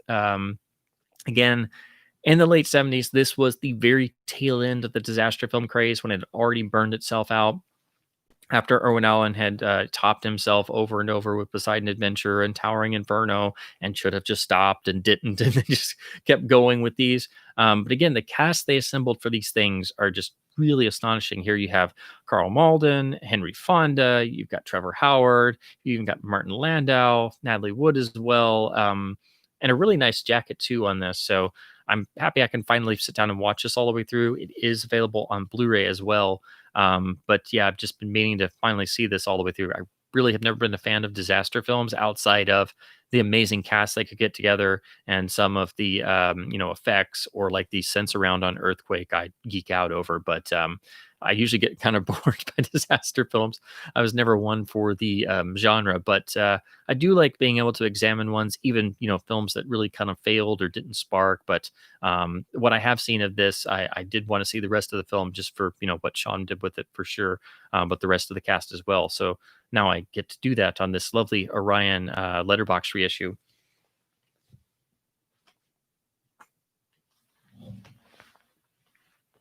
Okay. Okay, so skipping ahead just a little bit, we have finally made it to the 1980s. So 4 hours, and we're finally in the 80s. I get there eventually. So next up is the really wonderful blend of a lot of things, but this is the 1981 Pierre Hyams picture, Outland, released by Warner Brothers. Everybody's kind of said it. I'm not the first to say it. It's basically Connery in a remake of High Noon in space. But it brings a lot of stuff to the table. It's obviously very much influenced by Alien coming out in 1979. I think that adds that's why they added such a gritty, lived-in feel to it, and that really you trace back even further to the concept of the used universe that became prevalent with Star Wars, which that notion is finally becoming more and more spoken about, but for the longest time really wasn't. But that's really what sparked this whole notion of the future not being spick and span and everything great. It was lived in. It's been a little while since I've seen this, and I'm really happy to be able to go back and rewatch this now. There is a Blu-ray that's supposed to have a really nice transfer on it that I would like to pick up, but it's one of those Warner catalog titles that's usually like 15 or 20 bucks for some reason, as opposed to 5 or 10. But it's kind of difficult to get this on LD. It's nice and nice letterbox presentation, really nice because Warner Brothers is finally using the whole jacket for their art, and Connery looks amazingly stoic with his sawed-off shotgun in space. So yes, it is High Noon in space. It is influenced by Alien quite a bit, but Connery is really great, and it does enough stuff different, I think, to distance itself. And it was never called a High Noon remake all the time, but that moniker's gotten attached to it, and deservedly so. But it stands on its own and really kind of sets up what Pierre Hyams would do a short while later, I think, with 2010 Year We Make Contact, which, while it's not at 2001's level, which very little really is, it does do some interesting things and have some good moments, which were replicated from Clark's novel. But this kind of is getting there. It was also one of the handful of films released in the short-lived Mega Sound process, which is something Warner did on like 4 films. It was supposed to be a bass enhancement with really deep bass to try to sort of be like what Sense Around was, but very few people saw that. It was only premiere engagements, but I know, there's this process called mega sound, and it was Outland, Superman 2, I think Wolfen was another one, and then I don't remember what the fourth one was. I'm blanking on it, but anyway, be cool to find out more about that. But there is at least a Wikipedia article on it. But yeah, I demoed the laser disc because I was curious, but it definitely doesn't have like crazy deep bass or anything. So I don't know if it may have just been an enhancement or something. But it is one of those films with a particular sound format release that I think is interesting. Show you the rear if I didn't already. Of course, still has the traditional Warner silver banner style, but this is an interesting film to revisit. And Connery apparently, enjoyed the experience because he, worked with Pierre Hyams later on. But this is an interesting film to go back to every once in a while. It's kind of become a cult classic. It's kind of well loved as a great early '80s sci-fi film. Following in that alien trend, but yeah, it holds up pretty well. I really am excited to go back and rewatch this.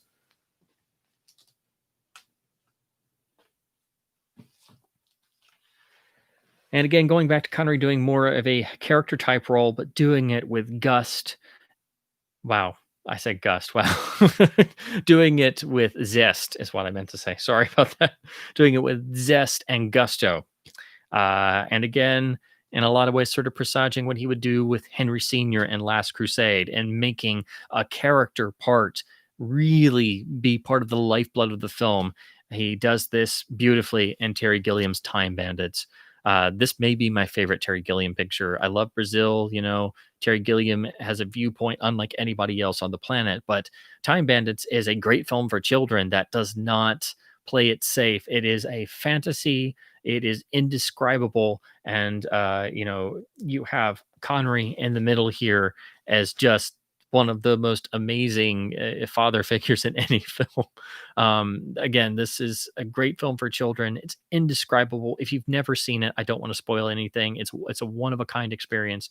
And again, I know everybody loves Brazil. I love Brazil. That's one of a kind as well. But I think I do prefer Time Bandits. Actually, I think it may very well be the best Terry Gilliam experience. It just is indescribable. It's absolutely beautiful, and you in the middle, you have this incredible Connery performance. This is the Criterion Laserdisc release, which was pretty late for them. It's by number 354, and I believe this came out in 97.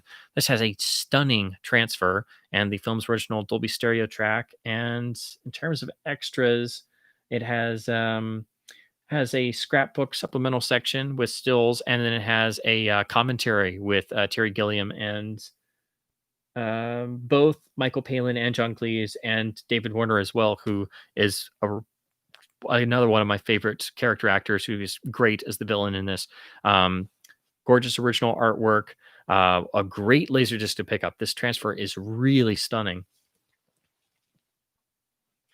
Of course, it's now out on Blu-ray from Arrow and Criterion and beautiful new releases. But I did recently, on a whim, pick up a super minty copy of the standard Paramount letterbox release. Again, looks almost identical, but I'm going to compare the transfers and see what they look like. But you don't see this film on disc all the time, especially letterboxed. And this was, a local dollar find. So I was like, yes, I'm going to buy this because I love this movie. That's the problem I have. I buy multiple copies because I'm like, the transfer might be different.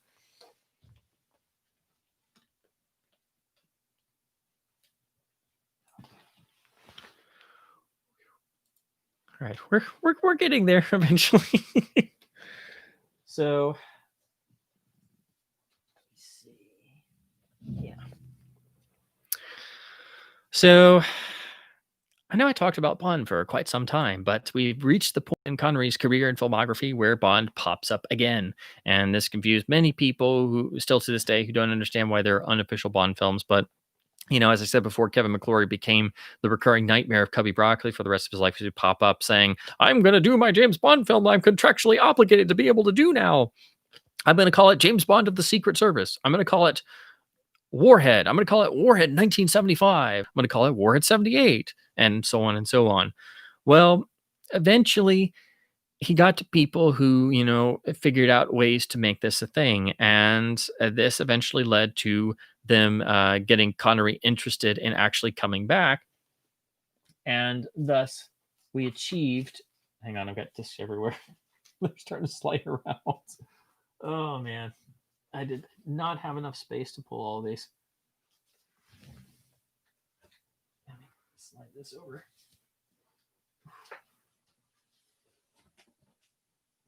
Okay, that's better. Sorry, they all wanted to topple over out of the corner of my eye. So anyway, Never Say Never Again is the second of the unofficial James Bond films, with Casino Royale, the 1967 spoof film, being the first. I've done live streams on both of them, so those of you who were there for those know my feelings on these films. And if you haven't seen those, once this is over, or whenever you want to, you can go back and check those. But it's a really interesting film to study. It really didn't quite gel together. That wasn't necessarily one person's fault more than another.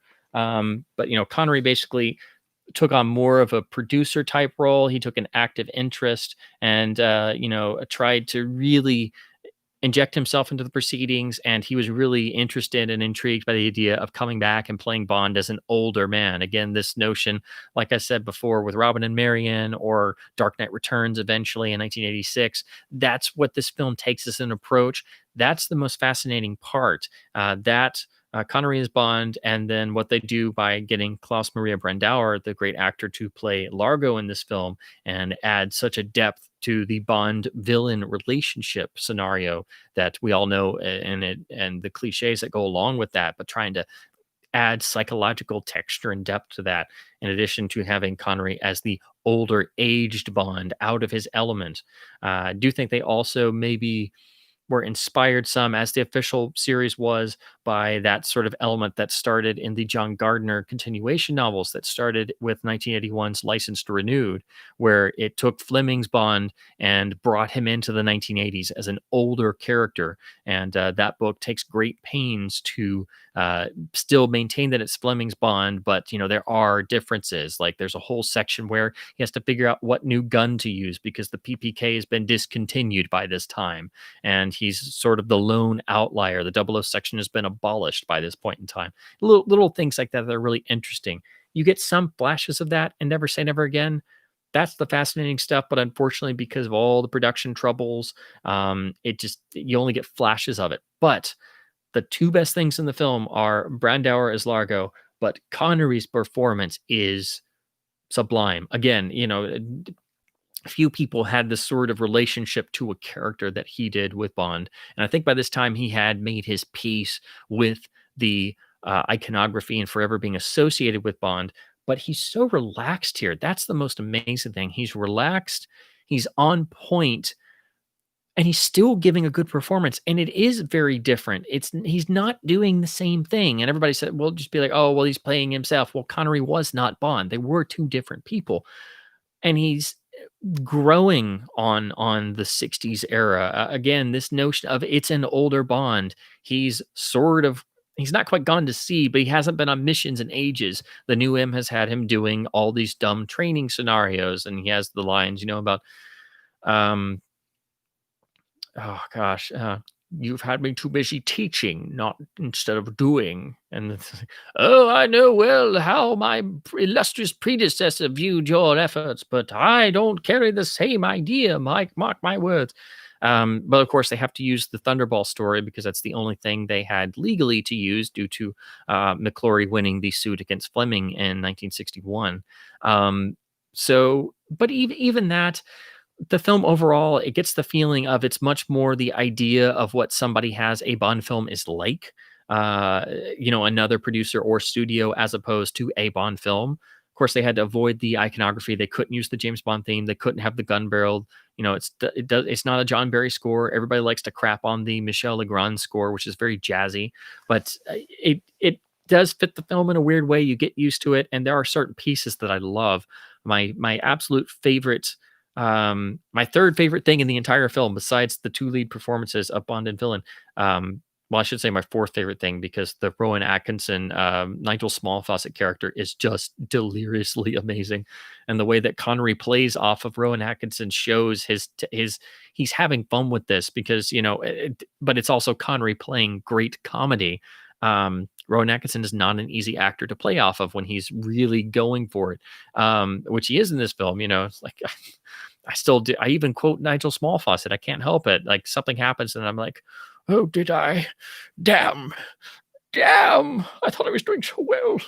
And then Bond plays with this further. It's like, "Just tell me where Largo is going to be. Now go to your office and call me. I shall be at my hotel." "Oh, jolly good, jolly good. And take advantage of all the natural cover." And then he watches him hide behind the columns, but he doesn't overplay it. He doesn't stare at the audience. He doesn't, sigh, but he gives that like slight pause where Bond is just like, "Is this seriously what I have to deal with? I can't believe these people are stupid." It's like, wasn't like this in the 60s. Well, we had tons of gratuitous sex and violence, which is the great line given to this film's version of Q, which is one of the great shots at the series. That's one of the great parts of this film. So there's little nuggets in here, but the Connery performance is so amazingly relaxed. But again, it's this refined notion because he's playing an old 80s, and I love the sequence with the Monte Carlo casino filled with arcade cabinets because I'm an arcade geek. And then there's that Irvin Kershner, the director, frames Largo next to the artwork on the centipede cabinet, so it's like showing the Bond villain, but then like what his monstrous self looks like, sort of an a Dorian Gray type visualization, which, yeah, it's a bit on the nose, but I still like that. But the way Brandauer plays that scene, it's a updating of the Bond versus villain meeting, but instead of over cards, it's over this game that Largo created himself. It adds a dimension to it. And Connery's performance here, Bond is playing the villain and trying to out manipulate him, and does so, but it's over time. He even feigns weakness, which is something Fleming does. That is a Fleming Bond moment. That's the best entire sequence in the entire film. Beautifully done.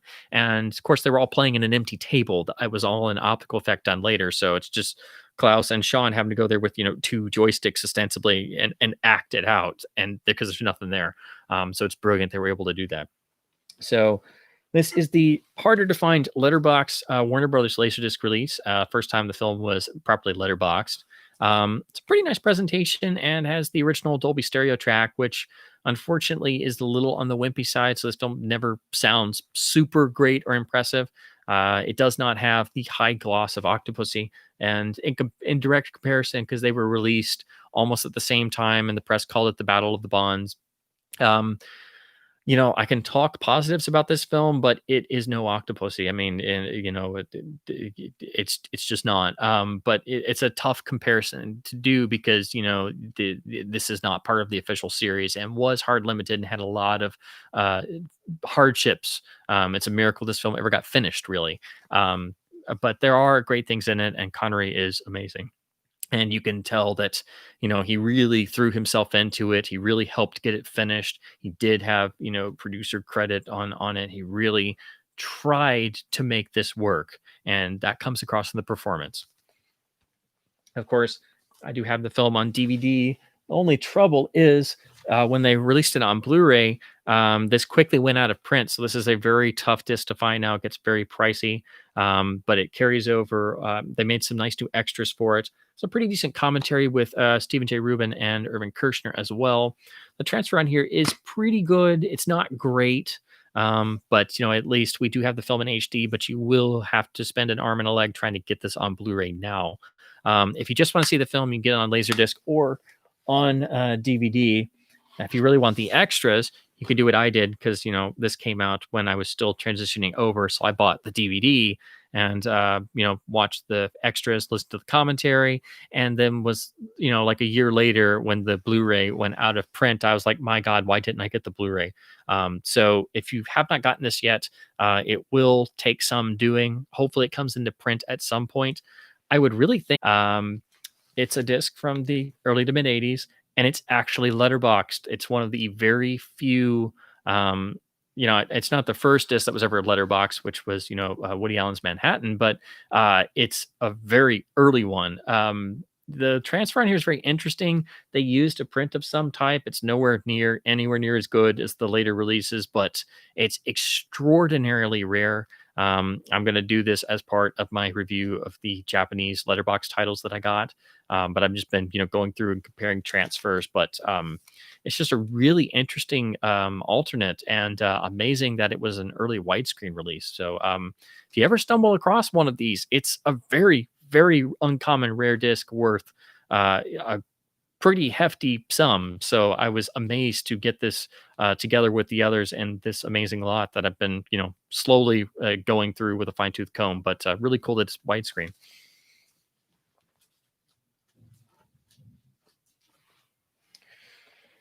Okay, we're getting there slowly, I swear.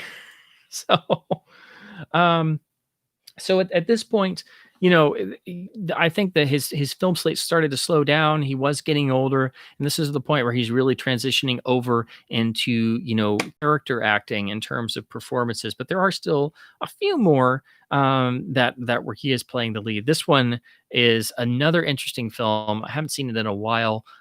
Happy to go back and revisit it now, but unfortunately, it's another title that's out of print and is going for high dollar on the used market. So I'm happy I found the DVD of 1986's The Name of the Rose, which again, not a seemingly box office smash. Everybody who was in this, had to really choose to want to do this. But and it's been a while since I've seen it, but it's a really, really interesting drama. Again, Connery really doing a role that's much more out there. He'd never played anything quite like this before. This includes a nice vintage documentary piece, a good director commentary, and the soundtracks in 5.1 from the original Dolby Stereo. But unfortunately, for some reason, this has now gone out of print. So I found this DVD not too terribly long ago for a really cheap price, and had just seen it had gone out of print. So I grabbed this, and now it's hard to get. It's expensive. They did come out on. It was brought out on Blu-ray by Warner's, but it's out of print now, and the DVD is out of print, and so you will have to track down a copy of this. But again, this is this sort of transition period where he is starting to transition over into character roles, because of course, as an older actor or actress, the amount of lead parts, really start to dry up, as any aging thespian will, bemoan. It's a really interesting film, and I'm really happy to, because I haven't seen this in way too long. I'm just happy I managed to get a copy, but because I've seen this thing, I think the Blu-ray is, getting up to like $150 on the used market, which is crazy. But I think it's just a rights issue. I hope it comes back into print, but definitely get a copy if you can.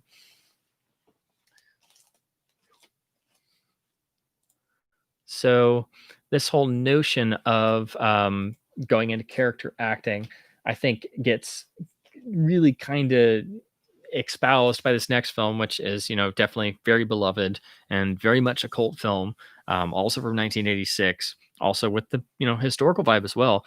That, of course, is Highlander, which is honestly a film I didn't see too much growing up. I saw it once primarily for Connery, and I heard the concept. I thought was kind of interesting. So I haven't seen it in a long, long while. This is the amazing deluxe director's cut laserdisc package. It's unfortunately got a little bit of wear on the sleeve because this is a textured sleeve, so it's going to pick up some wear and tear. But the actual sword blade and the title is beautifully embossed, has the THX stamp. The sound is remastered in Dolby Stereo, and AC3 is the other presentation, so you can listen to it in discrete. It's this gorgeous deluxe trifold. I've done it in some of my Laserdisc videos, but this is, one of the handful of discs that even non-collectors pick up and go, wow. The inner panels are embossed. You get a letter from the director and producers, and these are really hard to do, so bear with me when I'm doing it backwards. But I just wanted to kind of show off the trifold here, so bear with me a bit. But yeah, it's just one of the gorgeous packages of the LD format. There is, of course, a number of DVDs and Blu-rays, and some people prefer the theatrical cut. There isn't, as far as I know, there's not like a amazingly deluxe release. That's something that I think should happen. In the super near future. There is a newer master in the UK on Blu-ray that I would like to pick up. But I'm excited to check out the Laserdisc version. I've always seen pictured people get this and just love showing it off. It's such a great display piece, and I haven't seen it in the longest time. But Connery again has a field day with a really great supporting performance, really getting into this characterization. And again, this is at the point where I think he's fully transitioned over into being a really astonishing character actor.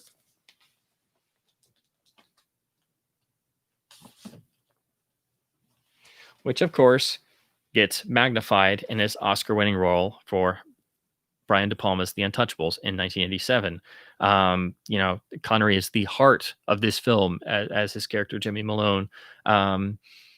Another period piece, obviously detailing Elliot Ness's, long crusade to ensnare the great gangster Al Capone. Of course, this film pays tribute to the classic Hollywood gangster films of Warner Brothers and others of the 1930s. Also, the previous editions of The Untouchables in dramatized form. And it really does hold up. Every time I go back to this film, I'm always amazed at how well it holds up, how well it blends the character drama and the period detail. And but Connery's performance deservedly won the Best Supporting Actor Oscar. He is the heart of this film. The famous quote I did before, one of theirs sends one of yours to the hospital, so one of yours sends one of theirs to the morgue. It's just that driving magnetic factor. And this is a film with other, iconic, notable faces, but it's Connery's film. It just is. So this is a lovely Laserdisc presentation. It's one of the first LDs I got. I actually got it from my old college professor, but it's a little dinged up, but it served me well. Really nice transfer on here, actually. Paramount used to do a really nice job on their discs from the 80s and 90s once they hit widescreen editions. And original poster art, nice Dolby stereo track on here, but it is superseded by the incredibly difficult to find stealth reissue they did. They did a number of these widescreen reissues very late in the game on Laserdisc. So I didn't know this existed for the longest time. But thankfully, I was very lucky. Good friend of this channel, Melinda McClure, sent me a number of LD gift boxes with some really great titles, and she very kindly sent me the AC3 reissue. That's a very tough to find LD. Here, of course, they've taken the poster art across the whole jacket. It's part of the remastered widescreen editions they did. And I believe, this disc is from 98. So it is a very late pressing, and this would have been recycled over for the DVD. This is a film where the Blu-ray is not a very nice experience because it's a very dated master, and really needs a new scan badly. This is a film that I can't see why they wouldn't do a 4K scan. And since Paramount's home video division has really started up again, and they're doing new releases in 4K, this is one of those. I don't see why they do it. They don't do it. They've done a number of 80s titles. I think this would be a no-brainer, and hopefully it happens. But this is a really great Laserdisc, but very exceptionally difficult to find. And it's not a gatefold or anything, but it's still really cool to have, but very difficult to obtain. Plus, you get the sound in 5.1 AC3 discrete, so that's also cool to compare. But the original LD is still a cool way to watch it, and how I've watched it for the past few years when I rewatch it. But this is a really cool piece to have, and I will definitely be spending this very soon.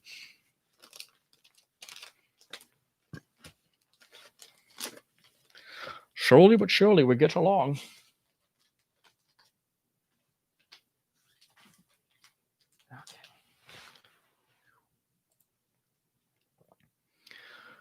Okay, so again, having to just kind of skip forward a bit. I remember the Presidio being a really good film. I haven't seen it in the longest time, and need to get it on Blu-ray or DVD or something.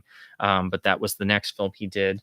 But then the next big one comes along, and that, of course, is the aforementioned Junior and the Last Crusade. So I couldn't resist. I'm sure in some corners of the world, people literally call this Junior and the Last Crusade. Again, He should have won another Oscar for Last Crusade as Henry Jones Sr. It is just a remarkable performance, fully lived in, a full, vivid characterization that totally sets up the resentment that Andy has had for his father, who was so devoted to the studies of history that not only was he a complete absentee father, but inadvertently inspired his own son to follow in his footsteps, which in retrospect, Andy, kind of sort of hates himself for. And it's this really remarkable dynamic that, again, was built upon on set by uh, Spielberg and Harrison Ford as well, but especially with Connery bringing all these elements in because, the original process, the idea was, well, who could be Indy's dad? Well, the inspiration for Indy was primarily James Bond. So who else but Sean Connery? That was, Spielberg's mentality. And, I'm sure to their sort of surprise, Connery accepted, but then brought in all these other ideas and pushed Henry Sr. into being much more having that element of the doddering old absent-minded professor, but also being obviously Indy's father by having that resolve, that deep, uh, innate sense of character and integrity, but also obviously being somebody who would have been completely infuriating to grow up with. So, again, one of the great magical character performances I think of the movies. I think it's the heart of the film without question, that this performance makes this film magical.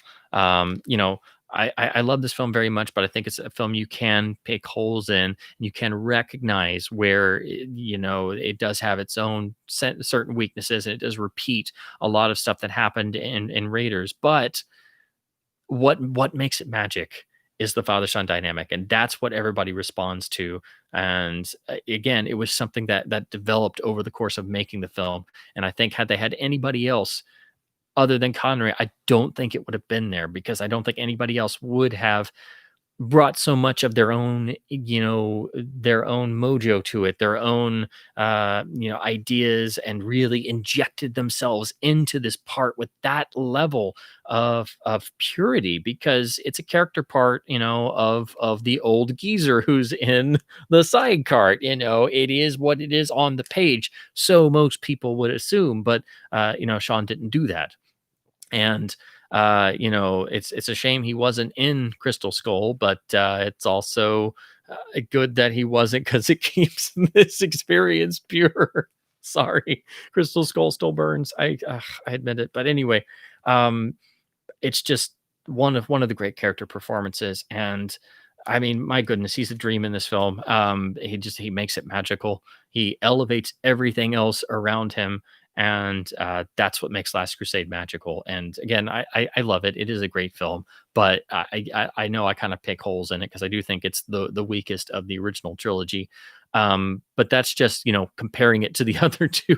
It is a great film in its own right, but I do think you can recognize it being the third film of the three. But Sean in here is what really elevates the whole, all of the proceedings. He just brings it up many levels, and then by the end it achieves significance in one single word. And of course, I hope I'm not spoiling anything, but this film hinges on a single word, and it's the moment when Henry Sr. finally calls his son by his given name, when he says Indiana for the first time. And it's like that moment hangs in the space of time itself as he's holding his son, who is literally, it's inches away from the Holy Grail. And of course, it's set up by, Ilsa right before doing the same thing and, falling to, apparently eternal peril. But when he says that, the way it's on the soundtrack, the way Connery's face is in that moment, it's you literally hear him saying that word. It literally reverberates through the soundtrack. And as Harrison's dangling there as Indy literally turns, and it's like time stops, even though the whole temple is collapsing around them. Everything is going to hell, and they're in that death knell scenario. Indy stops and looks up at his father, and then Henry just says, "Let it go."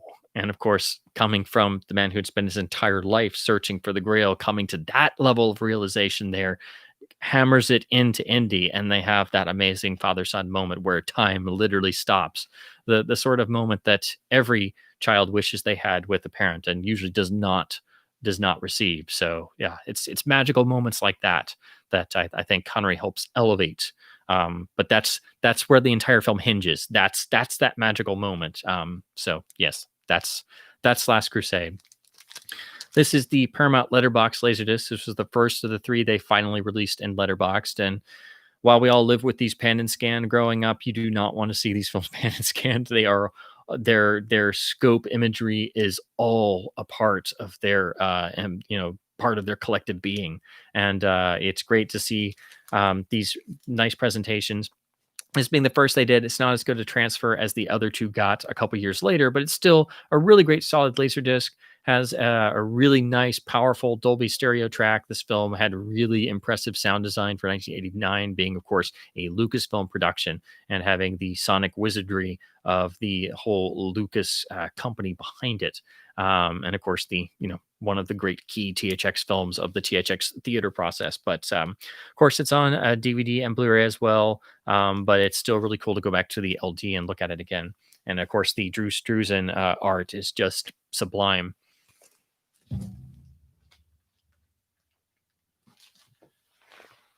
We're finally getting to the 90s.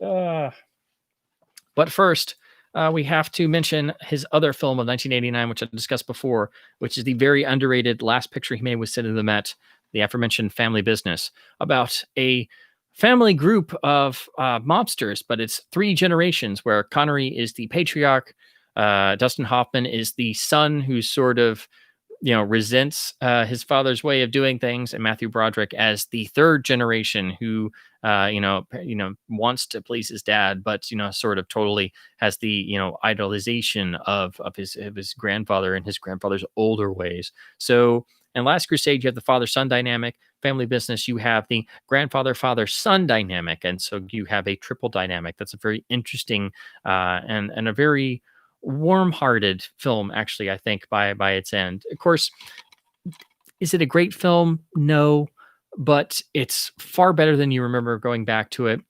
It's one of the little gems of Sidney Lumet's overall filmography that often gets overlooked, and Connery gets to have fun and really, be this sort of older character that you only get to start doing when you obviously hit a certain age. So it's a really lovely film to go back to, and again, can't wait to rewatch it. This is the old Sony DVD. It's letterboxed, anamorphic, and it does include the trailer, so that's about all you get. But at least it's not pan and scanned, but it's just a standard Sony disc. You can track this down. I do recommend tracking it down, but it usually is not as super common. But you can find it at a decent price. Unfortunately, there is no Blu-ray as of yet, but hopefully that happens at some point. And so we're finally to the 90s. Oh man, I knew this was going to be a long one. So thanks for hanging with me, everybody. So I have a number more titles to discuss, to then start winding it down, because we are definitely getting on up there in time period. But 1990 brings us one of my favorite films of the 90s. I think this film is a masterpiece. Of course, mentioned this already, but have to talk about The Hunt for Red October, the first of the major Tom Clancy adaptations, the first of the Jack Ryan series starring Alec Baldwin for the first film. And unfortunately, they did not continue with Alec Baldwin and John McTiernan directing. I do like Patriot Games and Clear and Present Danger. I do like Philip Noyce as director. I like Harrison Ford in the role, but it just doesn't have the magic, the intensity of this film. I wish Alec Baldwin had been able to continue. I know it's kind of heresy to say it, but I'll go ahead and say it. I love Die Hard, but if I had to pick my favorite John McTiernan film, it's Red October, without question. My goodness, this is a phenomenal adaptation of the Tom Clancy novel, and Connery again gets a performance for the ages. And with the aid, the benefits, the aid of having the John Milius writing for some of his great monologues.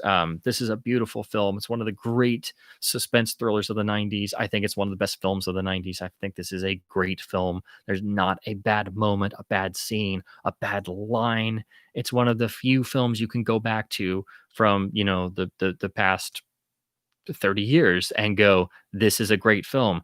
I can very rarely do that with anything from, the 90s onward. There are films from the 90s I love. There are films from the 90s I think are better when I go back to them, but this is one I go back to frequently. I adore this film. I think this film is a masterpiece. And yes, heresy to the internet. I think this is a better film than Die Hard. And again, I love Die Hard, but again, I love what McTiernan did with this. And again, Connery is just magnetic. You hang on his every word, his every glance. And once you see this film the second and third time, when you know what the scenario is, or if you read the book, there's more to read in there because you then know Ramius's motivations and what his actual goal is, which is doled out over the course of the film very beautifully to build the suspense as well. But when you see it the second and third time, it only adds to the experience because you know what he's going through. So I adore this film. I've always loved the cover poster art, even though it's just a floating head. The red and black is very bold with the white typeface. This is preserved here on the Paramount Letterbox Laserdisc. This is a great LD, beautiful transfer. This film has brilliant sound design. I've always loved the mix of this. This has a Dolby Surround encoded track, which is how most theaters would have played the standard 35 mil release. It did get a 70 mil blow up with discrete audio, which is better shown here on the Paramount AC3 reissue. They did the first 3 Jack Ryan films on these harder to find AC3 reissues where you get the whole jacket for poster art. And then you do get another nice gatefold.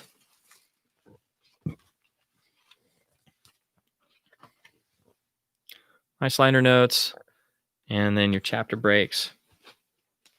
But the big benefit here is having a spiffed up transfer and getting that super awesome AC3 track with a discrete 5.1.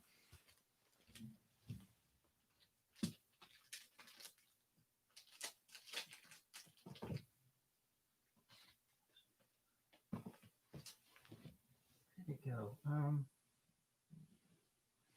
I set so much stuff aside. I have to remember where I set stuff now. So bear with me a second. Oh, here it is. Of course, I'm staring right at it. So this is one of the few films that I adore so much. I've wound up buying like every major release. So I did eventually pick up the first Paramount DVD. It was a super cheap copy because had a sticker on it. So this was like a quarter. So of course I bought it. Anamorphic, I believe. Well, no, actually, I can't remember if this is anamorphic or not. It is letterboxed, it is dual layer, but it is pretty much a port, I believe, of the AC3 Laserdisc. It does have 5.1 AC3 on it, but no special features or anything outside the trailer. That got fixed when they revisited all the Jack Ryan films in the early 2000s with their special collector's edition series. So this was the first major copy I bought, and then eventually I picked up the Laserdisc and then the first DVD. This has a nice spattering of extras. It has 5.1. It adds a 5.1 DTS track as well, which sounds as DTS usually does, nice and boomy. I don't really know if I have a favorite sounding release. They all sound great, but this one is obviously spiffed up a bit. And then I had the Blu-ray, which looked okay, but the Jack Ryan films on Blu-ray had, particularly for the Harrison Ford films, they had tons of DNR and they were old masters and just looked really crummy. Even Some of All Fears looked crummy on Blu-ray. But I had that and eventually sold that because they packaged those in with the beautiful new transfers in the Jack Ryan 4K set. And even though sadly, it's still agonizing, I'm not 4K ready yet, I went ahead and grabbed this as an upgrade because Paramount has blown this out around the holidays for really cheap. And so I just sold the digital copies, and the Blu-rays are the same ones I already had. So I parted those out. And so I got this for very, very little. But you do get a nice slipcover on the first pressing, and then a simple case with everything included. So This was one of the few titles I've been able to just go ahead and upgrade. And again, the Blu-ray for Red October is at least, pretty solid. It's better than the other three for sure. And then you get the bonus with this release. You get the Shadow Recruit film included, which I saw once and once was enough. But it's a free film, so I just was like, okay. But yeah, this is one of the few films I literally have on every format to date. I don't have the VHS tape for it, but if I found a copy that was really minty, I don't know, I might break down and buy it. I adore this movie so much. But yes, Connery is just absolutely magnetic. And it was really cool to see. Again, Alec Baldwin posted a nice little remembrance, I think on Instagram it was, and just talking about just being in awe of Connery on just the set of Red October. And it's like, yes, yes, I totally understand that. Had I been on that set, I wouldn't be able to do anything. I would have just been stuck frozen staring at him monologuing. And then it'd been like, can someone please move the light? I can't finish the scene. And I'll be like, sorry. So that's Red October. And then again, like with 1975, he does another film in the same year that I also adore and is a great film and another amazing performance. Totally different, but also, a spy thriller of the Cold War, which you can, say Red October is. And that is the really amazing film based on a Le Carre novel, 1990s The Russia House, which also has a great love story in it with Connery's character and Michelle Pfeiffer's character. This is a really great film if you've never seen it. It's a must for Le Carre fans. It's a must if you like me, serious spy thrillers. It's one of the last really great spy thrillers we've got as a major feature film. It's one of the best Le Carre adaptations ever done. Connery is magnificent in this. Has a beautiful Jerry Goldsmith score. And as you can see here on the back of this lovely LD jacket, it's got a great cast. Has Roy Scheider, and you also see Klaus Maria Brandauer return, who was apparently an actor that Connery really admired. So it's cool to see that he gets to be in a film with Connery again. This is a really nice Laserdisc presentation from MGM, letterboxed. The sound on this is really, really good. It's just plain Dolby Stereo surround, but it sounded a lot better than the old DVD I had. This did come out on Blu-ray from Twilight Time, which of course they're no longer in business, but I would like to pick up that Blu-ray at some point. But this is still a really nice presentation with great sound and a great Goldsmith score. Very, very underrated. It's one of my favorite Connery films for sure. All right, we're starting to get there. I'm getting towards the end. So of course in '91 he did the Highlander 2 sequel, The Quickening, which I know most people don't really have high opinions of the increasing Highlander sequels, which I don't have a copy of that. I guess I should get one because he is in that. But he is at the end of this film, which also came out the same year. And it's a shame he's only at the end because he just appears and you get all happy and excited. And it's like, oh God, it's the end. I could have sat through a whole movie of Sean in Prince of Thieves, where again, I don't know. I guess maybe he did it because this was, Kevin Costner's big film, Post Dances with Wolves. But he appears at the very end when the king reappears. And of course, who could play the king so poetically and so fully other than Sean himself? And of course, he would go on to play King Arthur a few years later in First Knight. But this is a lovely Warner's letterbox presentation. This is the theatrical cut, which has been supplanted by the longer director's cut, which I know a lot of fans still prefer this version. So you do have to track down other versions to get the theatrical cut, which is, about 15 minutes shorter. But this is an interesting film. I love the production design of it. I do think the script it does take some missteps here and there, but I love things in it. Love the production design. I like the cast very much, but there are points that this feels, very much like, the grittier take on Robin Hood, and it doesn't have the magic or the zest or the zeal of the classic Adventures of Robin Hood from 1938 with Errol Flynn, or the Douglas Fairbanks 1922 Robin Hood, which is amazing.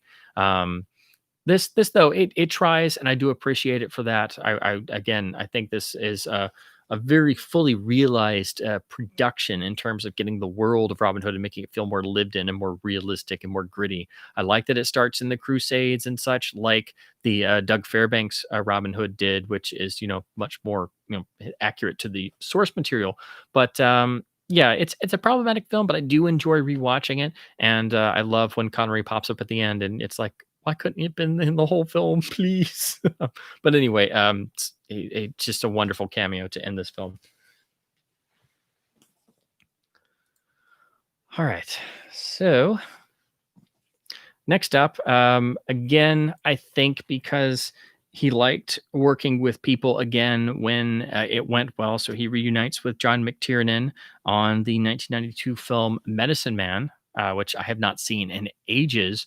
So this is an LD I've had in my to watch pile for way too long. So I'm going to dust this off and fire this up.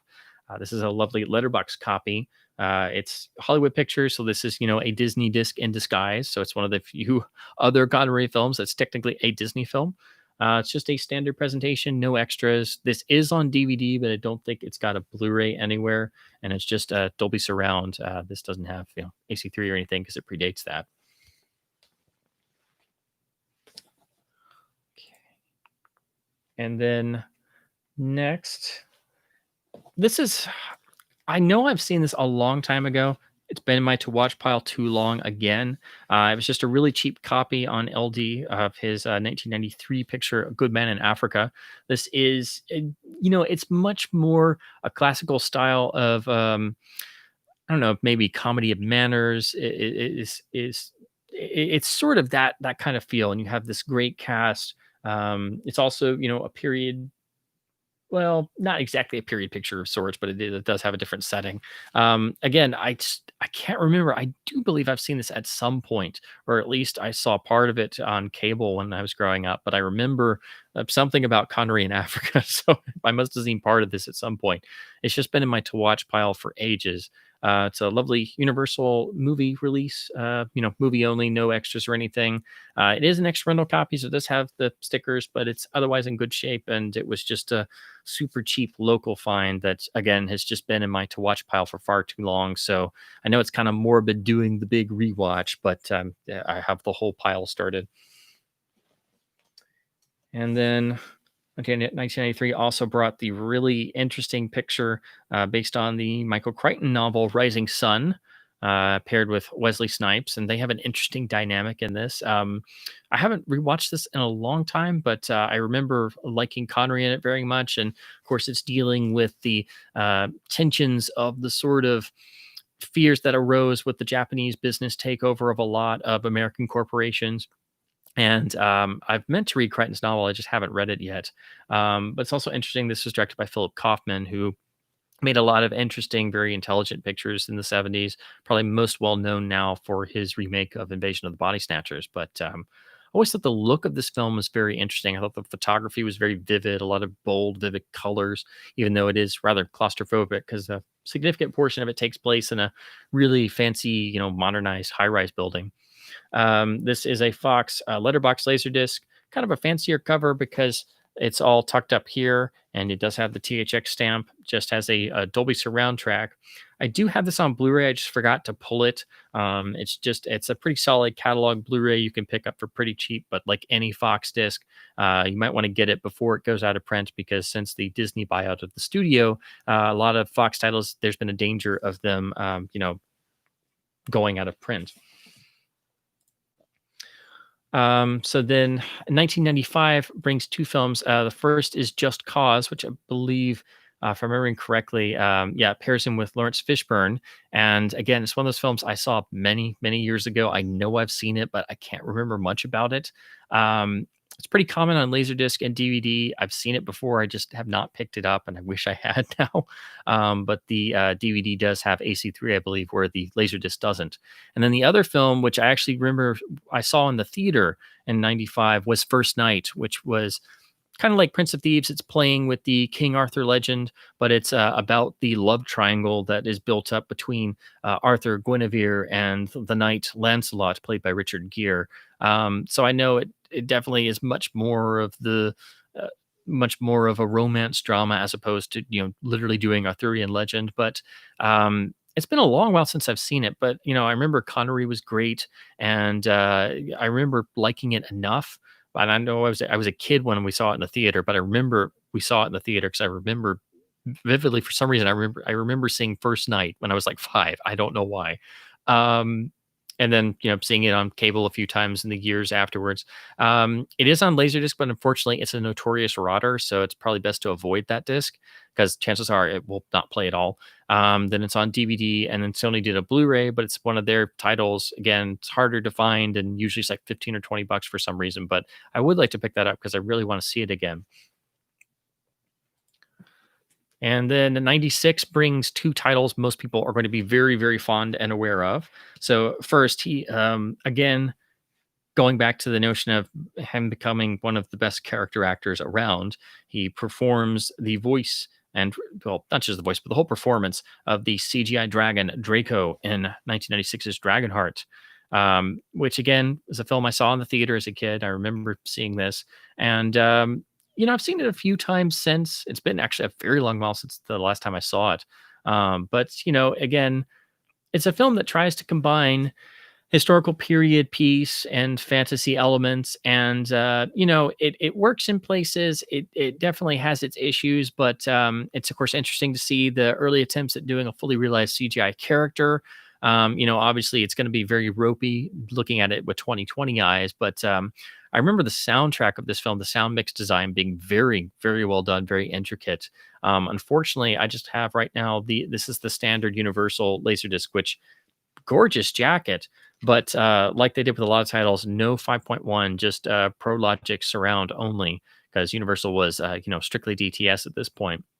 There is a signature collection box, which has a lot of nice extras, and then that got ported for the DVD, which I need to at least pick that up, if not the Blu-ray, because I really want to see this with the surround track in discrete. But this was a copy I found locally. It was super cheap. It's immaculate, and the jacket is just gorgeous, so I picked it up just to have a copy on hand. But I do remember seeing this in the theater and really liking it as a kid, and I've been meaning to rewatch this for ages. So unfortunately, it's just more of the the retrospective we all are doing right now. And then of course, everybody loves The Rock. It's the one Michael Bay picture I really like because again, Connery just elevates everything he's ever in. The fan theory that a lot of people like to hold that he's essentially playing older version of his James Bond character, had Bond been caught and kept in prison for many, many, many years, and sort of getting his revenge upon the world in this action movie. I think there may be, there's definitely some element of that there. I don't think it was, intentional, but I definitely think that was the mindset in casting Connery, just like shortly thereafter when you have Enemy of the State and they cast Gene Hackman. And, it's basically like a version of his Harry Call from The Conversation, but, 20 some odd years later, older and more grizzled and more embittered. You can kind of read that in there. And so that's one of those cool fan theories that, I think does have some weight, even though it's obviously not intentional. They definitely couldn't do that, rights wise either. This is the standard letterbox Laserdisc presentation, original poster art. This thing looks lovely. Of course, it's not anything like the amazing Criterion Special Edition, which is a lot pricier, but THX mastering, really nice presentation. It does have Dolby AC3. I would like to find the DTS version one day, but like all DTS discs, they're very rare and expensive. But you can get the lovely Blu-ray, which again is it's a Disney film in disguise because it's Hollywood Pictures. But this is one of the Disney discs they did early on. It's got lossless PCM, so it's PCM 5.1. So there's no compression going on here. So you get the full soundtrack experience plus the handful of extras that was done for the Criterion and DVD. I don't think it has everything from the Criterion. I think it has most of it, and it does have a commentary. So you also get that sort of holographic effect on a lot of these early Disney discs. So this is one of those great titles you can pick up that's actually well done and has lossless audio in terms of its PCM discrete, which happened on Blu-ray for like the first year or two, and then they just kind of dropped it because they didn't want to waste the space. But I'm such a geek for that stuff. I like finding the titles that have PCM discrete multi-channel audio. And so that brings us up to 1998. This is another film I saw in the theater. This is a film most people just total rip to shreds. Okay, I think I'm back now. I dropped out for a second. I think YouTube's freaking out because I cracked the 5 hour mark. I swear we're almost done. I'm definitely winding down for the night. But I saw this film in the theater, and it introduced me to the concept of the original series that this film was based on. And Connery has a field day in this. The problem is this film was butchered by Warner Brothers. It was recut, re-edited, resequenced to a ridiculous degree. There's still a concentrated fan movement to try and get the original version, the director's cut, released, which I hope they do someday because I think it would help the film make sense. It's definitely got a lot of problems. It's definitely a hard watch for most people, and it really doesn't quite do the original series it's based on either. But I still have great fondness for it because I saw it as a kid and it introduced me to the Avengers, of course, based on the iconic British television series from the 1960s, starring Patrick Macnee and Honor Blackman and Diana Rigg. Went through several incarnations.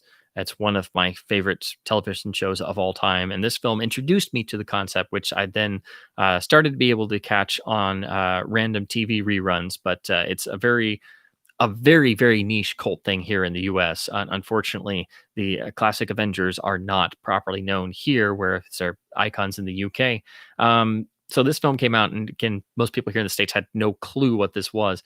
And so I saw the trailers, convinced my family to go see it at the theater, and ironically I was cleaning out the garage, and this was the most befitting thing of timing this happening right now. But I actually found, as a kid, I always tried to save my ticket stubs, but I should have started putting them in a book, but unfortunately I never did. So I have random ticket stubs from the past, but I literally found my matinee ticket stub for seeing the Avengers. So I don't know if this is going to come up, but there we go. That was me seeing this film in 1998. August 14th, 98 at the 5:15 matinee for the bargain price of $4.75. So, man, things used to be a lot cheaper then. But it was in a practically empty theater, and I just knew it was spies being cool, and they were British being cool, and Connery was in it, and he was playing the villain. So it was like getting to see him play a Bond type villain, even though the film was bordering on the surreal and trying to be a love letter to the original show. But unfortunately, the studio editing did not help. You can look up, there's a Facebook group that talks about the original cut. There's some articles now, so there's some stuff online. And apparently the original novelization is the original, based on the original script. So I really want to pick that up.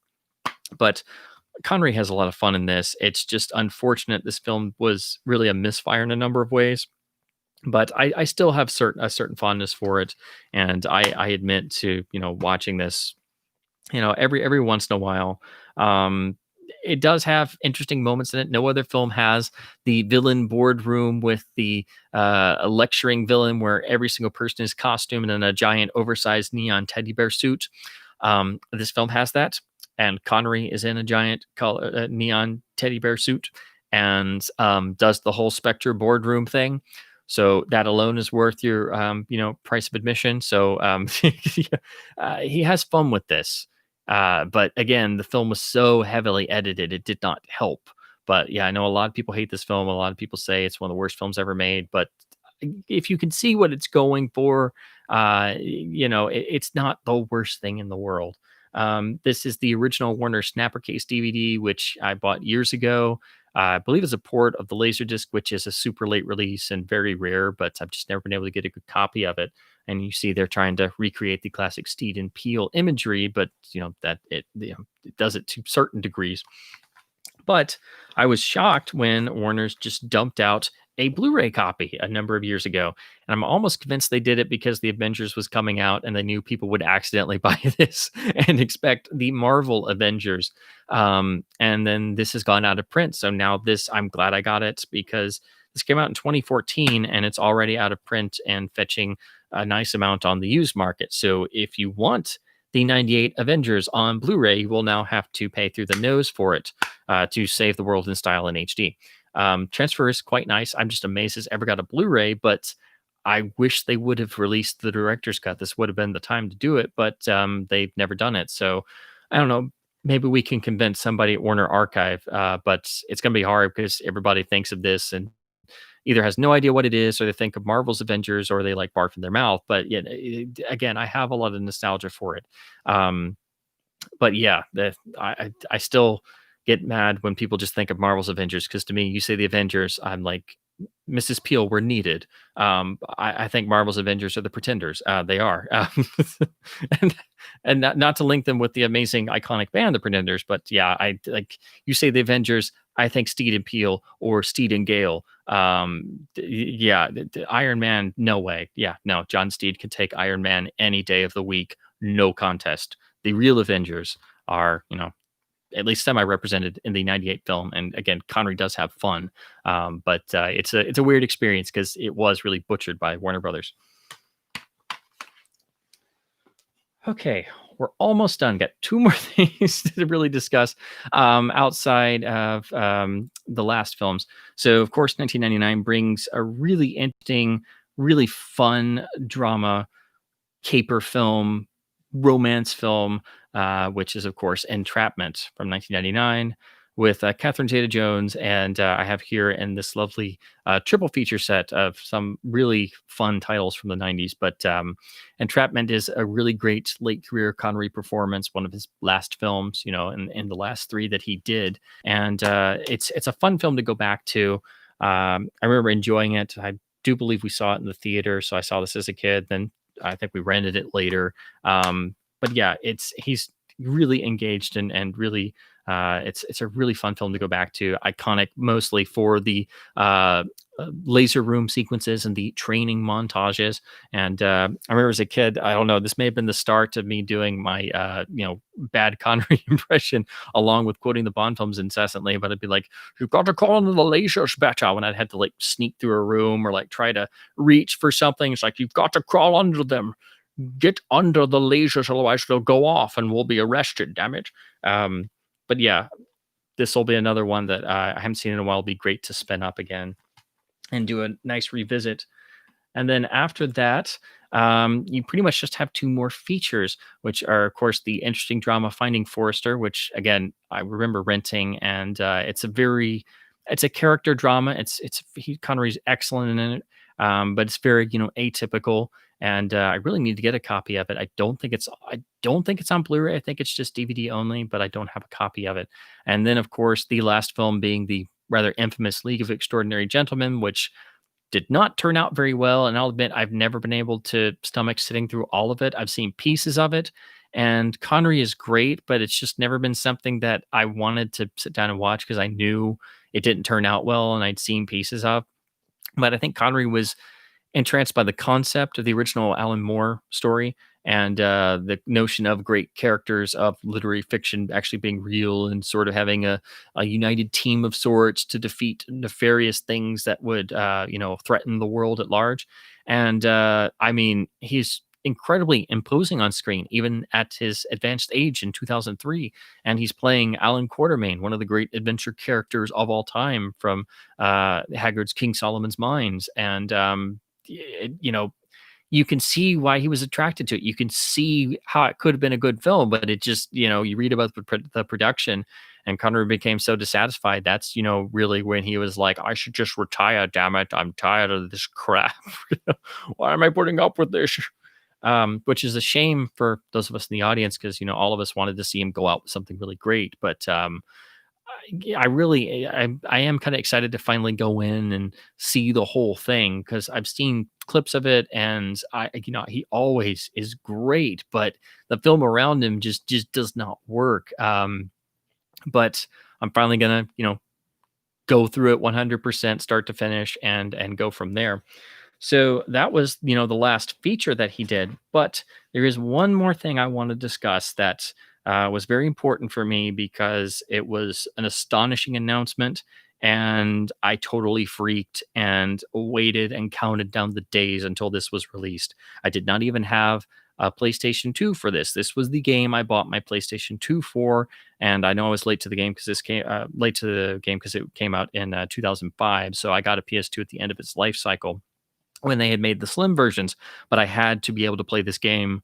And then the other Bond games I had missed out on because I started PlayStation late.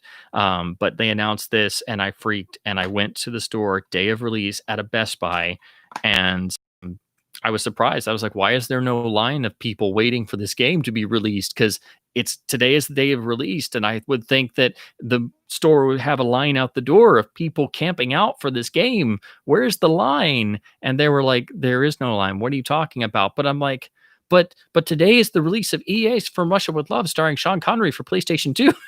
So it's one of the few times I went to a store and expected to camp out because I knew all Bond fans would be doing this, but this was EA making the sequel to their highly successful Everything or Nothing, which starred Pierce Brosnan for the first and only time fully in a game in its own original story, and it's basically like the fifth Pierce Brosnan film we never got. And so they repeated that success by furthering the game engine and adapting what everybody pretty much swears by as probably the best film of the series, and then managed to convince Connery in his retirement to actually come out and play Bond again in a video game, which I'm just still astonished that he decided to do this. Apparently he did it as a way of bonding with his grandson, who was an avid gamer. And, he thought it was a great way to, participate with, younger generations. And, it's an astonishing experience actually playing the Connery Bond. And EA went to a ridiculous degree of recreating the classic elements, right down to the fact of, I was struck by the first time I played this that when Bond goes to shoot, they actually have literally nailed the classic Connery pose of, gun in hand and one hand up, and the slight, trying to do this on camera, the slight, the way he would hold his arms and hold the PPK down here. I mean, the level of detail they put into this is in a lot of ways very much like what they did with their 2005 Godfather game, which I still is one of my favorite games of all time, also from the PS2 era. But they also included elements from Thunderball, so you get to fly the Bell Textron rocket belt. They include the Aston Martin DB5. There are some driving sections. It is pretty much the same style of game as Everything or Nothing, and they did add a lot of action elements to the From Russia with Love story in order to flesh it out as a game. So unfortunately, since you know how the story is going to go and they have to hit the beats of a video game, I don't think it's as good of a gaming experience as Everything or Nothing was. But the total novelty of playing as Connery and playing in a 60s universe and playing out From Russia with Love with a controller in your hand, I mean, this is the stuff Bond fans dream about, and nobody's ever done anything like this since. The 007 Legends was a one-off, and that was a terrible game where you played as through various levels based on some of the films, but as the Craig Bond, and it was a terrible game. But this still holds up. It's still one of the best Bond games. It's basically like Everything or Nothing 2 Connery Edition. It's like really the real title. But it was just an amazing, amazing experience. And I still have a lot of fond memories of getting this and playing it to death, every single difficulty level. And literally running to the store to get this thing because I was convinced everybody was going to be there and they were going to be sold out, and they all looked at me like I was crazy. And also, it's really weird seeing a beautifully recreated 63, 64 era Connery, but then having 2005 Connery voice come out. So it is kind of jarring every time you come back to this. Sort of like when you see the awful remix of The Good, the Bad, and the Ugly with the scenes in Italian finally dubbed in English, but with 2003 Clint Eastwood and Eli Wallach. That sort of disconnect is here, but here it's understandable. But it's, Connery came back one last time. We technically got one more Bond performance, but in the video game realm. So I think this is the one everybody seems to overlook because this has never happened since. And, he was game enough, no pun intended, to give it one more go and do something for a new generation to be able to enjoy. So I will always treasure this, even though the game is definitely getting on up there in years, and you can't play it on modern consoles because backward compatibility and EA not having the license anymore, so on and so forth. um so yeah, this is still a pretty fun game. Again, very much everything or nothing too. The multiplayer in here is actually pretty good. Most people didn't really talk about it, but I did play this with my sisters a number of times, so it does have a decent multiplayer. But still, the experience of playing this is what you pick this up for. So that's that's my speech. So I know it was a little long-winded, and I'm sure I have a lot of comments to scroll back over. So I will play catch up with these, and thank you everyone so much for letting me just spout. I know, like I said before, that I don't write out notes. I don't plan these live streams. I just come up with a topic and then just kind of go from there. And I tend to just lecture or something. But Connery has meant so much to me and to so many people around the world, not just for Bond, but for other things as well. It's a loss that's really hit me personally in a lot of ways. Very similar to what happened when Roger Moore died in 2017. It didn't quite hit me with the same level though, because everybody kind of knew that Sean was getting on up there in years, and Roger had been making public appearances in the way that Sean really wasn't. Um, but it's still very, very hard. And again, best wishes to the family. Absolutely, it's a tough thing to get through, for any family. But yeah, there's a lot of people around the world right now who are just feeling that level of just, you know, uh, it's not a personal loss, but it feels like a personal loss because it is a personal loss. Um, so yeah, that's why I just felt like I had to do it. I normally do my streams on Tuesday, but of course, tomorrow we have the election day is tomorrow here in the States, and that's going to be a whole thing in and of itself. So I figured I might as well just go ahead and do this on Monday evening when I had the opportunity to. So I just wanted to run through, his career as best I could, talk about some more obscure titles, his strengths as an actor, how I feel about his Bond performances, how I feel everyone is, different in its own way, and how he's one of those select legendary actors who never really gave a bad performance, who always put 110% out there. And it just, you can hang on every single nuance, every single word. Um and I watched the Bond films endlessly as a kid, to the point of, you know e- every kid sees a Bond film and wants to be Bond.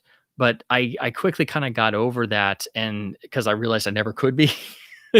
Really, nobody could. And I became fascinated with the productions, and I got into, the cinematic aspects and everything, and yeah, obsessed over the production teams and the producers and the directors and the writers and the editors and so on and so forth. But I would always watch each Bond performance, and it became sort of a sort of father figure to me, in that, obviously you don't imitate Bond and the womanizing and the assassinations and the globetrotting and stuff, but in a matter of carrying oneself in a particular way, even if you're an outsider. Because I've always been a more quiet person. I've always been the outsider type.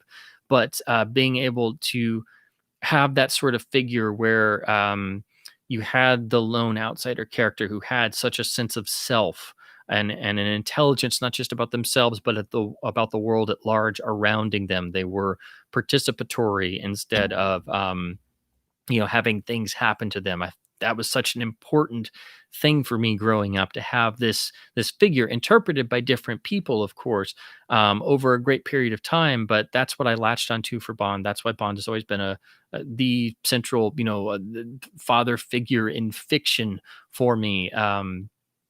Because you could get a sense of the world at large that you weren't necessarily exposed to growing up, but also, that strong eternal heroic outsider figure that could, take the punishment and still remain true to themselves and be intelligent and respectful of world cultures and other people and ideas and things. So that's what I've always got from Bond in general, and that's what I felt Connery always embodied, and all the original actors in the original series did for me growing up. But to in different ways. So that's why it hits me even harder, because he's been a presence in my life ever since I can remember, really. Um, and again, pretty much most people around the world are feeling some form of this right now. So that's just why I wanted to talk about it. And as soon as the news hit, it's like, well, I know what I'm streaming about this week. So, oh, and of course, anything Bond related, I can just go on and on and on and on and on. But I have to get it out somewhere. So thanks everyone for hanging out and participating. And now I'm going to try and get through all the comments that have popped up, so that way I can try and cover this, because I will then have to definitely wind it down for the night, because as usual, I tend to get long winded.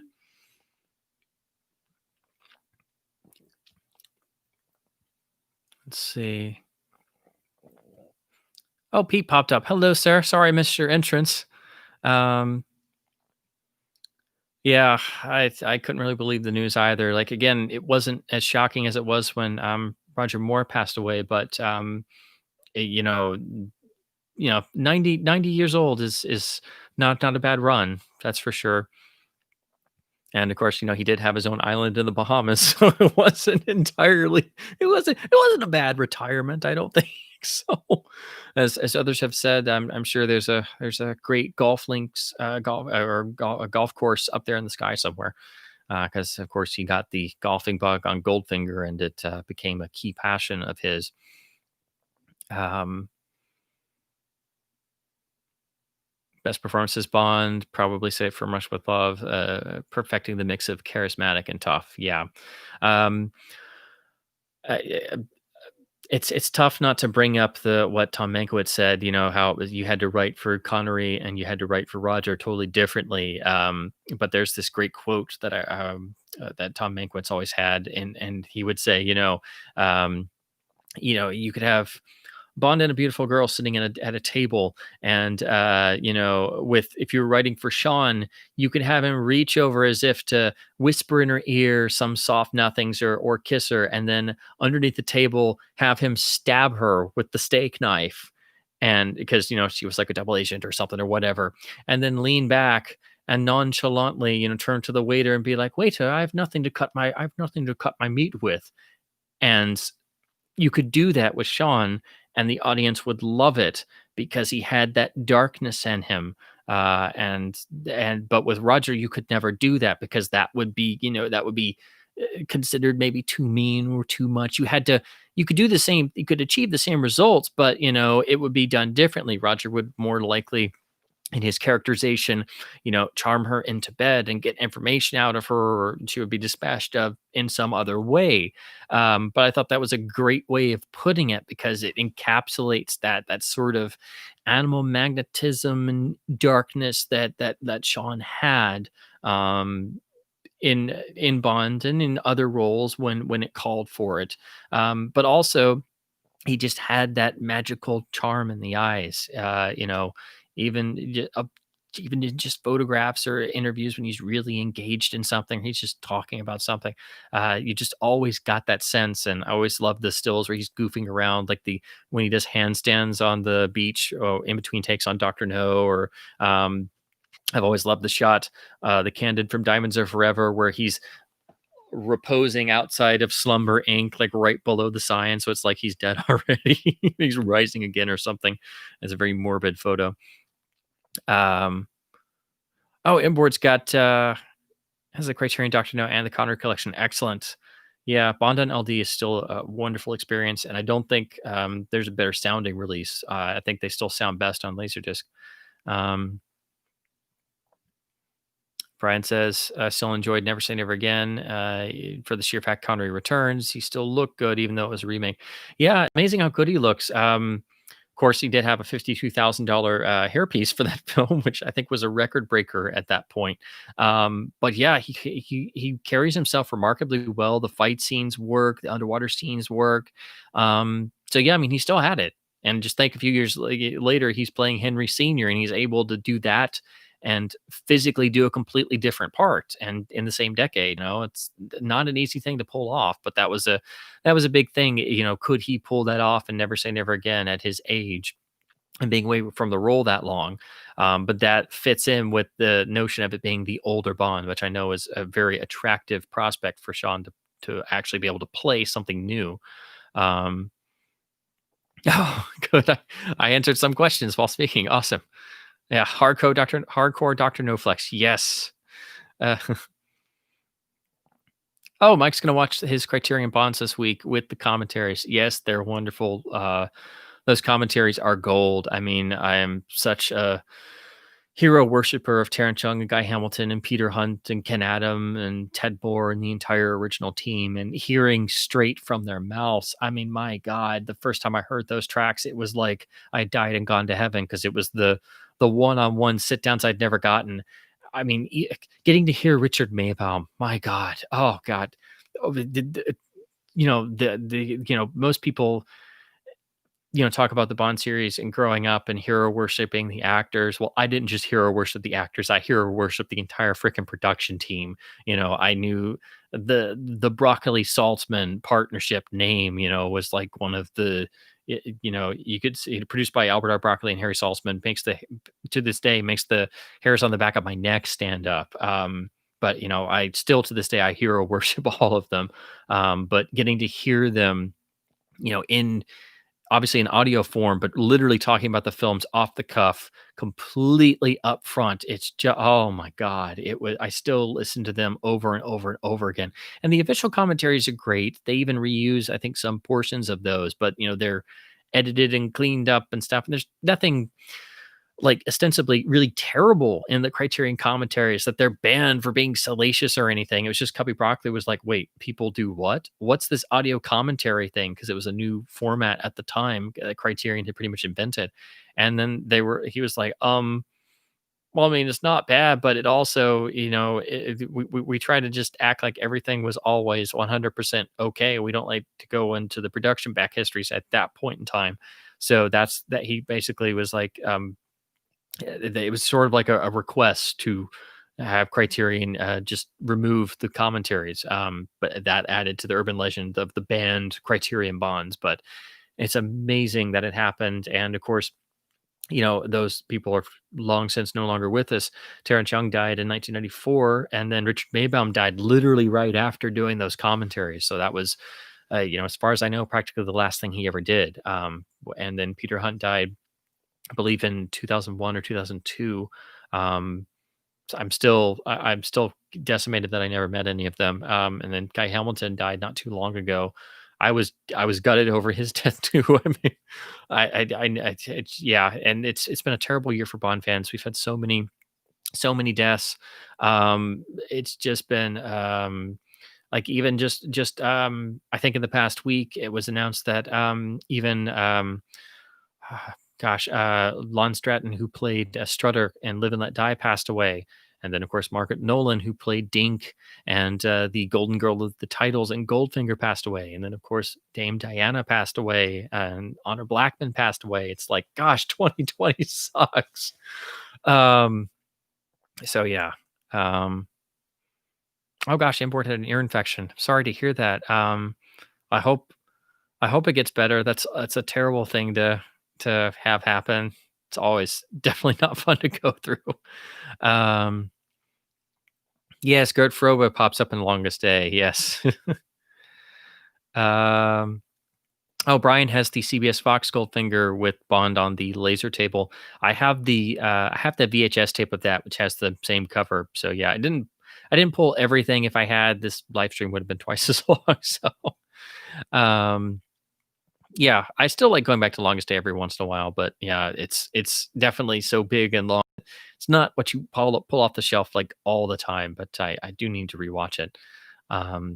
Yes, Guns of Neverone. Oh, gosh, I love Guns of Neverone.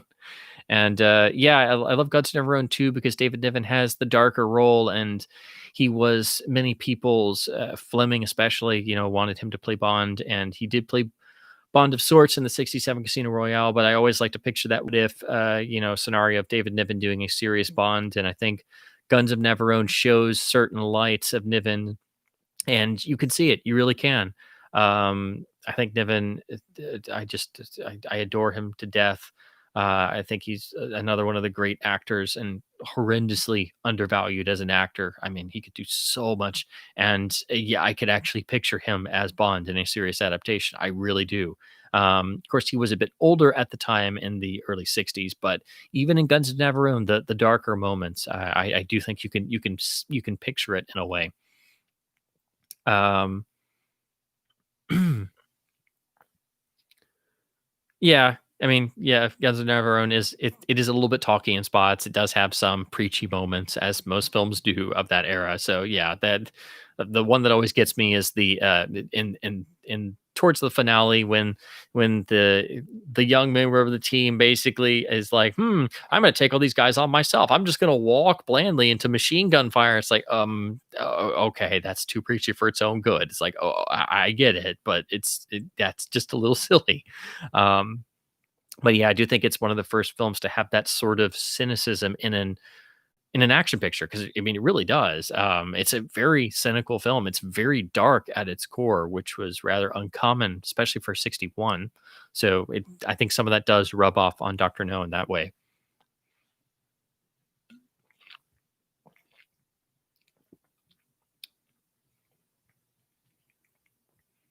Yeah, the original CBS Fox cover for Russia does have the still of Connery in Captain gear. If there was a Bond action figure, it would be the Captain Bond, literally Captain Bond. But with the flare gun, and there were two versions on Laserdisc, and then they had, I believe, the first version came, and then they reprinted it with the flare gun cover, because the original was just the still from the Gypsy Camp fight. But yeah, I have not picked those up yet. I would like to at some point, but I do have the VHS with that. Um,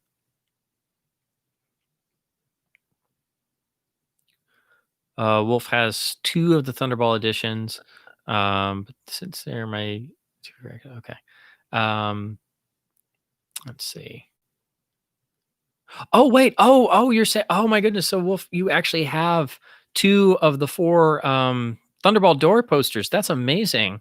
Yeah, Thunderball did that too. I've got it in the pictures of it in my posters of Bond book, the old great Tony Norman book.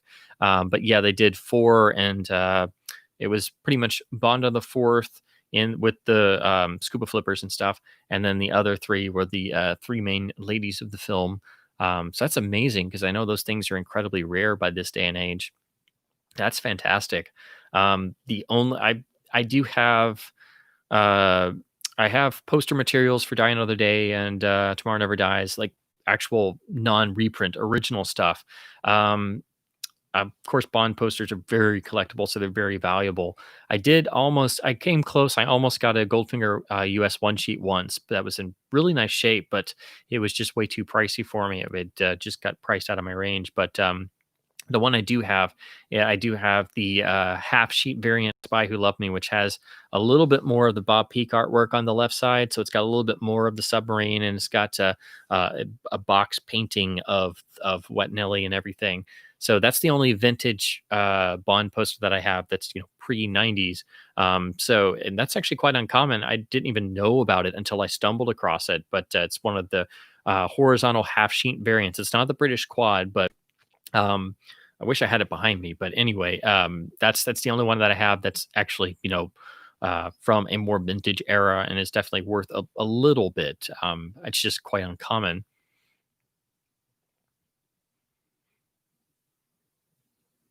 The flame background on the THXLD of Russia honestly comes off really '90s to me. Yeah, I mean it's pure fireball, so it is very influenced by, I think, a lot of '90s art.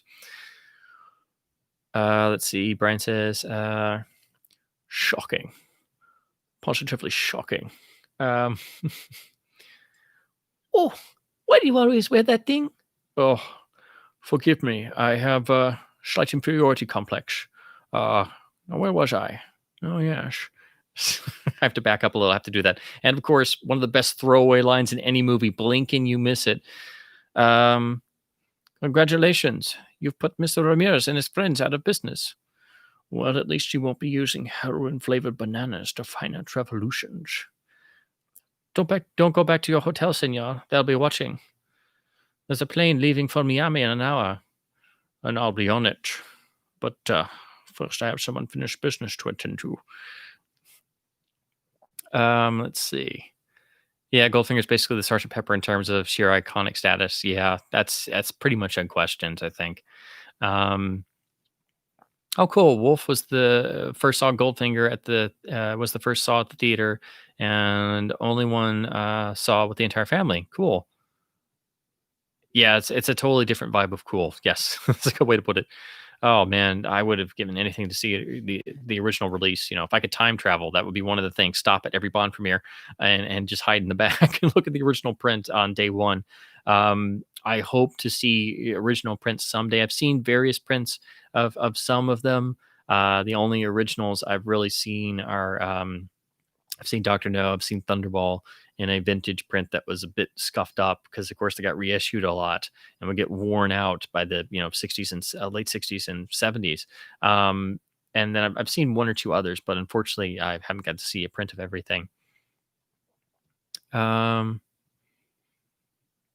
Goldfinger flawlessly embodies what everybody thinks of in terms of a Bond film, whereas the first two have a slightly grittier vibe. And they're relatively close. They're in the same wheelhouse, but yeah, it just Goldfinger came out, built out the success of the first two films, and then that's what became the definitive idea in people's heads. And then, they reissued Dr. No in Russia, and it became the most successful double bill at that time in history. And so then basically those who didn't catch them the first time around got to see all three, and that I think furthered the phenomenon. Um, let's see.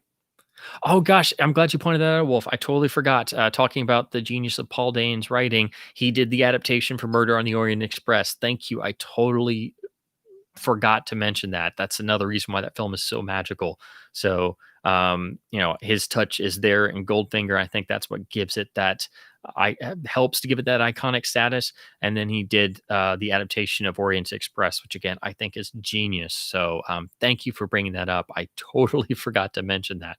And yeah, of course, the later Apes films, which I really love those, and especially Conquest, and yeah, 7 Days Till Noon, and yeah, you're right, he did work on Deadly Affair, didn't he? Which Lumet did. That's another one of those great indicator Blu-rays I've been needing to get for ages. Um, so let's see. Somebody who's only a Generation Z kid, I'm happy to say that movies back in the day were more of a proper phenomenon and event. It was more about making it as good of a movie as possible and seeing if it would connect with audiences and become a big hit. Yeah, that's a good way to put it. And they were events, and if you got to see it in a big grand theater palace, it was something else. You would have probably had to drive a ways if you didn't live in a grand downtown metropolitan area, or you'd have to wait for the film to come to your area because they weren't giant multi releases. Although on Goldfinger, they were such a demand. They had a bigger rollout, and then Thunderball, I think they already had a big rollout to start with. Not quite the amazing history-changing Jaws rollout in '75 across tons of screens at once, but it's starting to edge a little closer to that because it was the big event along with Sound of Music and Dr. Zhivago in '65. Wolf caught up with the early two Bonds, but was basically a bit of a flea pit rather than the mighty Odeon or Thunderball in London. Yeah, probably. I guess maybe on that double bill reissue or one of the many, because they did it. UA did it many, many, many times. Let's see. Scrolling through.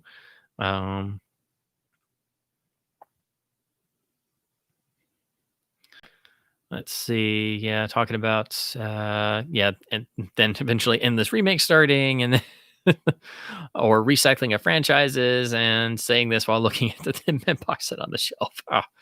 Yeah, if only we could ever get any film with the strength of any of the Thin Man films and that magic partnership between Powell and Loy. Gosh,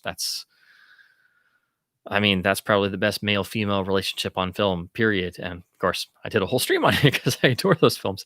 Um, let's see. Let me just scroll through.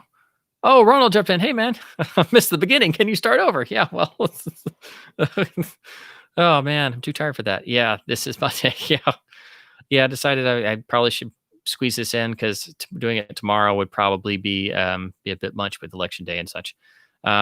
Oh goodness. Oh, Ronald, you I guess didn't hear the news. Yeah. Oh man. Sorry for you to hear about it this way, but hopefully this is a fitting tribute of sorts. So I know I've just been rambling like crazy. Um, so got some Thunderball and You Only Live Twice talk. Excellent. Pete's going to see Marnie. Please do. I know you'll find great stuff in there. I know not everybody likes it, but it's definitely had a critical reappraisal, I think. And I mean, Connery is just astonishing in it. Yeah, that's good, Pete. Associating Thunderball and You Only Live Twice together, they both tend to have a similar blockbuster vibe to them. Yeah, I think that's a good way to put it. That's sort of what I was saying about that sort of it becoming more about the spectacle. So it's basically that's what I was saying. Same thing. But back in the day, they didn't really have the term a blockbuster as firmly established. You had roadshow epic films and you had spectacle films. So that's sort of what I attribute it to being, is more about being the spectacle of the grand event that you go and you sit through and you're amazed by all this amazing larger than life stuff going on, as opposed to having a really taut story like the initial 3 films did. Let's see.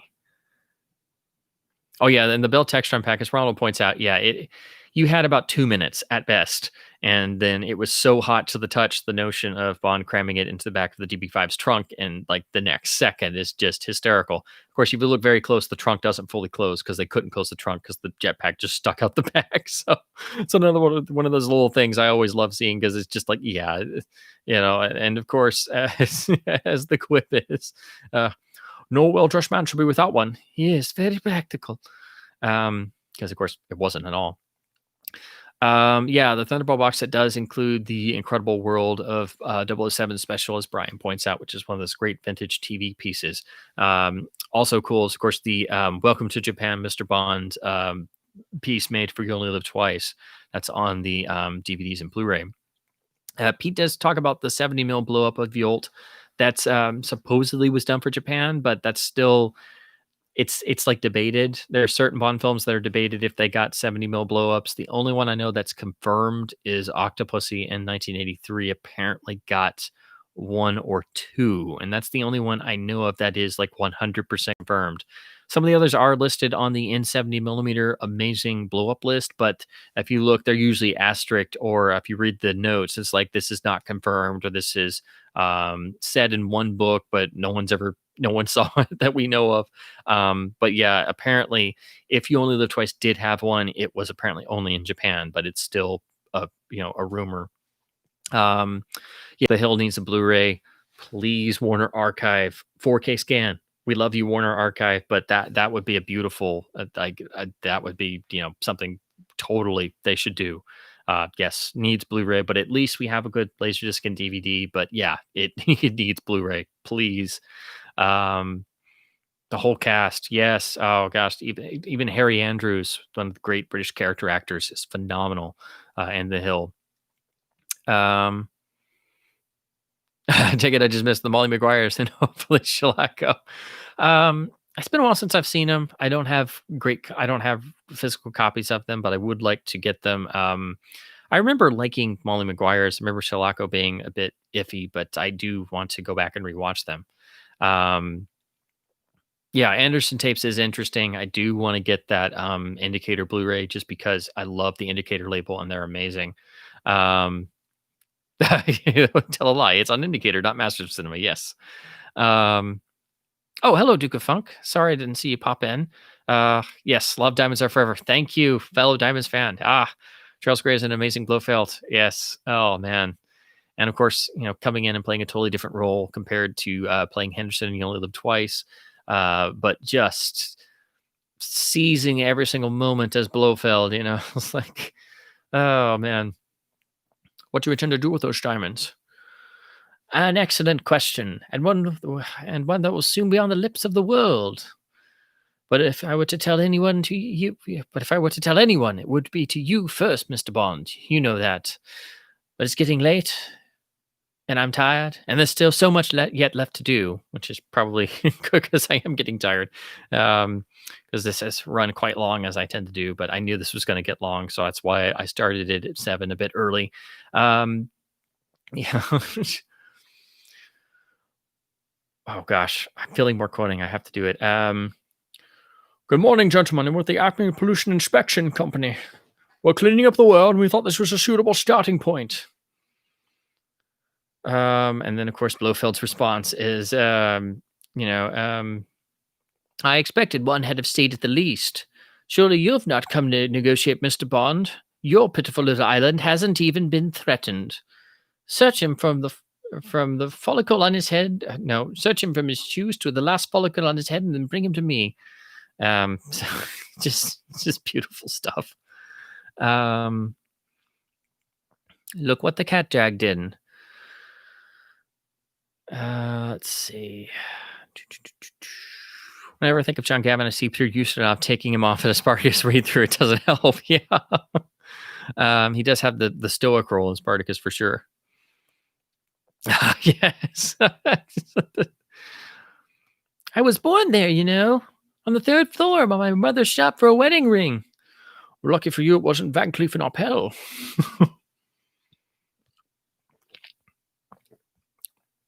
Yes. Oh gosh, the supporting cast in The Offense is also excellent. Yes. Oh yes, Duke of Funk says yes. Love David Suchet as Poirot. I agree, but yeah, the pure cinema of the '74 Orient Express, it's just magic. The Suchet version that they did, it's very much more by the book. It's very serious and very drawn, and it was fine, but it just nothing has that same sparkle. And of course, the Bernard version that he did was just not at all. Just totally just over the top, I think. Oh cool, Wolf maybe preferring Robert and Marion maybe more than Man Who Would Be King. I can understand that, perhaps more invested in the Robin Hood lore. Maybe that's understandable. It's an interesting perspective. I need to see Robin and Marion again. It's been too long. Ah, yes, I agree, Pete. Man Would Be King, probably one of the greatest films ever made. Yes, I would take out the probably. I think it is. I really do. Um, Took me years to be able to see it. I just read about it a lot, and then when I finally did, I was just bowled over. I am every time. What a picture! I want the cinematic definition of "They don't make them like that anymore." 1975, John Huston directing, Connery and Kane, and The Man Would Be King. They don't make them like that anymore. Just incredible. Let's see. Scrolling through, trying to make it through everything else. Let's see.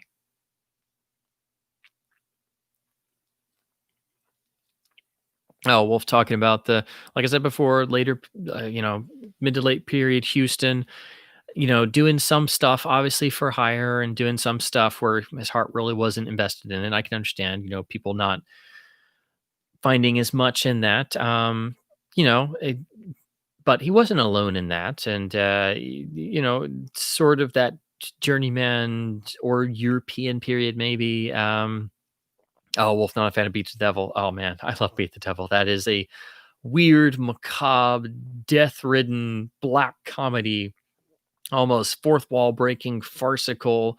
Everybody hated it when it came out. It made no money. It's experimental in so many ways, but I adore that picture. It was in public domain hell for a long time. I first saw it on terrible copies.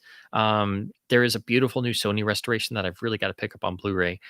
Here it was done by Twilight Time. I believe the UK version. Oh gosh, who did it? Was it? I think it was Masters of Cinema. I've got to pick it up because I adore that movie and I'm really wanting to see the restoration. And Of course, you have Bogart and Peter Lorre. Oh my God! And then he has that great monologue about like, time. What is time? It's the Swiss manufacture it. The Americans hoard it, and but me, I say time. Time is a clerk. Oh, that's like, that's one of the great monologues. But yeah, it's a weird, quirky film. It's not for everybody, but I adore it. Let's see.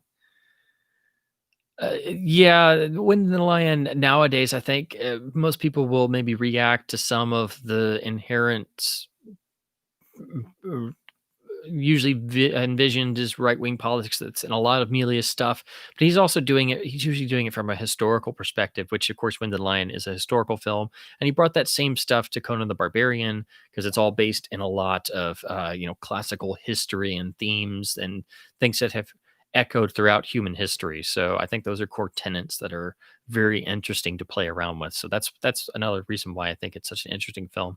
Um, let's see. Could talk about Bridge Too Far. Yeah, same here. It took me a long time to finally see it. I'd seen pieces of it, but when I finally sat down and watched it, I'm like, wow, it was really impressive. I wish it had, not had to focus on absolutely everybody, but it's an amazing accomplishment, really. Um, I really think Bridge Too Far is the film Saving Private Ryan wants to be, actually. So, in terms of scope and scale and achieving it. But anyway, um, okay, talking about Connery and Outland, excellent. Yeah, they didn't think they would get Connery for Time Bandits for sure, because they're like, we didn't have a lot of money, and then Connery read the script and loved it. So I know that was one of Terry Gilliam's great surprises, and Connery being a great professional, and apparently Terry's like, he was a joy to work with, and it's like, wow. Again, talk about taking risks and doing things different.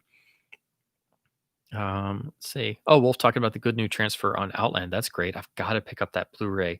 I know the Blu-ray.com review raves about it being a great transfer and a lot better than the DVD. Um, let's talk about 2010. Oh, well, I should clarify, Pete. I separate Python films from the Terry Gilliam films, and I know he co-directed Holy Grail with Terry Jones and did the art direction for Life of Brian, but I'm talking about Terry Gilliam specific, like pure Gilliam as opposed to Python. I love Jabberwocky too, although that one is like, you can make the argument Jabberwocky is like maybe 60% Python in feeling, because it's in a lot of ways like Holy Grail 2, but Jabberwocky is like Holy Grail 2 full Gilliam version. So if you haven't seen Jabberwocky, you'll love it. I love Jabberwocky, I love Brazil and Time Bandits, and I even like Baron Munchausen in a weird sort of way. And of course, 12 Monkeys and other things. I adore Terry Gilliam as a person and an artist and as an intellect and philosopher of sorts. So it's like one of the lone great American intellects out there in the world at large, I think. Let's see. Scrolling through. Oh, thanks for hanging out, Wolf. Yeah, I'm definitely wrapping up here for me, just scrolling through the last comments and things. So I always try to cover everybody where I can. Let's see. Let's see. Oh, got a new comment. Hello, Chris. Thanks for dropping in. Oh, thank you. I tried to make this a tribute to Sir Sean, and again, I'm just totally rambling and spitballing and trying to cram in as much as I can and do what I can to just show and share my admiration and share with everybody. So I wanted to do this. I just, as soon as I heard the news, I'm like, I got to do something. I can't just keep all this bottled up inside, because it's just really hit very hard. So now we are, not to be morbid, but as Monty Python would say, we're two down of the bond, so two down, more to go, because that's what they always say when one of the members of Python dies. So that's sadly where we're at in 2020, with many great losses for members of the Classic Bond team. Um, oh, Pete talking about how potentially De Niro wasn't going to be in Untouchables, and having potentially having Bob Hoskins. That would have been great, actually. I liked De Niro in the film very much, but I'd forgotten about that. That is something to think about. I think Bob Hoskins was an incredible actor, and when he could really get going, like deep in character, rages especially. I mean, Long Good Friday, I think, is one of the great films, and he is just magnetizing in that. And then, especially, or also the deeply emotional climax of it for his character and Mona Lisa as well. I mean, he could have made a heck of a Capone for sure. So I can totally picture that, for sure. Yes, I knew I would get ire saying I like Red October more than Die Hard. Yes, I only make that distinction because they were both made by John McTiernan, and if I was at point blank forced to pick my favorite John McTiernan picture, it's Red October. And I adore Die Hard. I watch Die Hard every year. I actually watch all the first four Die Hards every year at some point, along with the first four Lethal Weapons. So I love them, as just, but I feel like Red October gets slighted because I'm like, Red October is a masterpiece, guys. Come on, it needs that same level of recognition. Like I should be able to say one ping only, one ping only, Shah. Captain Tupolev is only interested in Captain Tupolev. And of course, but be careful, Mr. Ryan. Things don't react very well here to bullets. you know? But yeah, I had to say that. I had to get that in there. It's one of my little one-liner jokey lines I like to say. Um, all right. Yes, we're still here, Pete. Yes. Winding down. Finished all the comments and things. Thank you. Yes, I didn't know I was going to, oh my God, I've cracked 6 hours. Wow. Oh man. I have to say thank you, everybody. If anybody has stuck with me the entire time, thank you. Everybody who's been here in the comments, it's been a wonderful, wonderful time. I want to say thank you to everybody for listening to me babble on and try and put some of my thoughts and reactions into words and talk about the life and career of Sir Sean Connery, someone whose work and has influenced all of us in various ways, whether you're a Bond fan or not. This is just my own humble, small way of trying to put some of this into words and express some of this admiration for one of the great screen legends who has made such an impact on my life since childhood. So it's one of those things that's really struck me in a lot of ways, and stuff like this in ways makes you examine your own life and what is mortality and things like that, and legacy and work and life and so on and so forth. So it was just something I felt I had to do, and hopefully everyone can stay safe in the type of time of COVID, and uh, rediscover elements of Connery's career, and just do the whole retrospective for yourself, and just once again bask in just what an amazing talent this man was. And yeah, again, this is just my own humble way of trying to put some of this into words. And I want to thank everybody again for participating in this live stream. Not necessarily the type of live streams I like to do, because they're the I've done some of them before, these RIP, rest in peace live streams. It's sort of morbid in that weird way, and you get sad and philosophical, but just what what a supreme individual, what a fascinating character, both as an actor and a person. Just someone I've always respected and admired, and someone whose career will continue to inspire and fascinate me, and for the rest of my life. So that's basically what I wanted to try and get across in this live stream, and hopefully I was able to do so. So just again, for Bond fans and Connery fans everywhere, we're all in the same boat right now. hit you like a load of bricks. So, um, again, please, everyone, have your own mini retrospective of sorts. And once again, just be astounded at Connery's astonishing career. So with that, I'm going to call it a night. Thank you everyone so much for participating and letting me babble on. And hopefully I was able to bring some enlightenment or some elements of further discussion, and to those like me who are just really dealing with this hitting them in the year of 2020. Hopefully this is helpful to process and hear another fan babble on. So with that being said, thank you everyone so much. And as always, have a better one.